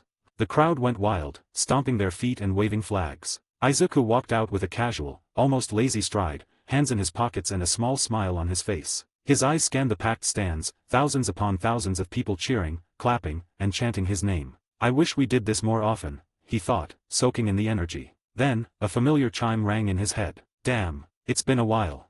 Mission alert. Objective, win the sports festival. Rewards, plus 7% power increase. $100,000. Failure penalty. Kryptonite weakness. Izuku's eyebrow twitched. Whoa, that's not good. Guess it's a good thing I'm not fighting Darkseid here. Present Mix voice brought him back. And on the left side. Well, honestly, I didn't even know this kid was in the festival, but he clawed his way to the main stage. From the General Studies Department, Hitoshi Shinso. Polite applause followed, but the cheers for Izuku had dwarfed it completely. Shinso walked in with a cold, calculating glare, his posture tense, eyes locked on Izuku like a predator sizing up its prey. Midnight stepped up and cracked her whip. Here are the rules. Knock your opponent out of bounds or make them unable to fight, and you win. Any attempt to kill will result in disqualification. Got it. Both boys nodded. She raised her arm high. Ready, fight. Shinso wasted no time, his voice steady and sharp. Before we begin, I'd like to know, why do you even want to be a hero? With your power, don't you think? But the words never landed. Izuku vanished. One blink, and he was gone. Before anyone could process it, his fist slammed across Shinso's cheek. Bam! The impact sent Shinso flying across the stage, his body hitting the arena wall with a bone-rattling crash. Dust burst into the air, chunks of concrete tumbling. Gasps ripped through the stands. Silence followed. Nobody could even process what they had just seen. Izuku stood there casually, lowering his fist. His expression never even changed. Midoriya wins. He moves on to the second round. Midnight's voice broke the silence like a whip crack. The crowd exploded. What the hell just happened? He didn't even give Shinso a chance. That speed, what was that? The stadium shook from the sheer roar of approval, but up in the pro hero stands, the mood was different. He's fast, Endeavor muttered, his eyes narrowing like a hawk. What quirk does he have again? Nizu folded his paws neatly, answering without hesitation. They say his quirk is called Superman. It allows him to do everything a normal human can, only vastly enhanced. Speed, strength, endurance, every physical limit is shattered. Endeavor's flames flickered hotter as a smirk spread across his face. That's quite the quirk. But I wonder. His eyes narrowed as he looked down at the arena where Izuku stood calm and unfazed. How he'll fare against Shoto. He stood up, heat radiating around him as though his excitement couldn't be contained. I should go talk to him. To be continued. Chapter 82, Sports Festival. As Izuku made his way toward the waiting room, the noise of the roaring stadium fading behind him, he suddenly felt the air shift. The temperature spiked unnaturally, heat licking at his skin. A heavy shadow stretched across the corridor, and Izuku knew before he even turned who it belonged to. Slowly, he pivoted on his heel. Towering over him was Endeavor, his flames smoldering faintly across his shoulders and hair, his sharp gaze piercing straight through him. That's quite the quirk you've got there, Endeavor said, voice like a low growl. It reminds me of a certain vigilante, but that's a conversation for another time. He stepped closer, the heat intensifying with every movement. My boy, Shoto, when you face him, I expect you to give it your all. Show him no mercy. Izuku blinked, unfazed. Oh, okay, he replied flatly before turning back to walk away. But Endeavor wasn't finished. Yes, it'll serve as the perfect test for him, Endeavor continued, flames flickering hotter with his pride. If Shoto can beat you, then I know he'll be able to surpass even All Might. Izuku stopped mid-step, his smirk returning as he glanced over his shoulder. Is it because you failed to do that? The words cut like a knife. A sudden surge of heat flared. Flames roared up Endeavor's hair, his entire body briefly engulfed in fire as his eyes narrowed into a glare sharp enough to pierce steel. The corridor felt like a furnace, sweat forming on the walls. Then, unexpectedly, Endeavor chuckled. You've got a sharp tongue, kid. The flames dimmed, though the heat lingered. After this is over, come by my agency. I'd like to have a nice, friendly spar with you. With that, Endeavor walked past him, leaving scorch marks along the floor tiles in his wake. Izuku stood there for a moment, then exhaled, shoulders dropping slightly. Man, parents. I'm lucky I got a nice mom like Inko. He shook his head and pushed open the waiting room door. The following matches rushed by in a blur. Some were over in seconds, others dragged longer than they should have. One in particular stood out, Katsuki vs Okiko. Okiko fought far harder than most had expected. She moved with sharper reflexes, her control over her quirk more refined, and her determination burned like steel in her eyes. With every blast Bakugo hurled, she adapted, closing the distance again and again. The stadium buzzed with energy as people realized this wasn't the same sweet, clumsy girl they thought they knew. This was a fighter who refused to back down. Even still, the difference in power was overwhelming. Katsuki's explosions shattered her strategy, but when she finally fell to her knees, she wasn't broken. She had forced him to fight seriously, and everyone knew it. Izuku smiled quietly in the waiting room, watching the broadcast. That's the Okiko I knew was in there. But finally, the moment everyone had been waiting for arrived. The bracket board lit up. Izuku Midoriya vs Shoto Todoroki. The roar of the crowd was deafening as the two names appeared side by side. Commentators shouted over one another. Bets were whispered, gasps echoed, and all eyes locked onto the arena floor. Izuku stood, stretching his arms casually, rolling his shoulders. His green eyes gleamed with excitement as he walked toward the stage. Across from him, Todoroki was already stepping out, cold mist rising off his right side while faint sparks of heat shimmered from his left. His expression was as sharp as the ice forming at his feet. Ladies and gentlemen, it's one of the fights you've all been waiting for. Two prodigies, both carrying insane potential, both storming through the rounds like natural-born champions, but only one can move forward. Who will it be? Present Mike roared, his voice shaking the stadium. The audience erupted, stomping, cheering, clapping, an ocean of sound. I'll put all my cards on Izuku, kid's unstoppable, Present Mike thought, sweat rolling down his temple. Midoriya vs. Todoroki. Start. The horn blasted. What abilities should I use? Izuku thought calmly, hands still buried in his pockets. The moment the signal dropped, Shoto lunged forward, slamming his foot into the ground as a massive ice wave exploded outwards, racing straight toward Izuku. CRRRSSHHHHHH. The temperature plummeted, frost racing across the arena floor as jagged ice spikes shot up. Izuku's eyes narrowed. His lips curved into a small grin as he cocked his arm back. Boom! With a single, thunderous punch, the entire ice wave shattered into shards, blasting back toward Shoto. The ground cracked beneath the impact. The shards flew like blades, forcing Shoto to throw up a towering ice wall. The audience gasped as the ice barrier cracked under the recoil. Izuku didn't wait. His figure blurred, sprinting through the collapsing ice. Shoto countered by conjuring a massive ice boulder overhead, freezing the ground beneath his feet and sliding forward like a skater. The ice boulder dropped. Izuku's eyes suddenly glowed emerald. ZZZT. Twin beams of energy burst from his gaze, slicing cleanly through the ice boulder. It split apart midair before melting into steam and water, raining down over the arena. The steam hissed. Shoto was already there, ice coating his fist. He swung at Izuku point blank. Izuku tilted his head. The frozen fist whooshed past his cheek. Shoto pressed harder, striking again and again, ice bursting from each punch as his movements grew sharper, more desperate. But Izuku, he had his hands in his pockets the entire time, body weaving between each blow like he was dancing. His calm smirk only deepened. Shoto gritted his teeth. TCH. His left arm shot out, releasing a sudden burst of ice wave point blank into Izuku's torso. KRSSHHHHHH. The arena floor cracked as cold fog swallowed everything. Half of Shoto's body froze over, frost spreading down his shoulder and cheek. And Izuku? He was completely engulfed in ice. The crowd went silent. Did Midoriya just?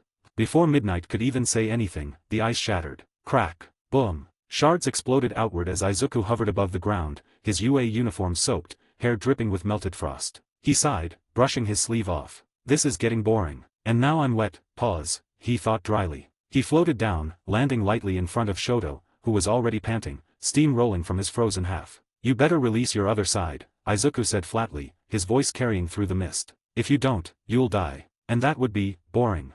Shoto clenched his fists, his breath ragged. No, I won't use his power. Izuku tilted his head. You're only chaining yourself. This is your fight, not his. If you lose here without using everything you've got, you'll feel nothing but emptiness. Because you didn't try your best. So. His golden eyes glowed brighter. Let go. Otherwise, with just one punch. He cocked his fist back. The air around his arm trembled, the arena floor cracking from the sheer force gathering in his muscles. Whoosh. He lunged forward, fist cutting through the air. The shockwave blew across the arena like a hurricane, debris, dust, and shattered frost blasting back into the walls. Izuku stopped his fist an inch from Shoto's face, the gust ruffling his dual-colored hair. Shoto's eyes widened, frozen in place. You'll be down.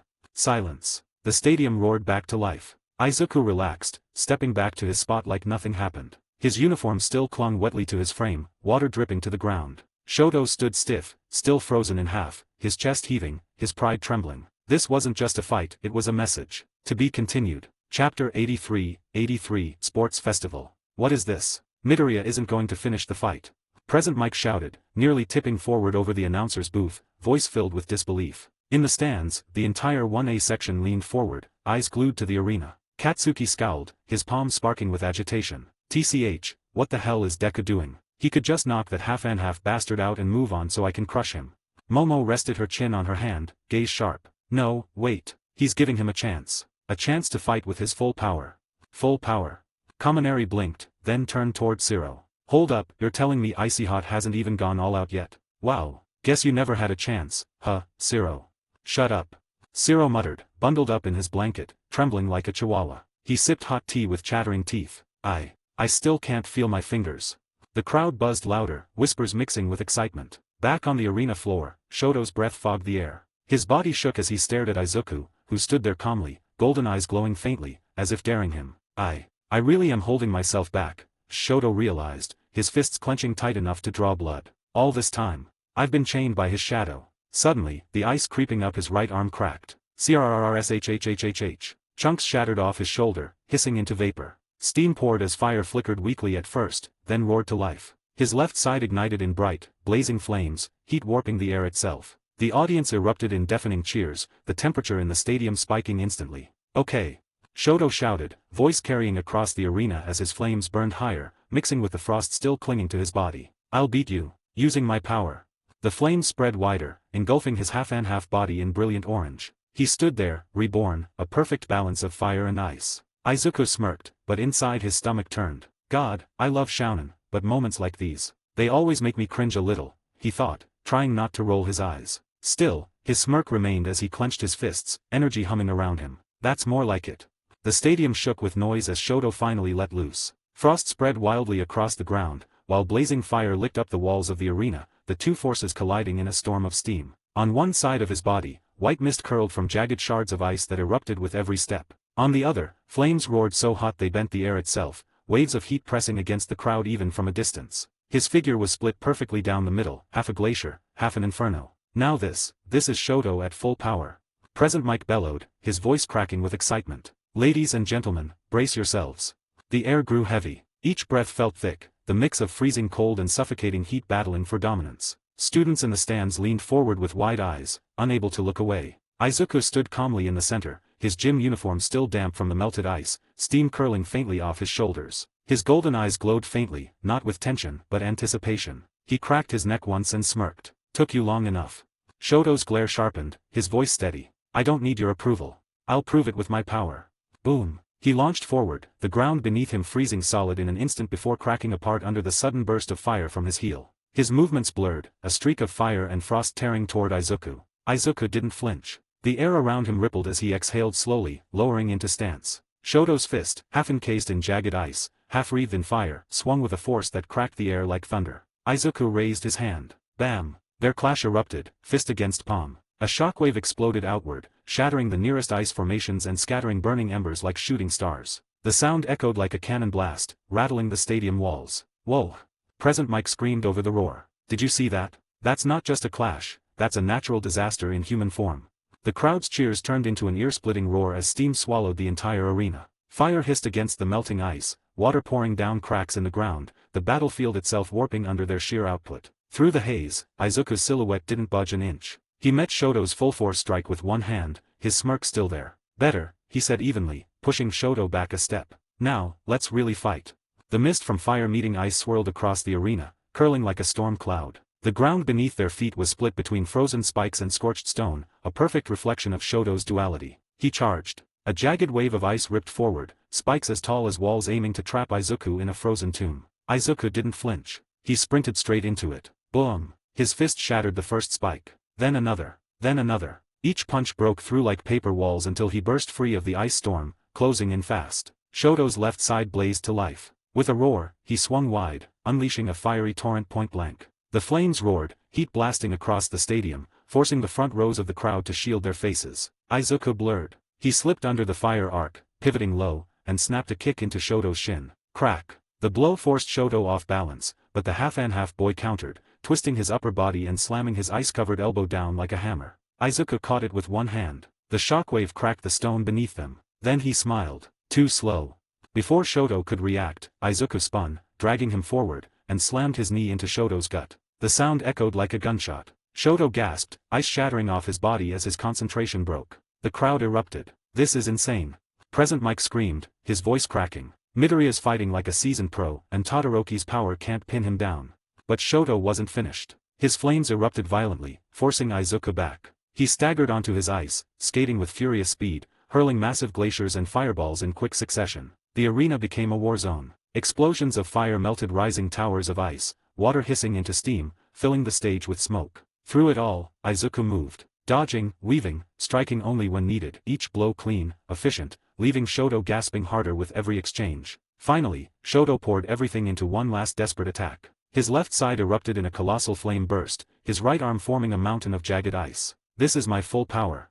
He brought both sides crashing down toward Izuku. The entire stadium shook. And then, whoosh! Izuku broke through the smoke like a bullet, his body cutting a clean line through the chaos. He stepped into Shoto's guard, twisted at the hip, and unleashed a single, devastating right hook. Bam! The punch landed square on Shoto's jaw. The shockwave blasted the mist away, rattling the walls of the stadium. Shoto's body went airborne, spinning before crashing hard into the ground. His ice shattered. His flames died instantly. Silence. Then Midnight raised her hand. Shoto Todoroki is unable to continue. The winner, Midoriya.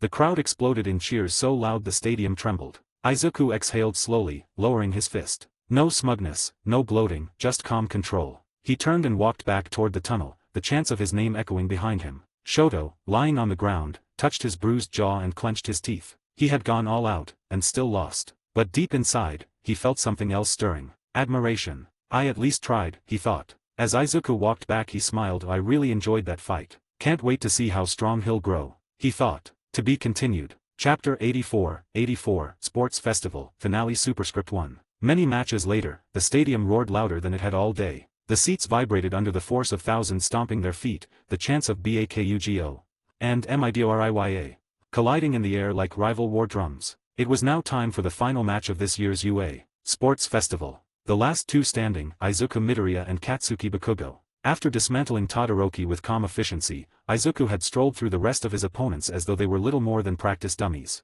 No tricks, no wasted effort, just clean strength and flawless technique. The only one who had even made him pause was Todoroki, and now the stage was set for the one person who had been clawing at his back since childhood, Katsuki Bakugo. In the waiting room, Izuku sat casually with his arms behind his head. Okako, Mina, and even Mei crowded around him, throwing words of encouragement, but he waved them off with a faint smile. "I'm sure Aiza's got this in the bag," Mina teased. Izuku shrugged, eyes on the ceiling, clearly not the least bit worried. "What should I do after this? Maybe sleep. Or take Mom out tomorrow. I've been meaning to try those toys I bought." "Yeah, sounds better than thinking about this fight." The buzzer from the intercom jolted the silence. Present Mick's voice boomed across every speaker. "Ladies and gentlemen, the moment you've all been waiting for. The final match of this year's UA Sports Festival. Two rivals, two prodigies, two powerhouses ready to tear this arena apart. Izuku Midoriya vs Katsuki Bakugo."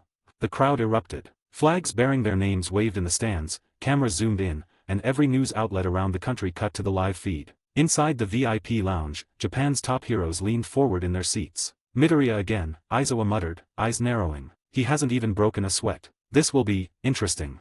Endeavor's flames crackled around his shoulders, smirking. "Let's see if Bakugo can force him to bleed. That Midoriya brat is strong, but strength isn't everything."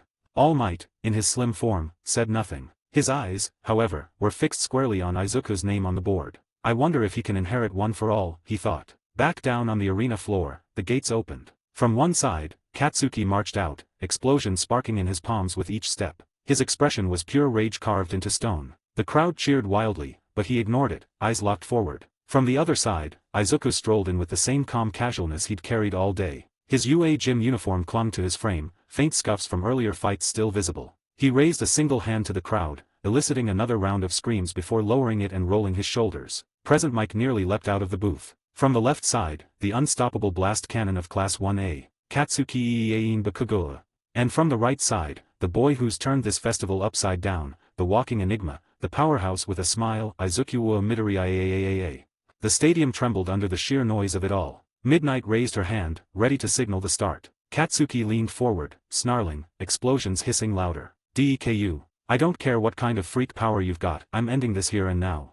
Izuku tilted his head slightly, smirk tugging at his lips. "Try me. Start." Katsuki wasted no time, his palms erupted with furious blasts as he rocketed forward like a missile. The arena floor cracked under the pressure of his explosions, smoke trailing in his wake. In the blink of an eye, he was on Izuku, thrusting his palm straight at his face. Boom! A deafening explosion tore through the air, heat and dust flooding the space. But Izuku had already ducked under it with almost casual ease. His eyes narrowed as he swept his leg under Katsuki, aiming to trip him. But Bakugo wasn't so easy to catch, he snarled, springing back and raising both arms, palms glowing with unstable light. A crazed, wild smile spread across his face, teeth bared. "Die."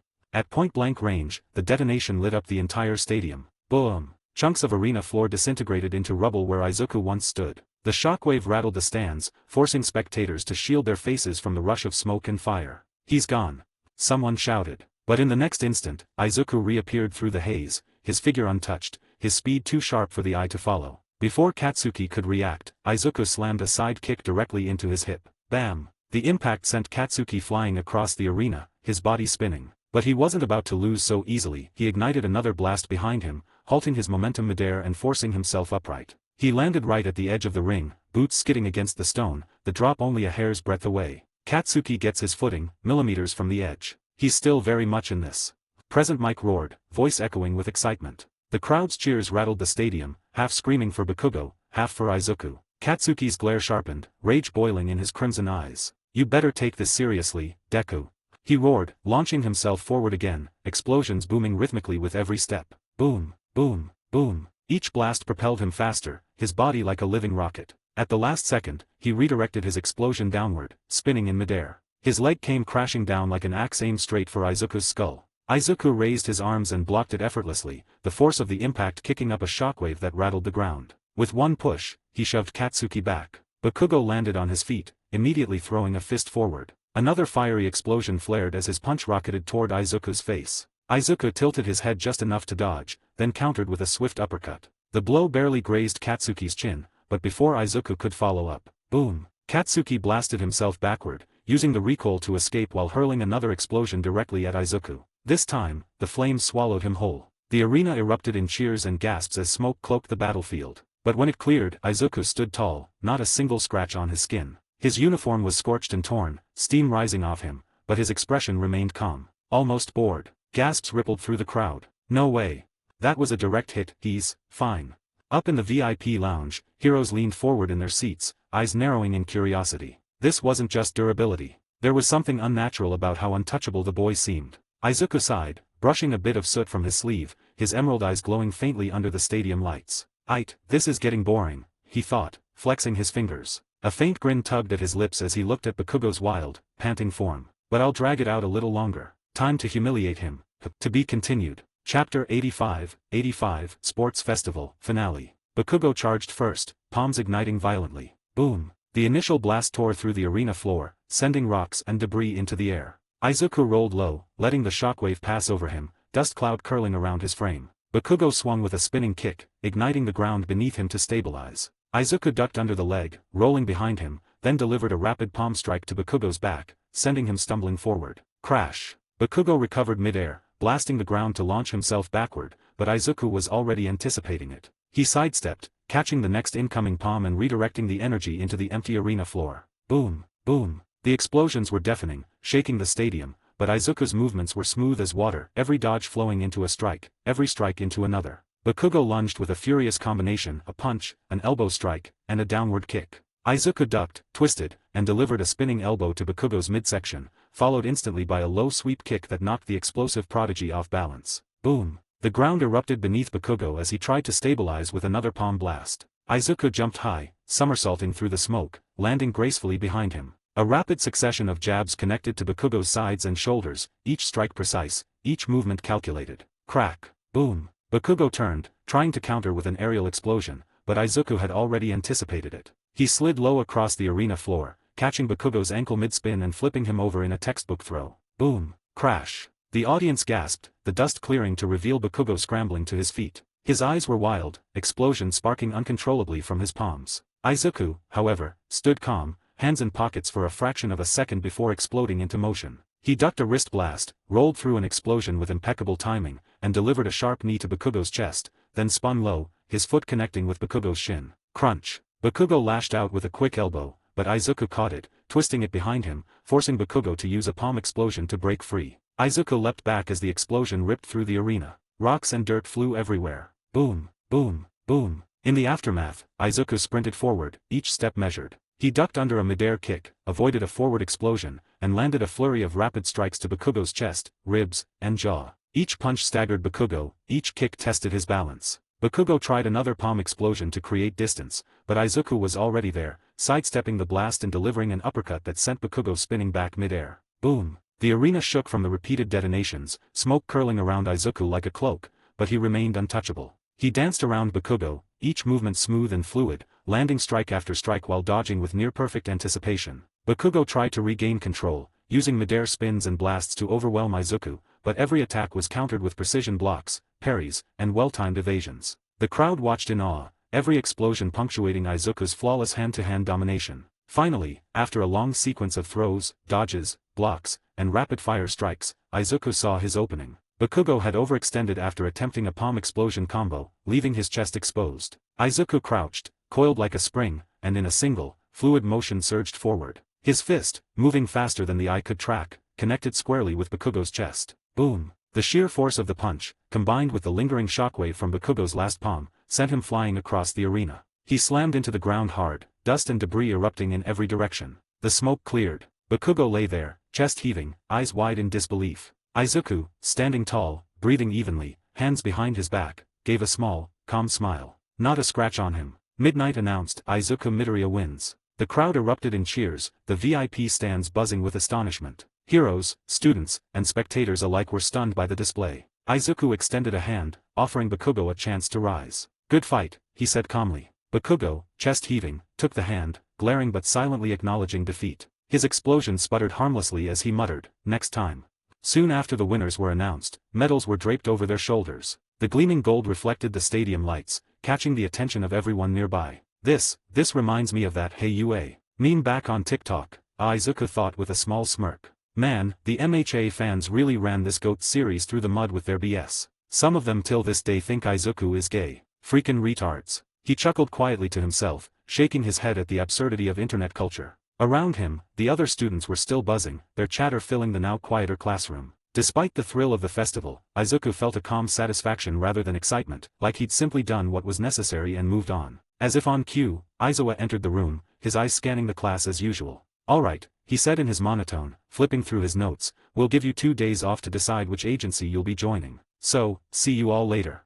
With that, he turned and left, the door sliding shut with a quiet click. The room fell into a low murmur. Okiko leaned forward, her eyes sparkling. "Wow, Izuku, you were #1 in every single event. How does it feel?" Izuku shrugged casually, leaning back in his chair. "Honestly, it's overhyped. Everyone makes such a big deal about this stuff. I was thinking, maybe we should start training together." Okiko's face lit up immediately. "Oh, I was thinking the same thing." He smiled faintly. "Yeah, we'll talk more about it after the internship." She nodded, returning her attention to the front as the bell rang, signaling the end of the day. Letters from hero agencies were distributed next. Each one crisp and official, stamped with colorful seals. As expected, Izuku had received more than anyone else. He methodically placed them all in his bag, careful not to crease or damage a single one. Stepping out of the school, he was immediately surrounded by a throng of people. Phones lifted, hands waving, and excited voices calling out his name. It seemed overnight he had become a viral sensation. "Can we get a selfie? Congrats, Midoriya. You're amazing." He smiled and obliged, politely taking pictures and signing autographs as he walked through the crowd. It was chaotic, but he moved with an easy composure, greeting people with a wave or a nod. By the time he reached home, his mother, Inko, was waiting at the door. Her eyes widened, and she rushed forward, enveloping him in a warm embrace. "I'm so proud of you, my son," she whispered. Izuku hugged her back, holding the moment just a little longer than usual. Then, with a grin, he handed her the bouquet of flowers he had bought along the way. "Oh, Izuku, they're beautiful," she exclaimed, taking them carefully, her smile lighting up the room. After their small celebration, Izuku went to his room, closing the door behind him. He sat in front of his computer, the soft hum of the machine filling the quiet space. What to do now? He thought, fingers hovering over the keyboard. The festival was over, but his journey, his real journey, was far from over. To be continued. Chapter 86, Movie Date 18+. For the rest of the day, Izuku stayed locked in his room, headset on, fingers dancing across his controller as the sounds of battlefield filled the air. He barely noticed the hours slipping by until his stomach growled and the clock ticked over to 6. Dragging himself downstairs, he found Inko perched on the couch, carefully working on her nails, her posture casual but elegant. "I was thinking of going out for a movie tonight. Wanna come with?" Izuku asked, leaning against the doorframe like it was nothing. Inko glanced up, blinking once before her lips curved into a small smile. "Well, I am kinda bored, so why not? Let me finish here. We'll leave around 8, she said. He nodded, but behind his calm expression, thoughts simmered. He walked back to his room, his steps steady but purposeful. Tomorrow was his day off, but tonight he wanted to remind her exactly who held the reins. Opening his drawer, he pulled out something wrapped in plastic. The faint crinkle of the wrapper was enough to make his smirk widen. He carried it to the kitchen, boiling water to sterilize it, rinsing the toy until it gleamed clean, ready. By the time he returned to his room, he'd changed into a sharp, casual fit, nothing too flashy, but enough to look good by her side. He sat on the edge of his bed, scrolling through his phone, watching clips of his fight with Shoto. His chest swelled with pride as he replayed the moment his flames and ice collided with his strength. "I always wondered how I looked like in battle," he thought, smirking faintly. Finally, her voice rang up the stairs, calling him down. He sighed, slipping the toy into his pocket before heading out.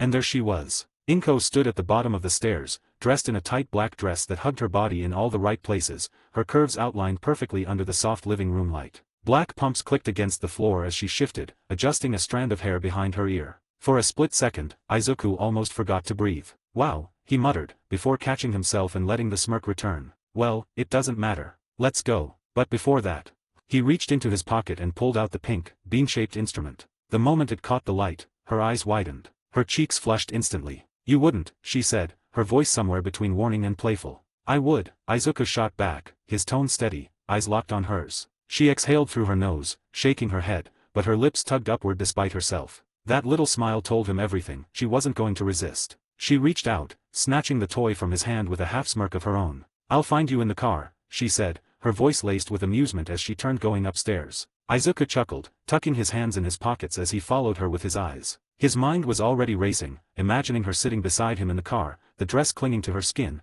that toy hidden under the fabric. This movie night was about to get dangerous. A few minutes later, Inko walked down the stairs, her face slightly flushed though she tried to hide it under calm composure. Her dress clung tighter now that she was moving, every step deliberate, and when she slid into the passenger seat beside Izuku, she gave him a quick slap on the shoulder. "You owe me big," she murmured, her lips curling into a teasing smirk. Izuku's gaze flicked down to her thighs, watching the hem of the black dress shift as she adjusted herself in the seat. His smirk only deepened. "I guess. How is it?"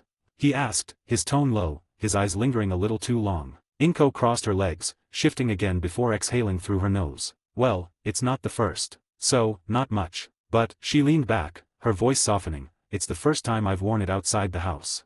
Izuku opened his mouth. "Oh, no wonder." But her palm shot out, covering his lips before he could finish. Her cheeks burned brighter now, though her eyes dared him to push further. "Let's just go, all right?"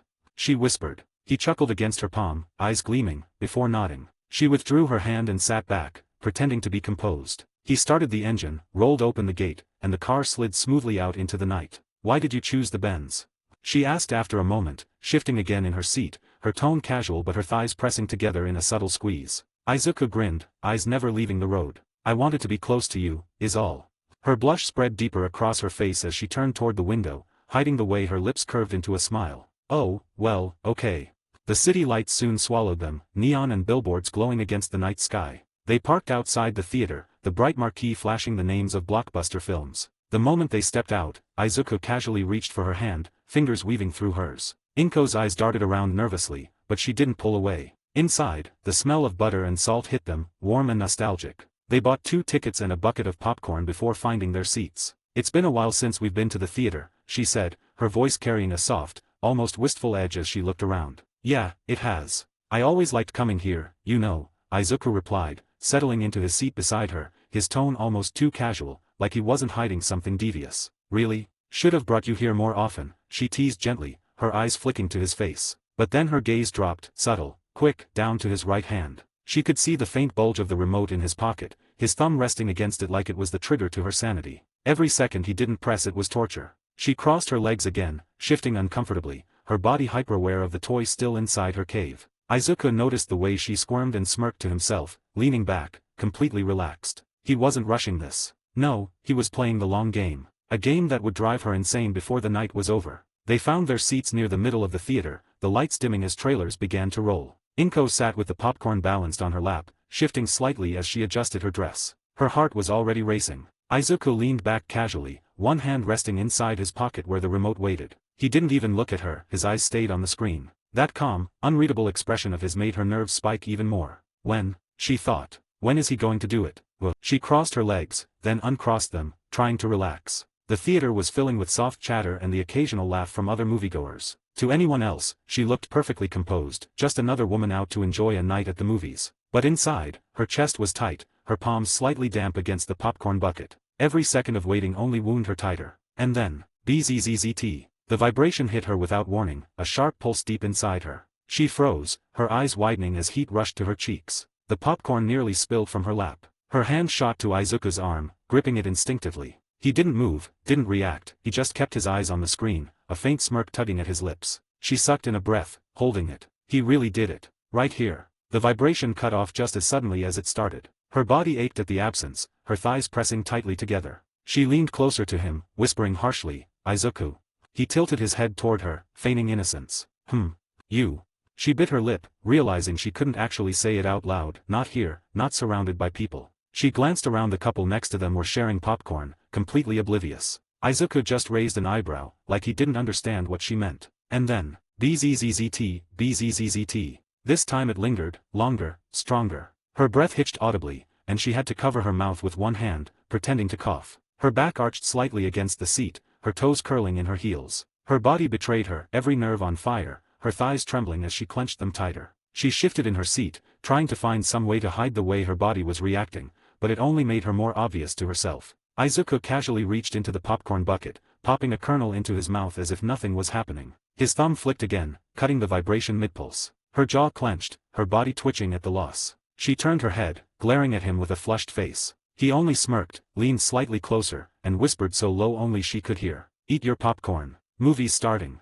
Her stomach flipped. Her body needed more, but her pride, and the crowd around them, kept her glued in place. And the worst part? She knew he was just getting started. To be continued. Chapter 87, Risk II Superscript 1. The movie started, the surround sound booming with music and dialogue. The lights had dropped to near darkness, shadows flickering across Inko's flushed face. She tried to breathe slowly, to focus on the screen, but her body was wired, every muscle tense, waiting for the next jolt. Her hand gripped the armrest tightly, knuckles white. "Please, just let me enjoy the movie for a bit," she begged silently. Bzzzt. Her lips parted, a sharp gasp escaping before she caught herself. She coughed quickly, disguising the sound, one hand pressed to her mouth. Her thighs snapped shut around the vibration, trapping it deep inside. Her whole lower body quivered, her stomach fluttering. God, he's really doing this, in public. What if someone notices? Well, she risked a glance at Izuku. He was leaned back, one arm stretched along the back of her seat, chewing popcorn lazily. His thumb flicked inside his pocket, and just like that. Bzzzzzzzzzzzzzt. This one was stronger, steady. Her eyes widened, head tilting back slightly against the seat. She bit her lip so hard it almost hurt, muffling the moan that threatened to burst out. Her body trembled, toes digging into the floor. Heat pooled between her thighs, her chest rising and falling quicker now. Stop, please stop, she thought, desperately. But another wave hit her, and her body betrayed her again. A small moan slipped through before she slapped a hand over her mouth, forcing it into another fake cough. The couple next to them glanced her way briefly, then back at the screen. Her face burned crimson. She couldn't look at them, couldn't look at anyone. All she could do was keep her body as still as possible while inside she was coming apart. Izuku leaned close, his lips brushing her ear as he whispered, "Doing all right, Mom." The word made her whole body jolt. She wanted to snap at him, wanted to tell him how cruel he was being, but her voice caught in her throat. Bzzzt bzzzt bzzzt. She bit down on her knuckle this time, muffling a whimper as her hips shifted involuntarily. Her eyes squeezed shut, her chest heaving as she fought to keep the sounds inside. God, I'm going to lose it right here, in a theater full of people. He'll make me come. Oh no, oh no. Izuku chuckled quietly beside her, his eyes never leaving the screen. To everyone else, he looked calm, entertained by the movie. But Inko knew, every pulse, every flicker of vibration inside her, it was him pulling the strings. Her body shuddered again, a bead of sweat sliding down her temple as she clutched the popcorn tighter to keep her hands from trembling too much. I can't hold this forever, she thought. The movie thundered on, a chase scene lighting up the screen, but for Inko the world had narrowed to the fire burning inside her. Every pulse of the toy made her body quake harder, every vibration sending sparks up her spine. Her thighs clamped so tightly together that her calves trembled. She tried to breathe through her nose, tried to stay calm, but her chest rose and fell too fast. Don't, not here. Bzzzzzzzzzzzt. The sudden surge hit her deep. Her hips jerked against the seat, eyes shooting wide. The popcorn almost spilled from her lap as her body betrayed her. MMH. She bit down on her lip, hard enough to sting, but it wasn't enough. The moan ripped out of her throat, high-pitched and desperate, before she smothered it into a cough. A few people shushed her, thinking she was just noisy. But Izuku leaned closer, his lips brushing her ear, voice like molten honey. Come for me. The command undid her. Her whole body snapped, thighs shaking as her orgasm tore through her. Her nails dug into the armrest, back arching as wave after wave of pleasure pulsed through her soaked core. Her legs trembled uncontrollably, knees pressing together to hide the spasms, but the wet heat spreading across the seat was impossible to ignore. Her mouth opened in a silent scream, eyes wide, before she forced it into a breathless cough. Her body bucked once more, then slumped, utterly drained. She sat there trembling, sweat dotting her forehead, chest heaving as she tried to disguise it all as nothing but nerves. Izuku reached over, gently patting her thigh. From the outside, it looked like an innocent gesture of comfort. But when his hand squeezed, she knew he was proud of what he'd done. Leaning close again, he whispered with a smirk, "Good girl." Her face burned hotter than the sun. God help me, he's going to kill me like this. Though this wasn't the end, now she was as sensitive as a newborn, Izuku knew this. But he didn't want to bore her or push her over the edge too soon. So he left it on the very first mode, the faint buzz keeping her on her toes, ever enough to satisfy, but impossible to ignore. For the rest of the movie, that lackluster vibration drove her insane. Every small laugh, every shift in her seat, every time she tried to focus on the screen, it was there, humming against her, tickling her nerves. She bit the inside of her cheek more than once, disguising small moans as coughs or fake sneezes, her eyes darting nervously toward the people seated nearby. By the time the credits rolled, she was wound up so tightly that even standing felt risky. Her legs trembled slightly as they walked out. The night air cooled her skin, but it didn't calm her racing pulse. They slipped inside the car, the silence between them thick with tension. "How was it?" Izuku asked, a sly smirk tugging at his lips, his voice low and smug. She turned on him, fuming, her cheeks flushed deep red. "First of all, turn that off." He chuckled, obediently pressing the button. The buzzing died instantly, and she let out a shaky breath she hadn't realized she was holding. "What if we had been caught? Do you know how much trouble we would have been in? Especially you, since you plan on becoming a hero." Yeah, he said casually, leaning back, but we didn't. So let's look at the bright side. His grin widened, almost boyish but far too mischievous for comfort. Now, wanna do it again in a restaurant this time? Her heart skipped. Hearing those words, she felt utterly defeated. She knew there was no way to convince him out of it, not when he had that determined gleam in his eyes. Sure, she whispered, hesitant but giving in. Yes. Izuku pumped his fist in triumph before starting the car. Alright, let's go. I'll wear a mask since I'm kinda famous right now.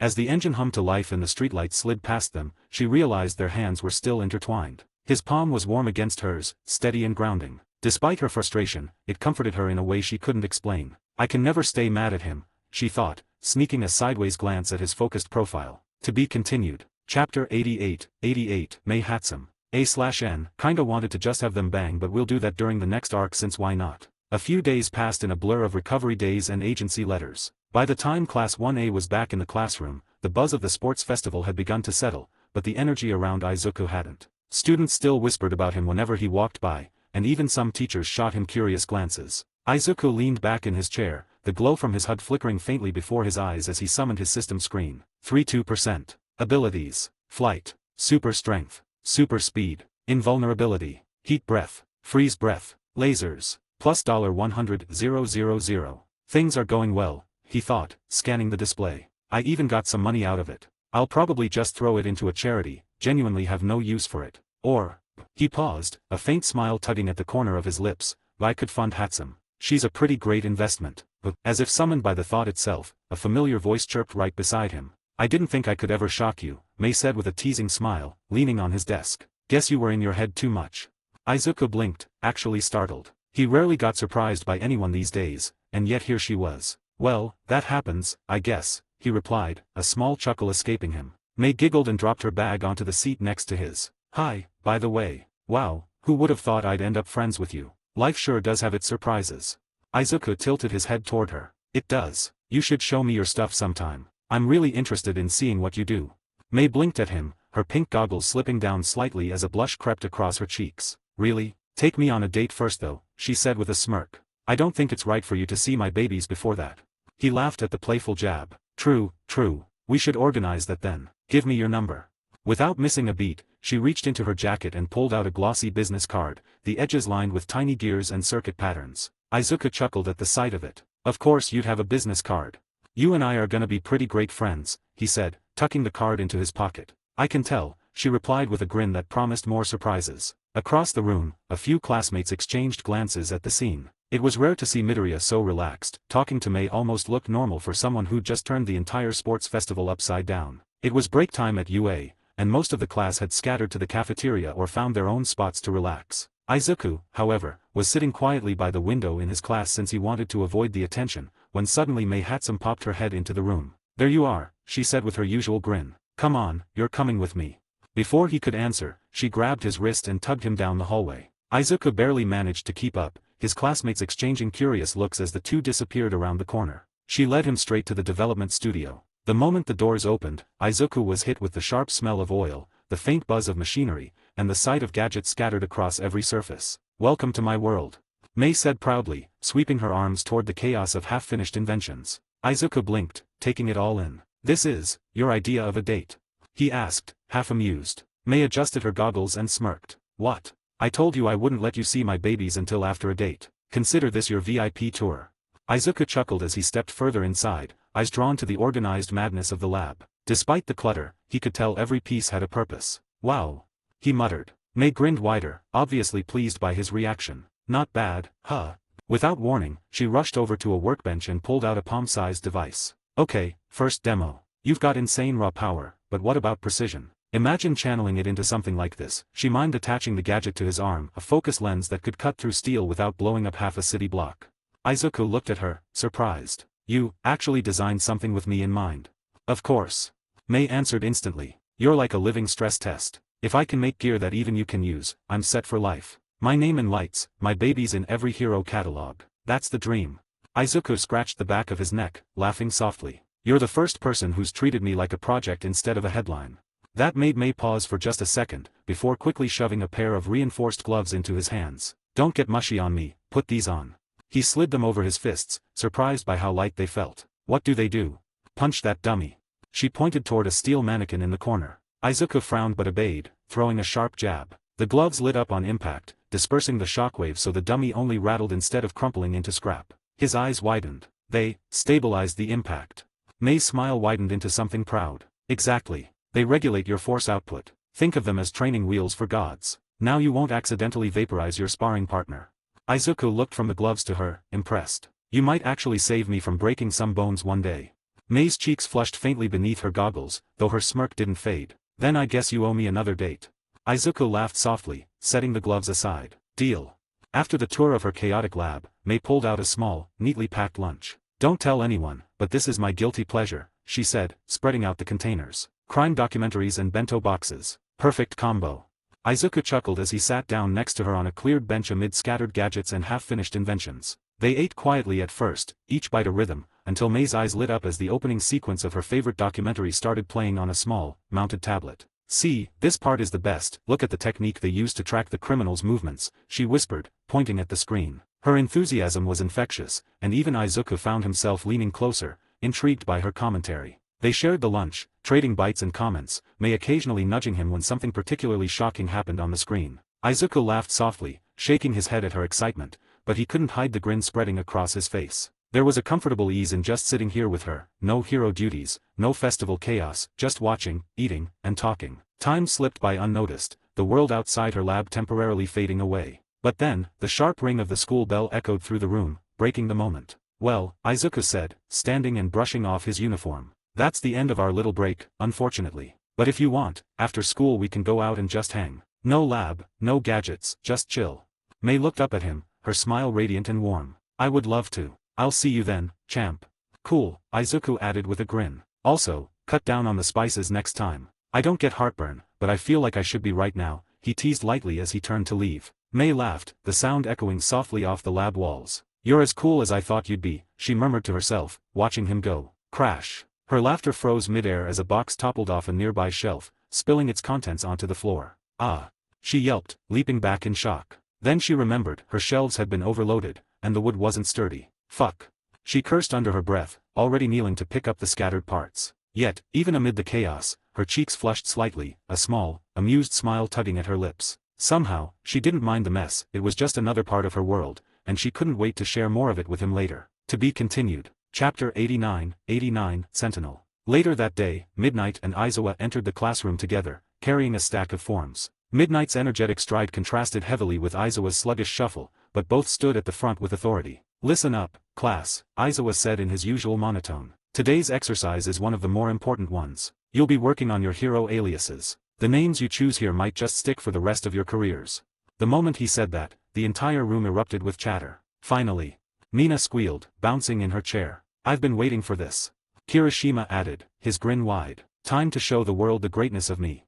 Kaminari declared dramatically. Even the usually calm students were buzzing with anticipation. Only Aizawa looked unaffected, pulling his capture scarf around his shoulders like he'd rather be anywhere else. To think the day would come, Mineta said, puffing out his chest. I already have a whole list of what names I'll call myself, which include Pimp, Angel Shot, and many more. The room collectively ignored him, Mina rolling her eyes while Ciro muttered, yeah, no one's taking that seriously. Izuku leaned back in his chair, a quiet smile on his face as he thought. Maybe Krypton or something. He mused. Since that is my home planet, though nobody knows that. Superman's already taken, and I don't plan on becoming him fully. I'll pave my own path, instead of just staying in his shadow. Midnight clapped her hands, reclaiming the attention of the room. Alright, settle down, my lovelies. Each of you will come up here and present your chosen name to the class. Remember, it should be impactful, memorable, and say something about you as a hero. The first few students went up, proudly announcing their choices. Mina twirled and announced, Alien Queen. With sparkling flair, Kaminari enthusiastically shouted, Charge Bolt.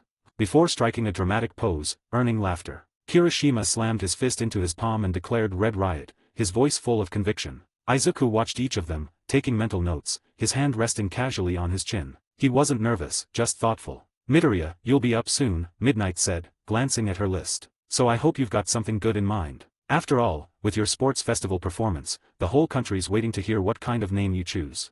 The class turned to look at him, murmurs rising. Yeah, what's he gonna pick? Kaminari whispered. Bet it's something totally overpowered sounding, Jiro said, tapping her desk with a smirk. Katsuki scowled from his seat, muttering, whatever he picks, mine'll be better. Izuku just gave a small smile, leaning back. Guess I'd better not disappoint them. One by one, more of his classmates presented their names. Okako walked up nervously but with determination. My name will be Uravite, she said, clasping her hands together. It represents gravity, but also keeping things light and hopeful. The class clapped warmly, Mina squealed about how cute it was, and even Aizawa nodded approvingly. Then came Tokoyama, his voice dramatic as he raised one hand. I am Tsukuyomi, the moon god of darkness. His words made Jiro shiver in delight. Finally, Midnight looked at her list again and gave a teasing smile. And next up, our rising star of the sports festival, Izuku Midoriya. Step right up. The whole class turned toward him, anticipation heavy in the air. Whispers filled the room. What's he gonna call himself? No way he picks something simple. Izuku stood calmly, sliding his hands into his pockets as he walked to the front. His emerald eyes scanned the room, then he glanced at Midnight, who grinned at him. So, Izuku, she said playfully, what will the world know you by? He paused for a moment, as if carefully weighing his words, then smiled. My hero name will be Sentinel. The room went quiet for a beat. It means guardian, protector, Izuku continued, his voice steady but carrying weight. Someone who stands watch to make sure no one has to suffer. It's not about being the strongest, it's about being the shield for those who can't fight for themselves. The silence broke instantly. Whoa, that's so cool. Mina shouted. It fits him perfectly, Momo said with a nod. Sentinel. Jiro repeated softly. Yeah, I can see it. Even Aizawa raised an eyebrow, clearly impressed. Not bad, problem child. Katsuki, however, clicked his tongue loudly, scowling. TCH. Fancy words won't make you better than me, Deku. But even he couldn't completely mask the irritation that his rival had picked such a solid, powerful name. Midnight beamed. I like it. Strong, noble, and very marketable. Congratulations, Sentinel. From now on, that's who you'll be on the hero charts. Izuku gave a small smile, but inside, his thoughts were calm and determined. Sentinel. A name I'll live up to not because the world expects it, but because it's the path I've chosen for myself. Or whatever a main character would say. To be continued. Chapter 90, Internship Arc. When school ended, Izuku didn't waste a second. The moment the final bell rang, he shot out of his seat, raced through the gates, and bolted straight home. His excitement was hard to contain. The internships were finally starting tomorrow, and he couldn't afford to waste time. He landed in his backyard with a heavy thud, his shoes skidding against the grass as he adjusted his balance. Without hesitation, he jogged inside, calling out instinctively, Mom, I'm home. Silence answered him. He blinked and checked his phone. A notification lit up the screen. Inko, out shopping with Mitsuki. Don't cause trouble. 3. Ah, right. Mitsuki, Izuku muttered, scratching the back of his head as a bead of sweat ran down his cheek. Man, I hope she's not still mad about last time.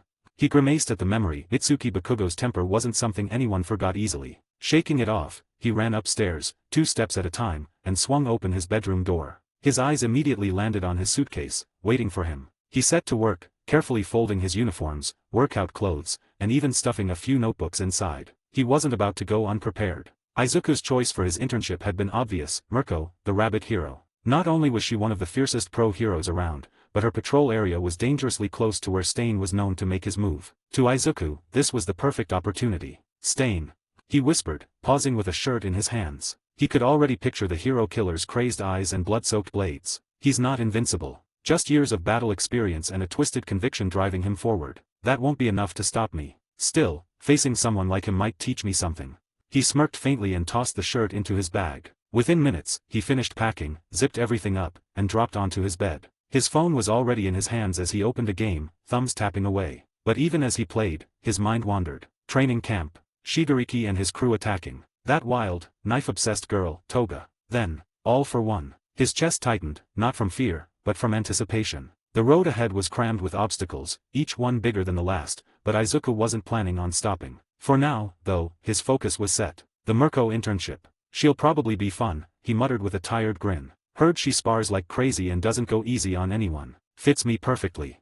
As his eyelids grew heavy, his thoughts slowed, and his phone slipped from his grasp onto the blanket. Sleep tugged at him, and he surrendered to it without resistance. Tomorrow, he would meet the great rabbit hero, and it was only the beginning of what awaited him. The next morning, Izuku woke up earlier than usual, his bag already packed by the door. Today was the first day he'd officially be away from home for a while, and though the excitement of his internship pumped through him, there was a strange weight in his chest. Padding downstairs, he found her waiting. She was sitting at the table, her eyes a little red, as if she'd been holding back tears. The moment she looked up at him, her lips trembled, and she forced a small smile. It hit him then, this was the very first time he'd be away from her since they got together. He stepped forward to hug her, wanting to reassure her, but just as his arms went around her, he felt her hand slip down and grasp his cock through his sweatpants. The sudden squeeze made his breath catch. "Before you go," she whispered, her tone dropping into a seductive murmur, "let me make sure you don't need to relieve yourself there." The corners of Izuku's mouth curled into a grin, laughter bubbling out of him despite the heat rushing through his veins. "All right," he said, setting his bag on the counter with a soft thud, "let's make it quick." Her face brightened instantly, a giggle escaping her as if she'd been waiting for that exact answer. With a gleam in her eyes, she eagerly tugged his pants down, her movements quick but trembling with excitement. His cock sprang free, and she let out a quiet gasp before licking her lips. She wrapped her hand around him, giving a slow stroke, savoring the weight and warmth. I've been craving this for some time," she admitted, her voice husky. Then she leaned in, her lips parting as she began to work on him with a desperate enthusiasm, her tongue tracing along the shaft before taking him deep into her mouth. Izuku exhaled sharply, running a hand through her hair as he watched her, her eagerness making his heart race. She bobbed her head slowly at first, letting her tongue drag along every ridge, every vein, savoring the weight of him as though she was trying to burn the memory of his taste into her mind before he left. Her lips stretched wider as she took him deeper, her throat working, and a soft gagging sound slipped out, but instead of stopping, she moaned around him, the vibration shooting straight through his cock. Izuku groaned, his hand tightening in her hair. "Damn, you're trying to drain me before I even leave, huh?" he teased, his voice husky. She pulled back just enough to let her tongue swirl around his tip, her hand stroking the slick length as she looked up at him, eyes glassy and filled with heat. "Maybe I am," she whispered breathlessly, a strand of saliva still connecting her lips to him. "If I don't, someone else might get to." That jealous edge in her tone made Izuku chuckle darkly, and he pushed her head back down, guiding her pace. "You know no one else will. Only you." Her heart throbbed at those words, her body reacting as if she'd been touched everywhere at once. She swallowed him deeper this time, faster, her wet, messy sounds filling the quiet kitchen. She didn't care if it was sloppy, the more his hips jerked, the more she wanted to push him over the edge. He felt his climax building, his thighs tensing. "Shit, if you keep that up, I'll." She hummed around him, pressing her nails lightly into his thighs as if daring him to lose control. That was all it took. Izuku growled, holding her head firmly as he spilled down her throat in thick, hot pulses. She moaned again, greedily swallowing every drop until he finally let her go. She pulled back, panting, wiping the corner of her lips with her thumb before licking it clean. Her cheeks flushed, eyes sparkling. "There, now you can leave without any distractions," she said with a playful smirk, though her knees were still trembling from the rush of it all. Izuku leaned down, kissing her forehead softly before pulling his pants back up. "Your trouble, you know that." "Maybe," she giggled, brushing her hair back as she stood. "But I'm your trouble. Now go before I end up pinning you down," she said. Izuku laughed under his breath as he slung his bag over his shoulder and stepped out the front door. The cool night air brushed against his face, carrying with it the faint scent of the city beyond. He stretched once, cracked his neck, then crouched low. Boom! The ground trembled beneath his feet as he launched into the air, tearing through the atmosphere with a sonic boom that rattled the windows of nearby houses. His figure blurred into the sky, vanishing into the thick blanket of clouds in the blink of an eye. From above, the world unfolded beneath him like a glowing tapestry. The endless streets blurred, cars crawled like tiny insects through the veins of the city, and the laughter of people echoed faintly even from this height. Izuku's lips curved into a grin as the wind whipped past his ears. This never really gets old." He pulled a black ski mask from his pocket and slipped it on, feeling the familiar snugness against his face. With the mask secured, he tilted downward, cutting through the air like a meteor. As he soared past the clouds, something caught his eye, a passenger airplane cruising calmly along its route. He drifted closer, wings of wind at his back, until he could see inside the cabin through the wide glass windows. A child sat near the window, eyes widening in shock before lighting up with awe. The kid raised a small hand, waving furiously. Izuku chuckled softly and lifted his own hand, giving a warm wave in return. The child's expression lit up even brighter, pressing against the glass as if trying to reach him. That simple joy tugged at Izuku's heart before he tilted his body forward and rocketed away, the airplane shrinking behind him. The city below shifted as he crossed districts, the glowing skyscrapers of central Tokyo giving way to darker, quieter regions. After some time, he slowed, descending toward Shibuya. His boots hit the cracked pavement of a deserted street, dust scattering in the wake of his landing. In front of him stood a worn-down, abandoned building. The once white paint was peeling, windows cracked and covered in grime. Inside, faint lights flickered intermittently, buzzing weakly like the heartbeat of something that should have been dead long ago. Izuku stared up at it, tightening the grip on his bag. "This is the place." He tilted his head, unimpressed. "Honestly thought it'd be cleaner, maybe a little more official. But whatever. I'm not here for the scenery, I'm here to fight crime." He adjusted his mask and took a step forward, the old wooden doors groaning in protest as he pushed them open. To be continued. Chapter 91, Meeting Mirko. Izuku climbed the final flight of stairs and pushed open the creaking metal door that led to the rooftop. What he found stopped him in his tracks. Up here, above the ruined shell of the building, sat a small, self-contained home. A neatly built modern house rested comfortably in the middle of the roof, complete with a garden that spread green across the concrete. Patches of fresh grass swayed in the evening breeze, flower beds bloomed with color, and to the side, a well-tended carrot patch stood proudly like a farmer's prize. What the hell? How does grass even grow up here? And a carrot farm? This is ridiculous.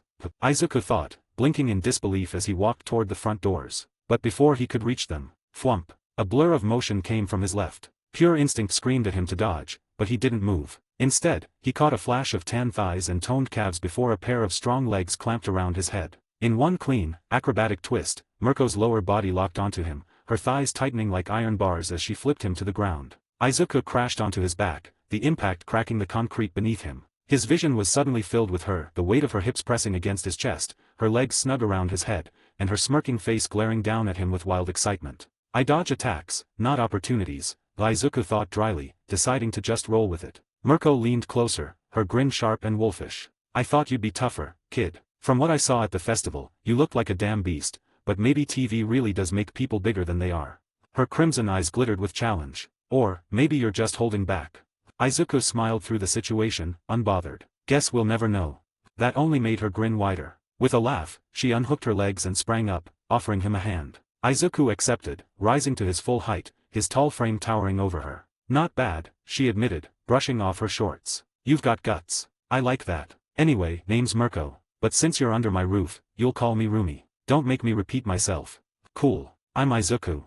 He smirked. My hero name is Sentinel. Sentinel, huh? She nodded approvingly. Strong, simple. I dig it. Now come on, Sentinel, let's get you settled. I was about to make carrot cake before you showed up, though I'll give you credit for being early. That's a good sign.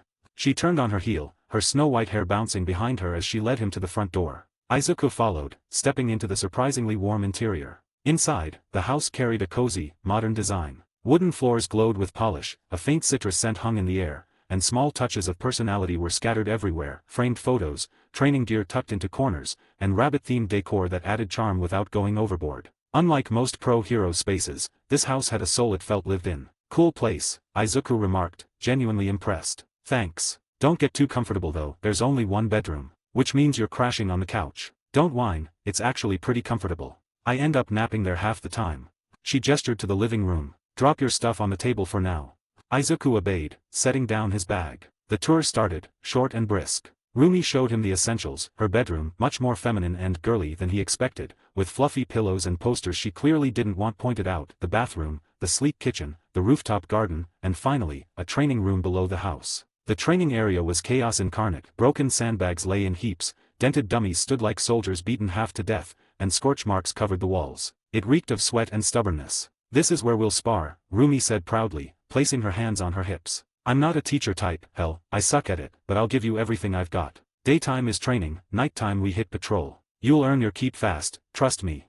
Izuku nodded, his hands behind his back. Sounds perfect. So, what now? Her ears twitched. Then she grinned mischievously. Now, you get changed, we're baking. Can't have a sidekick who doesn't know how to make carrot cake. Consider it a life lesson. She laughed, already striding toward the kitchen. Izuku followed, shaking his head with a smile. The two of them got to work in the kitchen, the counter quickly becoming a controlled mess of flour, sugar, and peeled carrots. Rumi tied on a simple apron that somehow managed to look stylish on her, while Izuku rolled up his sleeves and followed her lead. Careful with that, she said as he grated the carrots, giving him a sly grin. You've got those big strong hands. Wouldn't want you to snap the grater in half, tough guy. Izuku smirked. I'll keep my strength in check. Promise. To his surprise, baking with her felt natural. She was loud, unfiltered, and full of energy, throwing in jokes and jabs as casually as she measured ingredients. Izuku kept the conversation easy, asking her about patrol routines, villains she usually dealt with, and how she balanced being one of the top heroes while still running her own agency. She answered openly, her tone blunt but never cold. It wasn't long before she shifted gears. You know. Rumi leaned against the counter, eyeing him with a teasing look as he stirred the batter. You look like you're mostly doing this hero thing to get girls. Don't even try to deny it. Izuku blinked, then burst out laughing. Really? That's a new one. But hey, I won't say you're entirely wrong. Still, my main goal's helping people. That's the truth. Rumi chuckled, satisfied with his honesty. See, I like that. No sugarcoating. That's one thing you'll learn about me, I'm very, and I mean very, honest. Sometimes brutally so. I can already tell, Izuku replied with a smile. But I don't mind. Honesty's refreshing. By the time the cake was done baking, the entire house smelled sweet and warm. They pulled it from the oven, let it cool just enough, and soon were sitting across from each other at the small dining table. Rumi tucked one leg up on her chair, fork in hand, completely at ease in her own home. Izuku poured tea for both of them, the pair settling in for their first real break of the day. Not bad, huh? She said around a mouthful of carrot cake. It's good. Sweeter than I expected, Izuku admitted, sipping his tea. There was a pause before Rumi leaned forward, her red eyes narrowing playfully. So, your quirk. It's seriously overpowered. Any drawbacks at all, or are you just the universe's favorite child? Izuku chuckled, tapping his fork against the plate. Not really any major drawbacks. The only thing is, I can't fully switch it off. Every second of the day I'm regulating myself. My weight, my strength, even my footsteps. If I don't, I'll break things without meaning to. Rumi's brows lifted as her smirk widened. Damn, that's wild. Can't imagine what that's like, living every second like you're walking on glass. You gotta show me what happens if you don't one of these days. I'm kinda curious to see just how destructive you really are. I'll try, Izuku said with a chuckle, shaking his head at her enthusiasm. Good. She leaned back, propping her leg higher on the chair as she speared another bite of cake. I like training partners who surprise me. Makes life interesting. The two ended up talking for over an hour, bouncing between light-hearted jokes and serious conversations. Izuku learned that Rumi wasn't just all bark and brawn, she had ambitions of pushing the limits of what a solo hero could achieve, of carving her own name into history without relying on teams or political safety nets. In turn, he shared just enough about himself to give her a glimpse of his drive, though he carefully avoided anything too revealing. Eventually, Rumi stretched her arms over her head, her toned muscles flexing as she pushed her chair back. Alright, enough chatter. Talking's fun, but I want to see what you've got. She pointed toward the floor. Get ready. First sparring session starts now.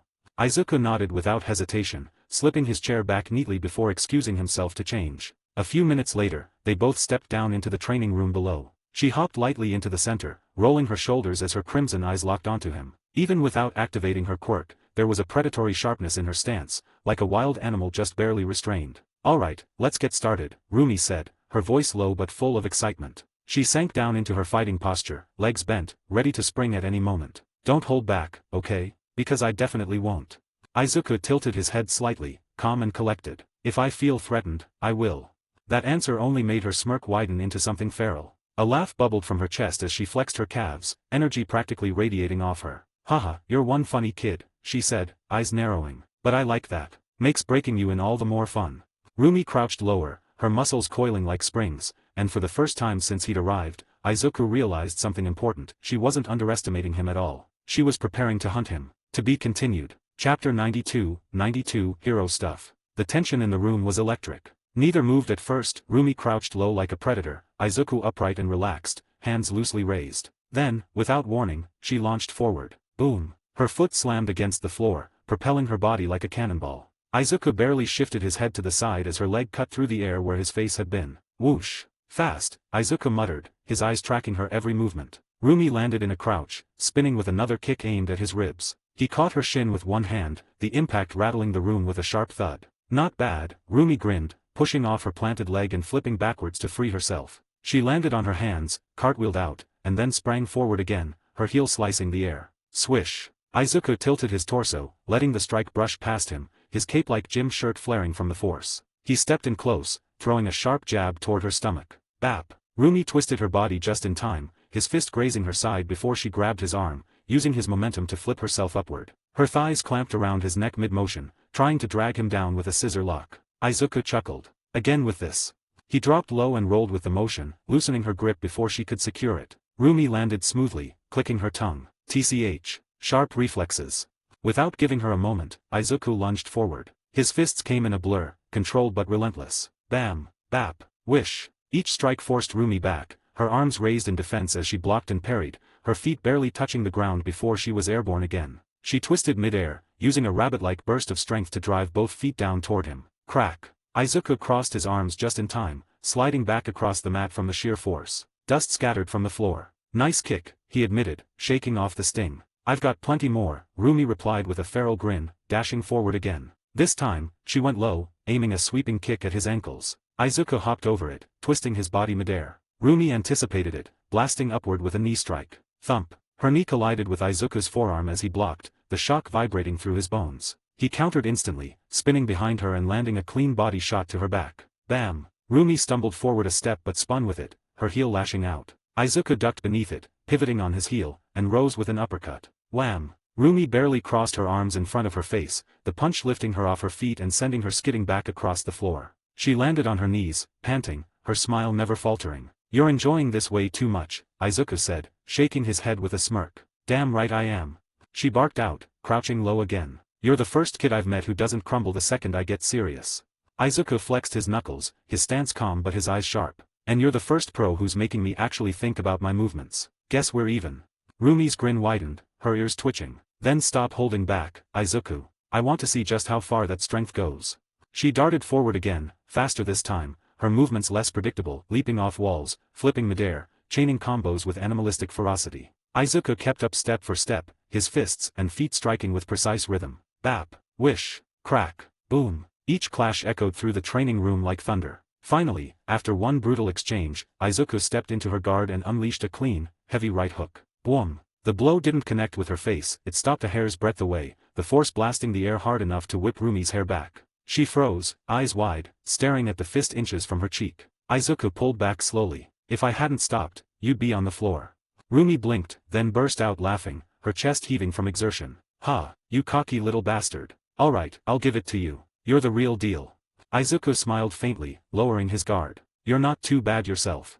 Her smirk returned, sharp and wolfish. "Better get used to this. Tomorrow, I won't let you stop short." After their spar, Rumi and Izuku sat together on the couch, their hair still slightly damp with sweat, a faint hum of exhaustion lingering in the air. The room felt unusually calm after the intensity of their fight, the silence broken only by the faint buzz of the ceiling light. Rumi leaned back, her toned arms slung across the backrest, while Izuku sat with his hands clasped loosely, still catching his breath. What surprised her most wasn't his strength, it was how natural it felt to talk to him. It was rare for her to enjoy someone's company right from the start, but with Izuku, the conversation flowed like they'd known each other for years. "How is life as a pro hero, really?" Izuku finally asked, his voice quiet, eyes tracing the ceiling as though searching for answers hidden up there. Rumi exhaled through her nose, a small smirk tugging at her lips before softening into something more thoughtful. "It's as hectic as you'd imagine. The work never stops. The missions pile up, the villains get crazier, and you barely get enough sleep. But..." She tilted her head, her ears twitching slightly. "When you finally finish the job and see the smiles on people's faces, it's worth it. That makes everything else fade away. Of course, there are times when you fail, when someone slips through your fingers. But what matters is that you tried your best. That's all anyone can do." Izuku nodded slowly, letting the weight of her words sink in. He admired the honesty in her tone, it wasn't sugar-coated, but it wasn't bitter either, just real. He sat there for a moment, thinking, then said, "I guess, yeah, that really is all that matters." Rumi chuckled, flicking his arm lightly. "Look at you, getting all philosophical on me. Careful, kid, I might start thinking you're secretly old." That drew a grin out of him, but before the silence could settle again, she pushed herself up and stretched, her long ears flicking playfully. "Alright, enough of the mushy stuff. We should go shopping. We're gonna need extra food if we plan on living together for a whole week." Izuku blinked. "Oh, yeah, you're right. Let me take a bath first though. I'm still all sweaty from the spar." "Same here." Rumi smirked, her crimson eyes narrowing with a playful spark. "Wanna bathe together?" She teased, her tone dripping with challenge. But Izuku, unfazed, just looked at her evenly. "Sure," he said, voice steady, "as long as you're willing to wash my back." Rumi's smirk faltered for a second before she frowned in mock frustration. "TCH, you're supposed to blush and freak out, damn it. Not throw it back at me." Izuku only chuckled, standing and grabbing his towel. "Then I guess you'll just have to try harder, Rumi." Her eyes narrowed dangerously, but the corner of her lips curved upward again, her competitive spirit reigniting. "Ha, fine then, kid. I'll get you one of these days." The playful tension lingered in the air between them, light and comfortable, like a thread weaving tighter with each word. To be continued. Chapter 93, Night Patrol. After their bath, the two set out into the city evening. The streets of Shibuya buzzed with life, flashing signs, the scent of street food drifting through the air, and the hum of distant chatter blending with car horns. Izuku and Rumi walked side by side, their relaxed pace a contrast to the energy around them. The nearest retail store wasn't far. As soon as they stepped through the automatic doors, a few heads turned. It didn't take long before someone recognized Izuku. "Midoriya, can I get a photo? Please sign my notebook."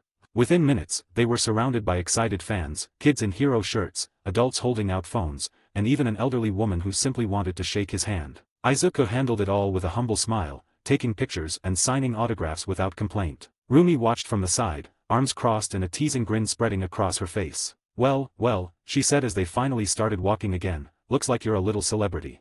Izuku chuckled, scratching the back of his neck as he pushed the trolley forward. Nah, it's just for now. Give it a month and they'll probably forget about me. Rumi raised an eyebrow, glancing over at him as she walked beside him, her white hair swaying lightly. I doubt it. Most people still remember me from the sports festival, and that was many years ago. That can't be true, he said, laughing a little. Do people even know who you are under the mask? She tilted her head, scanning through the meat section with a thoughtful look. I've wondered that myself. But once you get your pro license, most people stop caring about your civilian identity. It's just the die-hard fans that recognize you here and there. True die-hard fans, that search everything about you. Might even have a fan club online, Izuku said, stopping the trolley so she could grab a pack of steak. Exactly, Rumi replied with a nod, placing it in the cart. But hey, it's not like I ever planned on having a secret identity. It just sort of worked out that way. Izuku smiled as they continued down the aisle, the sound of the trolley wheels clattering softly against the polished floor. Guess that's convenient. Makes shopping a lot easier. Exactly, she said with a wink. No need to deal with crowds unless I'm in uniform. They moved through the rest of the store at an easy pace, picking up fruits, energy drinks, and a ridiculous amount of protein. Rumi tossed in a few boxes of instant noodles when Izuku wasn't looking, earning herself an amused shake of his head when he noticed. Finally, they reached the checkout. After paying for their groceries, the two stepped out into the cool evening air, their bags filled and spirits light. Not bad, Rumi said, stretching her arms above her head as they walked. Groceries done, stomachs ready. That's what I call a productive day. Izuku grinned, pushing the cart toward the curb. Yeah, let's hope the rest of the week goes just as smooth. Ha, with me around. Rumi smirked. That's just not possible. Izuku just laughed, the sound mixing with the city's glow as the two disappeared into the flow of people. When they got home, the smell of freshly bought groceries filled the air. Rumi wasted no time getting to work in the kitchen, tying her hair back and rolling up her sleeves with determination. Izuku leaned against the counter, amused as she barked playful orders at him. Hand me that pan, she said, glancing over her shoulder. You're my assistant tonight. Gotta prove I can actually cook, since someone dared to doubt me earlier. Izuku chuckled as he passed it to her. To be fair, I've seen your fridge. Carrots and protein shakes don't exactly scream, chef. She shot him a glare, but the grin tugging at her lips betrayed her pride. Watch and learn, rookie. Together they cooked, the kitchen filled with sizzling sounds and light banter. Rumi moved with surprising precision, tossing ingredients and humming under her breath while Izuku handled smaller tasks, cutting, stirring, and occasionally taste testing when she wasn't looking. By the time the food was ready, the sky had turned orange. They carried their plates outside, setting up 2 camping chairs on the roof where a soft breeze rolled in from the city. The sunset stretched across the skyline like a painting, warm gold bleeding into violet. They ate in comfortable silence at first, just watching the light fade. Not bad, Izuku said, finishing his plate. Didn't expect it to taste this good. Told you I could cook, Rumi said smugly, leaning back in her chair. He smiled, eyes fixed on the horizon. So, when do we start our patrol? Rumi glanced at the dimming sky. Let's give it an hour. The streets get more active when it's properly dark. Alright, Izuku said with a nod, settling into his seat as the world slipped into dusk. An hour later, the two stood atop the roof again, no longer just Rumi and Izuku, but Mirko and Sentinel. Izuku's black suit gleamed faintly under the moonlight, the metallic weave tracing the sharp lines of his physique. The absence of a cape made him look sleek, efficient, almost godlike. Rumi, meanwhile, wore her classic outfit, her white hair tied high, her confident smirk sharp as ever. From now on, call me Mirko, she said, stretching her legs with an audible crack. Let's begin, Sentinel. Got it, Izuku replied, adjusting his gloves. So where do we begin, necessarily? Mirko grinned. Just watch and learn, kid. She crouched low, eyes narrowing as her long ears twitched faintly. Izuku realized she was listening, really listening. Every sound from blocks away seemed to flow through her focus, conversations, distant footsteps, the hum of the city. He folded his arms, curious. His own hearing could stretch across the entire city, but he wondered just how sharp hers really was. Let's see where she decides to go first, he thought, amused. Then, her eyes snapped open. Alright, let's go. Without hesitation, Mirko leaped off the roof, landing lightly before sprinting through the narrow street below. Her movements were smooth and feral, like a beast closing in on prey. Izuku followed from above, landing beside her before matching her pace. The rhythmic thuds of their boots echoed as they raced through the alleyways. Moments later, they stopped outside a small, run-down bar at the edge of Shibuya. Faint shouting came from inside. Mirko didn't hesitate. She slammed her foot into the door, boom, splintering it off its hinges as she burst in. Inside, a group of thugs had a young woman pinned against the wall, her cries muffled by rough hands. Izuku's eyes narrowed, fury flashing behind them. Mirko's whole demeanor changed. The playful woman from before was gone. What stood before them now was a predator. Her aura filled the room, suffocating and wild. "I'll handle this," she said coldly, her gaze fixed on the men. "Just make sure nobody gets out." Izuku gave a silent nod, stepping back to block the exit. The doorframe creaked behind him as his eyes glowed faintly under the mask, watching everything unfold. To be continued. Chapter 94, Night Patrol Superscript 2. The bar reeked of spilled beer and stale smoke. The light was low, neon bleeding through the smashed windows. The thugs froze when Mirko launched through the doorway, but only for a heartbeat. Then they lunged, claws and fists first, as if surprised by anyone brave enough to challenge them. Mirko's grin vanished. Her eyes went razor cold. Izuku slid into the doorway and planted himself to block the exit. He could feel the woman trembling behind a toppled stool. Her wide eyes told him everything. He offered the smallest of nods to reassure her, then turned his focus outward, every door, every side corridor, making sure no one slipped out while Mirko tore through the center. "Get off her!" Mirko snapped, voice flat as a blade. One thug, a bulky man with a leather jacket, tried to answer with bravado, a lumbering charge meant to intimidate. Mirko met him before he got momentum, a lightning pivot, and her heel caught his knee like a hammer hitting a hinge. Crack. He went down in a hull, weight collapsing onto the bar floor as the stool he'd been holding splintered. The sound echoed, a neat punctuation to Mirko's first strike. Before anyone knew what to do, a second guy swung a beer bottle at her head. Mirko blocked with the inside of her forearm and, with a single fluid motion, and grabbed the man's arm, before kicking him right in the chest, sending him flying into some tables and chairs. Crash. Another thug jumped in, fists blazing with sloppy aggression. Mirko ducked under his left hook, then exploded upward with both legs in a double knee drive that smashed into his chest. The man was sent flying backward, crashing through card tables and chairs. Thud. Crash. One of the worst offenders had a metal pipe and a sneer. He charged with a savage yell, drawing a winding swing across the room meant to keep her at bay. Mirko slipped the arc with a dancer's footwork, closed the distance, and torqued her hips. Her leg hammered into his ribcage with a BAM that knocked the wind out of him, then she followed through with a snapping roundhouse that planted him face first into the bar counter. Bam, smash. The shout cracked the air like a gunshot, harsh, ugly, and immediately answered by the clang of metal on wood as half a dozen chairs were yanked from tables and raised overhead. "Kill that bitch." A voice roared, and the mob surged as one in the cramped bar, bodies colliding and boots thudding on the floor. Mirko didn't hesitate. Her pupils pinched, her whole body contracted like a spring loaded to the snapping point. She exploded forward. Her feet hammered the ground as she closed the distance, each step shaking dust from the ceiling. The first thug barely had time to raise his arm before a white blur filled his vision. Mirko's kick slammed into the side of his face with a sickening crack, twisting his head sharply as his body went airborne. He crashed into the bar counter, bottles shattering around him in an explosion of glass and liquor. The next man roared and swung a chair down with both hands, the wooden legs whistling past her ear as she ducked. She sprang back up instantly. Wham! Her right hook smashed into his jaw, the impact so sharp it echoed across the narrow room. His legs folded. Before he even hit the floor, Mirko grabbed his collar and spun, tossing him over her shoulder straight into a table. The table collapsed under the impact, chairs toppling, beer spilling across the floor. She didn't pause. Her body flowed from one strike to the next, fast, fierce, unrelenting. Two more thugs rushed in, yelling, their chairs raised like clubs. Mirko charged to meet them, her movements precise and wild all at once. At the last second, she planted her foot, pushed off the ground, and shot upward. Both her legs extended midair. Thud, thud, as her boots crashed into the first man's face. His chair went flying, and he spun backward like a ragdoll. Before she even landed, she used his falling body as a platform, twisting and kicking off his chest to drive her heel into the second man's sternum. The breath left his lungs in a grunt as he flew back and slammed into a row of stools. Mirko landed perfectly, crouched low, dust settling around her. She slowly rose, wiping her chin with the back of her hand as the room fell quiet. The remaining thugs exchanged terrified glances. One's hands trembled so bad the chair he was holding clattered to the floor. Her grin widened, fierce and wolfish. "Come on then," she taunted, cracking her knuckles. "Don't tell me that was it."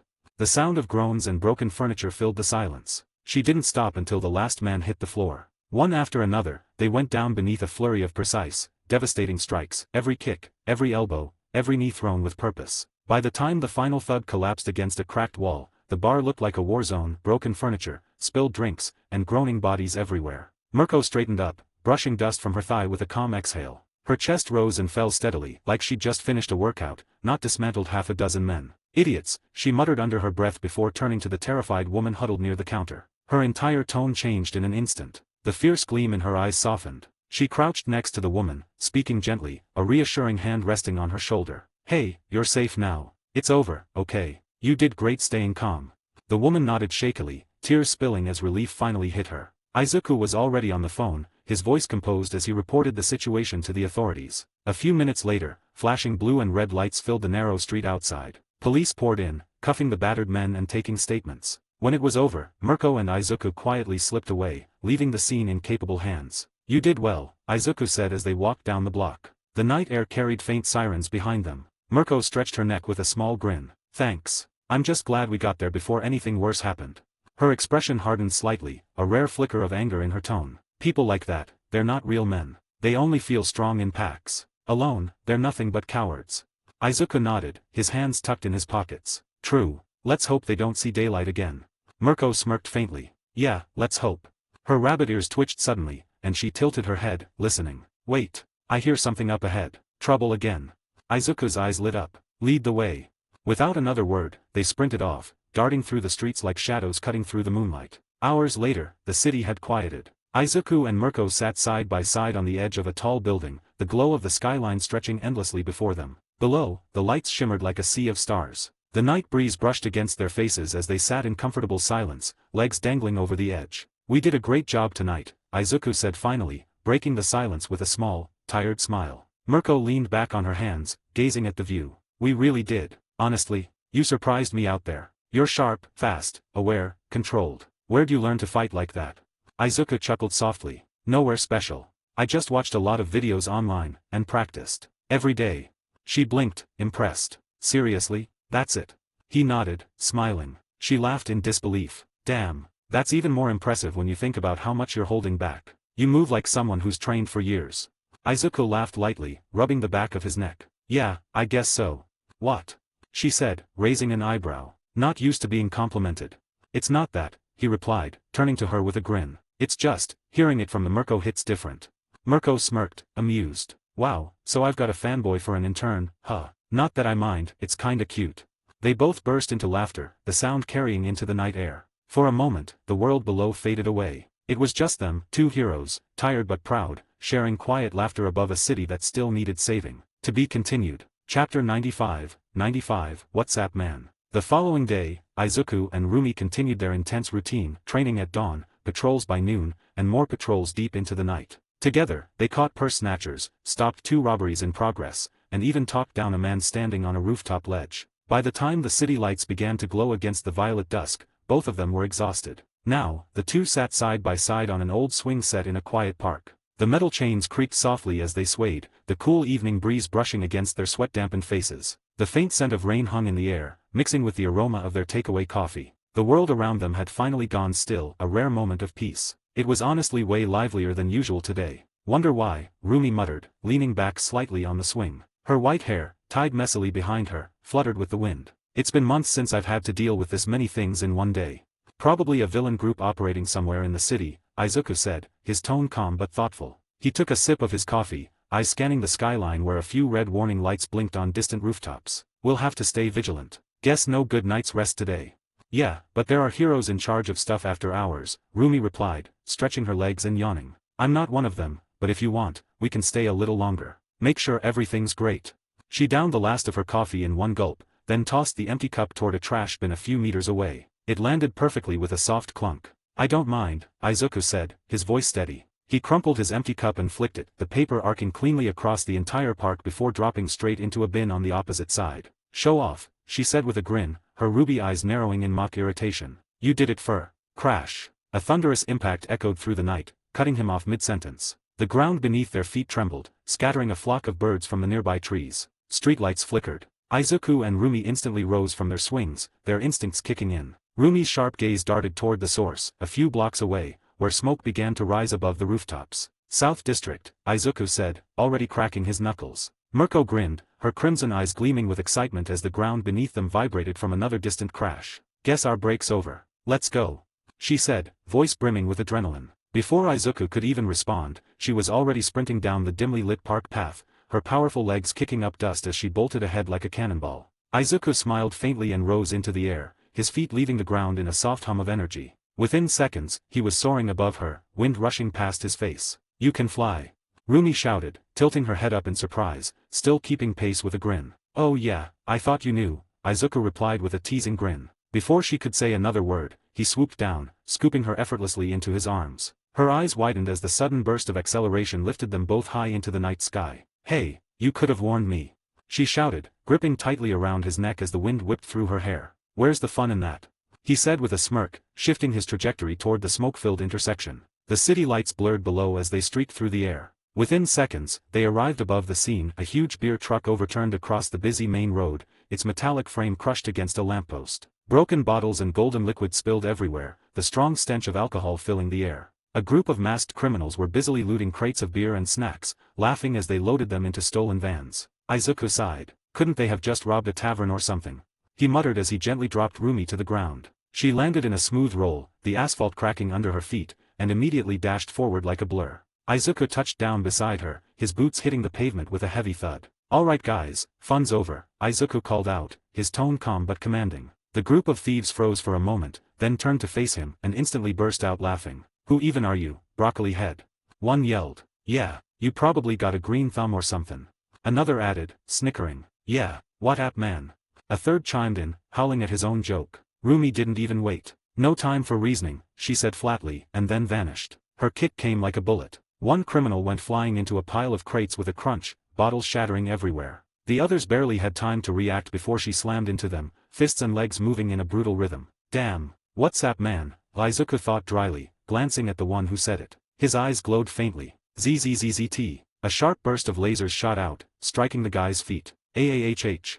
He screamed, dropping to the ground and rolling in pain. Izuku cracked his neck, stepping into the fray. Energy flared around his arms as he moved, deflecting a metal pipe swung his way and countering with a quick jab to the attacker's chest. Within seconds, he and Rumi had the entire group subdued. Groaning and tangled in steel restraints, Izuku formed from the truck's guard rails. Silence fell. The only sounds were the faint crackle of electricity and the hum of passing traffic. Izuku lifted the overturned truck effortlessly with a wave of energy, setting it upright again. The terrified driver, who'd been hiding behind a nearby car, peeked out in disbelief. "It's all right now," Izuku said gently. "You're safe."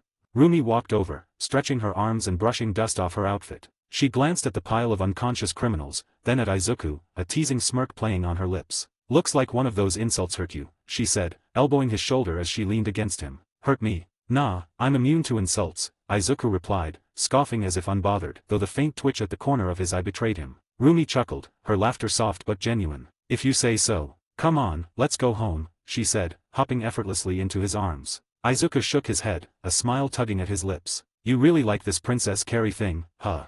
"Shut up and fly, what up man," she teased, smirking. He groaned, but couldn't help laughing as he blasted off into the sky, the city lights shrinking below them as the cool night air rushed past. To be continued. Chapter 96, Hot Springs. The next day, Izuku had pushed Rumi them to the limit. The sun was high above the training hall's skylight, casting warm rectangles of light across the mats. The air was thick with the faint scent of sweat, dust, and determination. Now, the two of them lay sprawled out side by side on the mat, staring up at the ceiling in silence. Their chests rose and fell with heavy breaths, the echo of their last spar still ringing faintly in the air. Rumi's white hair clung to her forehead, her ears twitching slightly as she turned her head toward him. "I know I can beat you if we fight more," she said between breaths, a cocky smirk tugging at her lips. "In another reality, maybe," Izuku replied, his tone relaxed but teasing. She barked out a short laugh and kicked lightly off the floor, sitting up and brushing her hair back. She stood and stretched, her toned muscles flexing under the afternoon light. "Well, I'm feeling like visiting some hot springs right now.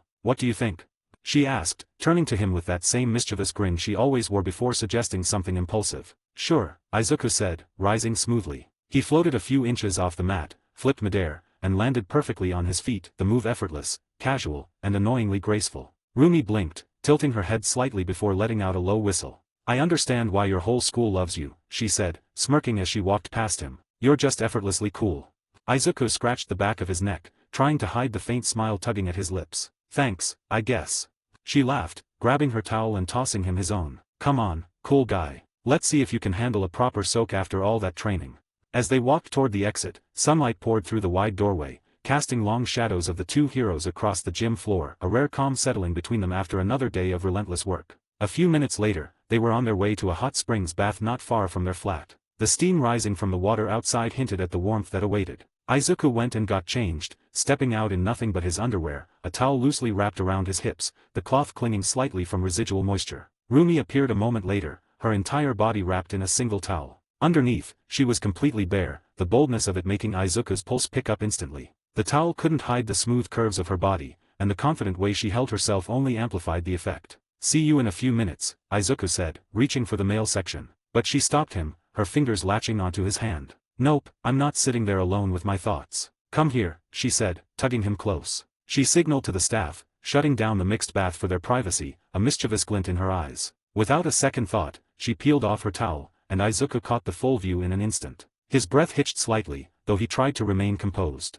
"I've already seen her naked, but it's always a blessing to witness that body," he thought, his eyes drinking in the sight as he peeled off his own towel and stepped into the steaming water. Rumi floated effortlessly in the deep spring, steam curling around her, her hair clinging wetly to her shoulders. She drew a deep, contented breath, tilting her head back. "I live for hot springs. Come on, let's go further, it's hotter there," she said, moving gracefully through the water until they reached the center, where visibility was limited. Izuku could still see her clearly, though, every curve and subtle movement reflected in the hazy water. He let himself admire her in silence for a beat, the warmth of the spring radiating around them. "Day 3, how is it so far?"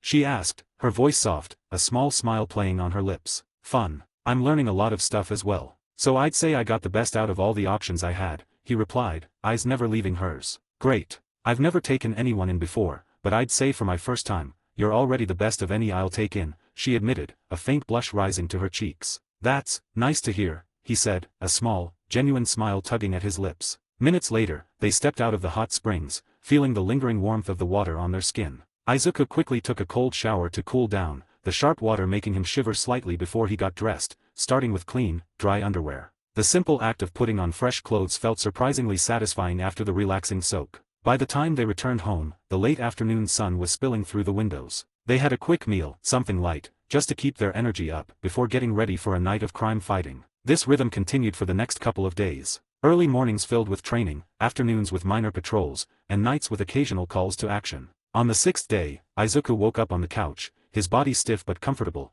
only to realize Rumi had fallen asleep draped across his chest. A small strand of drool had escaped onto his shirt. "Damn," he muttered to himself, gently lifting his head.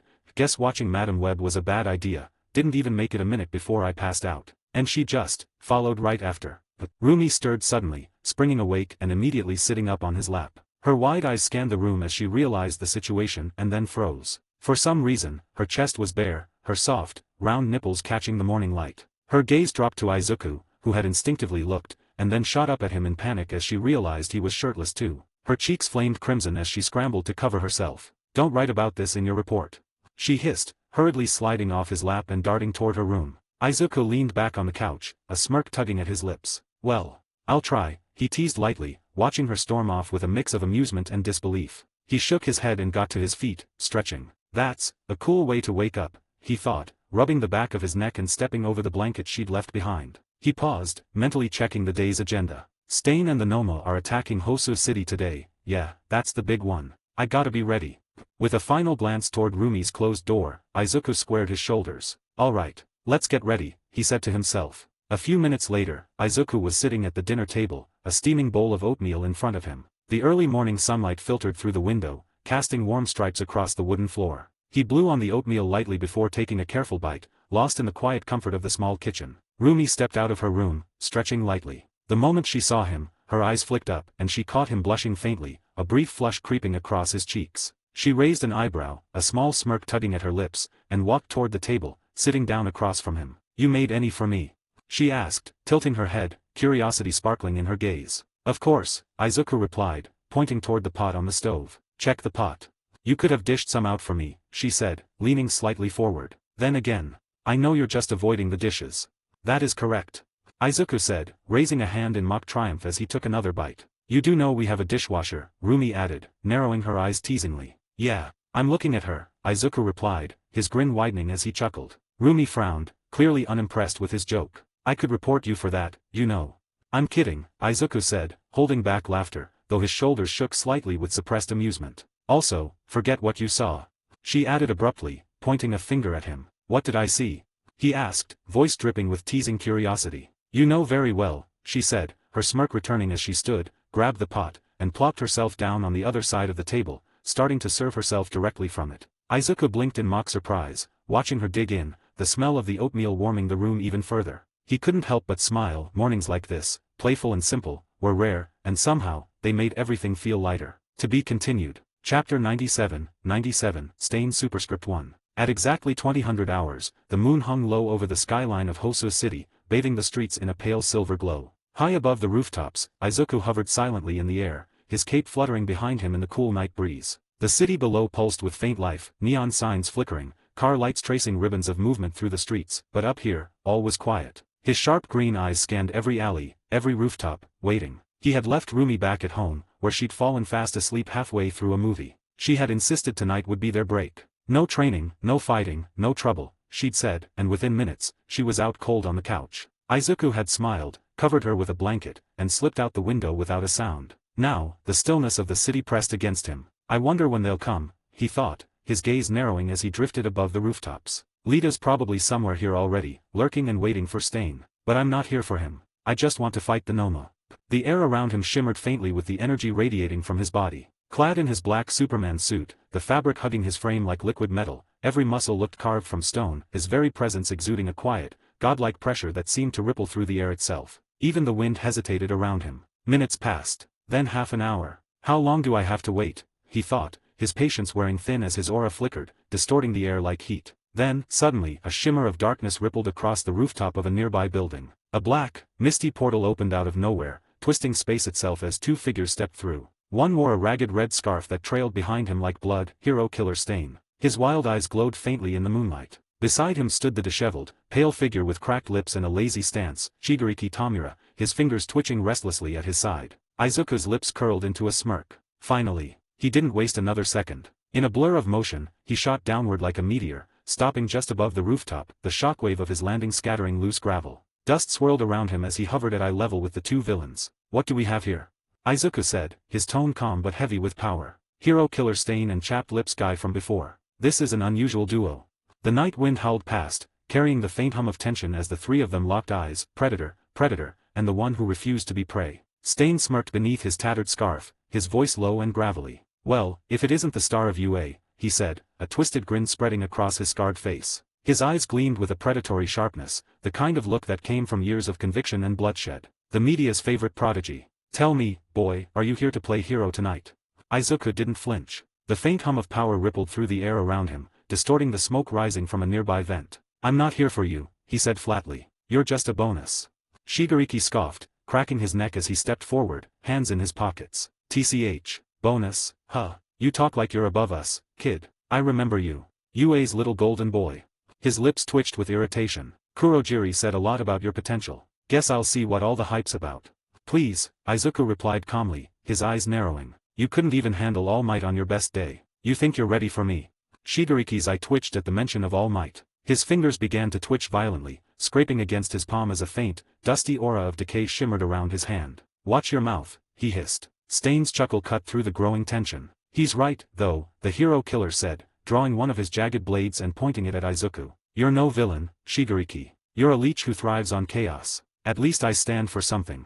Shigariki turned to him sharply. And you're a hypocrite who murders heroes to feel important.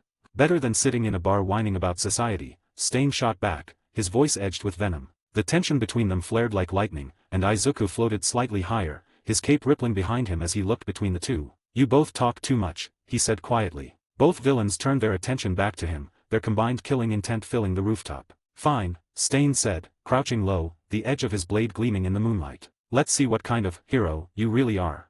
Try not to die too fast, Shigariki added with a cracked grin, flexing his hand as the concrete beneath his feet began to decay. Izuku exhaled slowly, his eyes flashing emerald. Don't worry, he said, voice calm and unshaken. I won't. In the next instant, the rooftop exploded into motion. Stain lunged first, vanishing in a blur of speed, his sword whistling through the air. Izuku blocked it with a single hand, the impact shattering the concrete beneath them. Sparks danced between their weapons, steel against sheer power. At the same time, Shigariki's hand grazed the ground, sending a wave of decay spreading outward like a virus. The air filled with the sharp scent of dust and rot. Izuku simply floated above the destruction, his arms crossed, watching as Shigariki's decay tore through the floor beneath him. Cracks spread like spiderwebs, consuming the concrete until it completely gave way, sending both Shigariki and Stain crashing to the level below. Wow, Izuku said dryly, tilting his head, you really are a man-child. Dust rose in a choking cloud around the two villains as Stain landed in a crouch, his sword gleaming faintly under the flickering fluorescent light. He grunted, irritation flashing in his eyes. TCH. I have better things to do than deal with this childish nonsense. He barked, glaring at Shigaraki before looking up at Izuku. Follow me, kid, if you want to fight seriously.